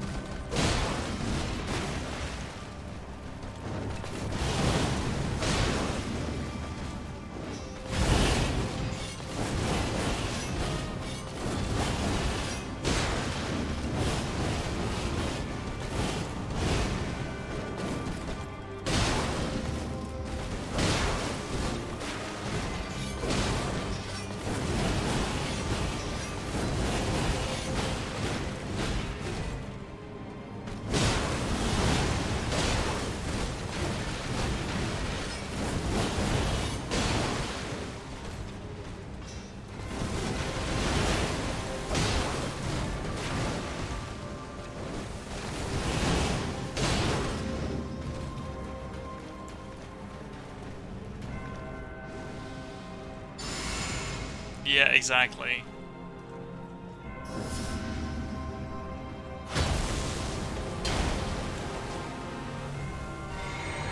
Alright, is she gonna do it again? No, this time normal waterfall.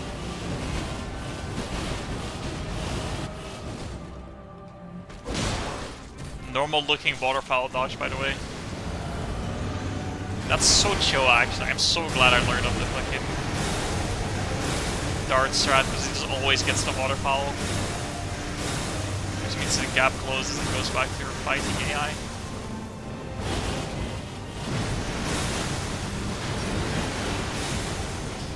Ah, fuck. Ah, slightly too late for dodge. Getting wet dreams about gold skin AI. Oh my god, they really did just AI that way, didn't they? Beautiful.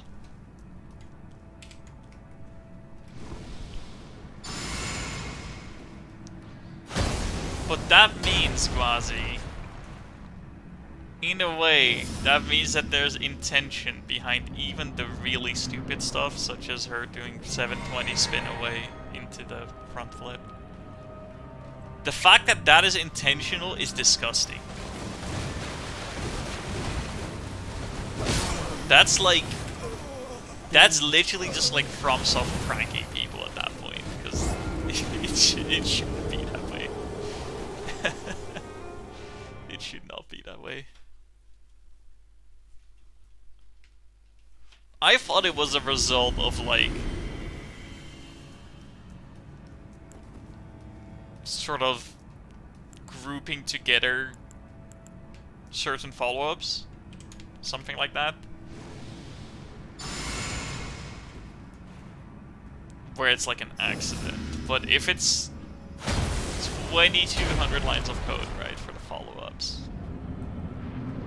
That sounds like they wrote out like basically every single follow-up to everything, right?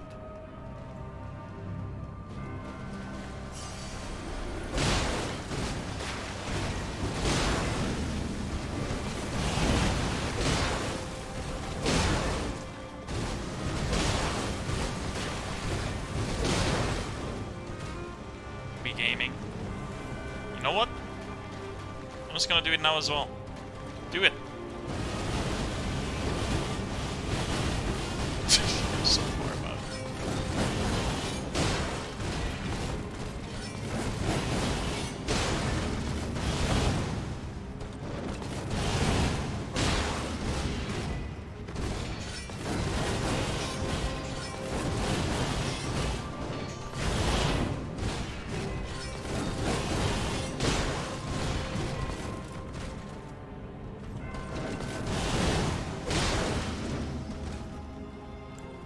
Let's buff up and bait her.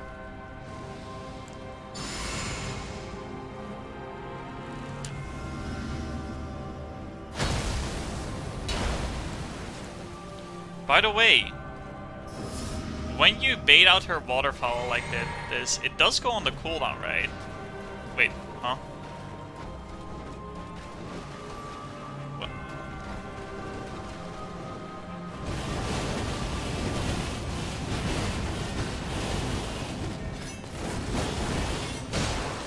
There we go. I don't know why it wasn't working there.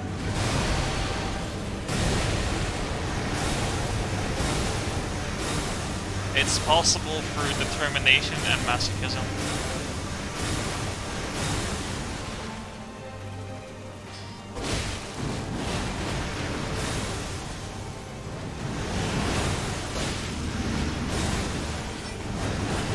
Oh fuck. Angled it wrong. By the scarlet rot.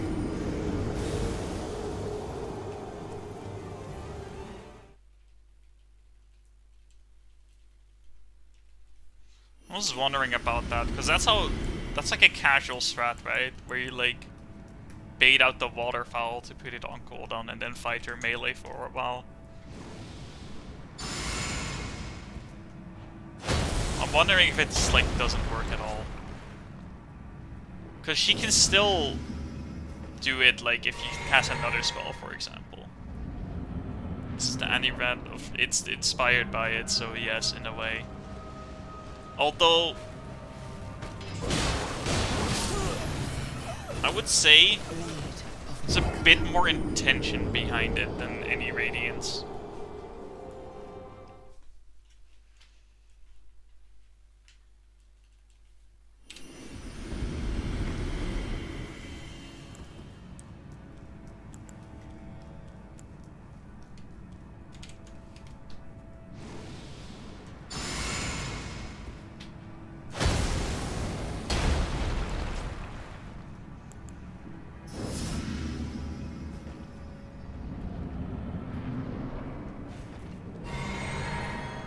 Why any rat is harder? It's because it's positional based.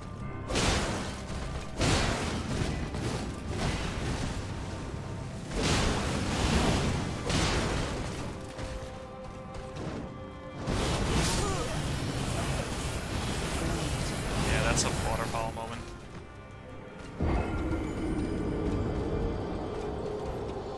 Well, if you were to do it like that with any Radiance, she'd just be impossible, because like actually impossible. Because if even tank setups don't work because she just does so much overwhelming damage, then it's kind of just pointless. Because the main problem with any Radiance beyond like the hard phases in general was the climb.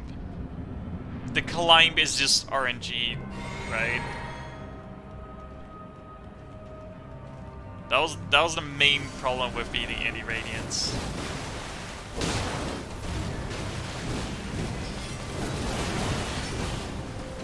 But without like going to hitless levels like I am right now, you don't deal that much damage to Malenia. So you can't really rely, because there are things that are luck based. But like phase 2 the way it was before the small hitbox nerf on the thing, like you just couldn't. I guess the, what's it called? The other guy's strat does have merit. Like interrupting the triple slash is definitely something I did as well. I just didn't stick with it because I knew you would get hit if she does the kick afterwards. Well, like when you hit her, she kicks. You have to roll with a certain timing because of the puddle, and then you get roll caught by the retaliation kick. Okay, let's do the strat.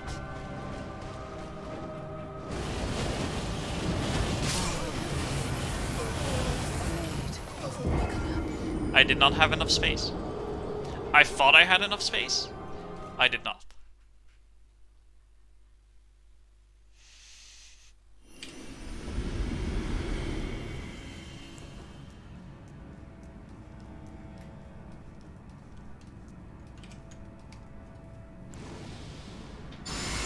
I'm liking the dart strat though. The dart strat is nice. I'm running out of blood boils.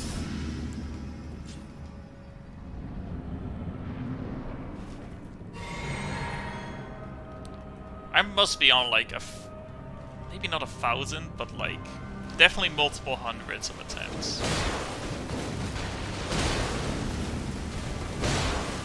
It's like I have 99 of the consumables and I run out like multiple times. A lot before the stream as well, by the way. Not just in this stream, where this would be like the second reset. And I use a maximum of 2 blood boils per fight, assuming I get to phase 2, I'll use another one. Or like up to the end of phase 1 at least, because I sometimes die between those times. Alright, I think I'm gonna play until I run out of blood boils, and then I'm gonna quit for the night. And continue tomorrow with a fresh mind.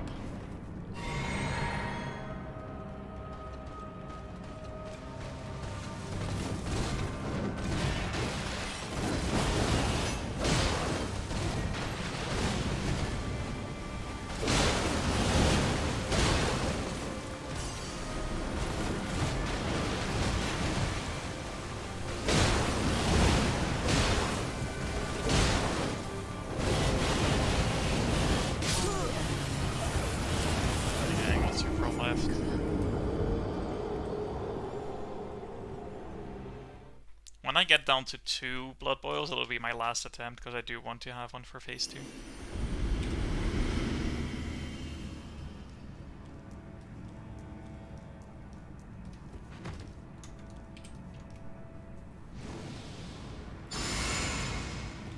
A CRPG? What's a CRPG?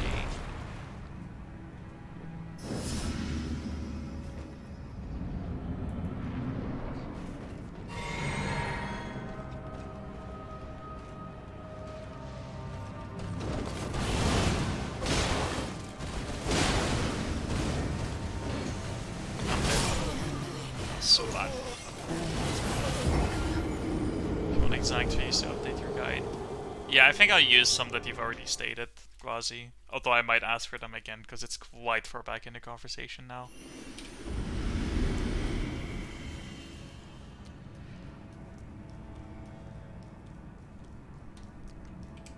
Ah, okay, Mihai.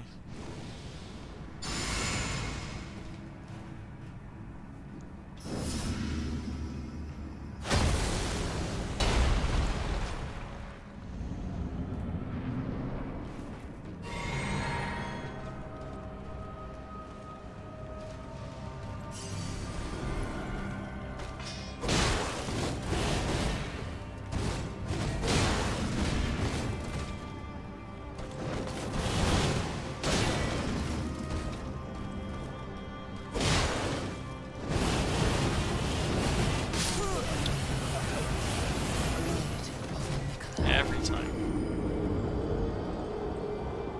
Numbers are relatively easy to pull. They should be if you know the animation ideas, I guess.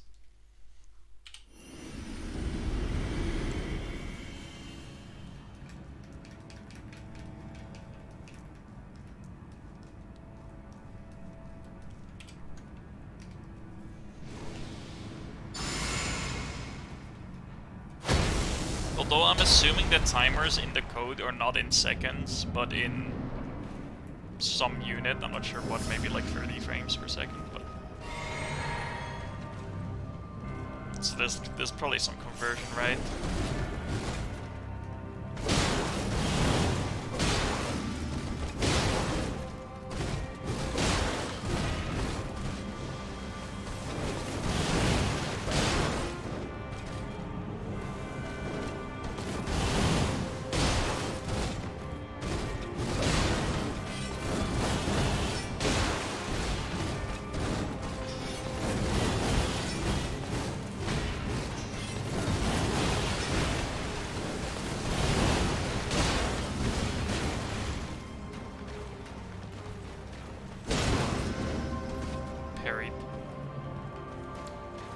Alright, should I buff up already?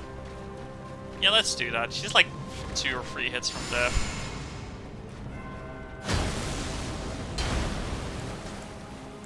They always use second? Oh, that's nice, I guess.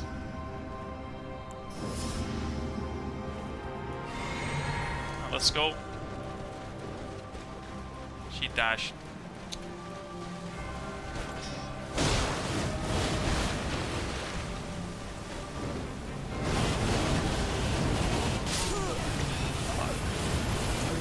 Maybe drifting to the left is not a good idea.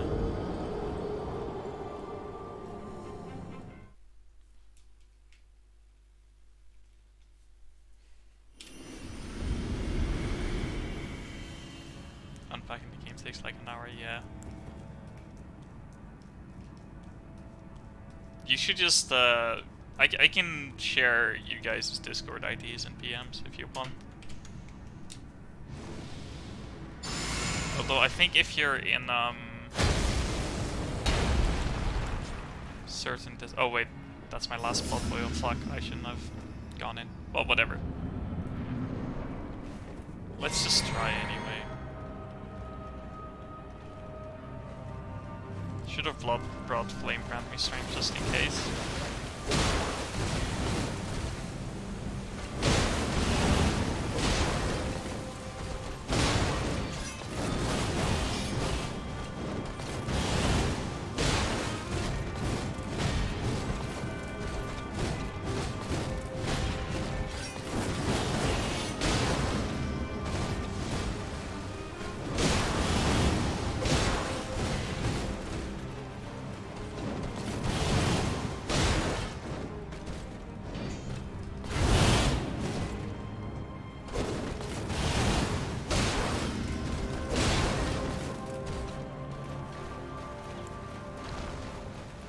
Unfortunately, I won't have a... I didn't invite him to CR yet, although if he wants to join, of course he can.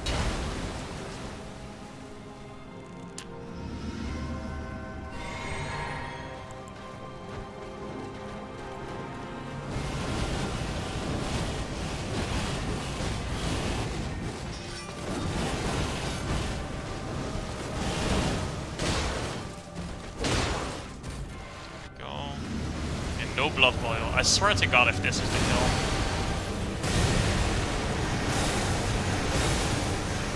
There's no way though.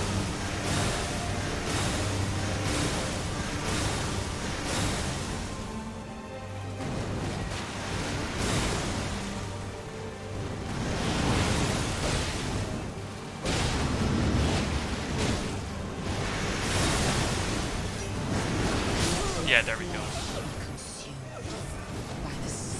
Sure. Yeah, I thought it was an interesting name as well, Uriel Steve. Well, when I DM'd you, Gwazi, I already had a couple servers in common, I think. 2 mutual servers, Dark Souls Nightfall, and server name, which I think is Amir's Discord.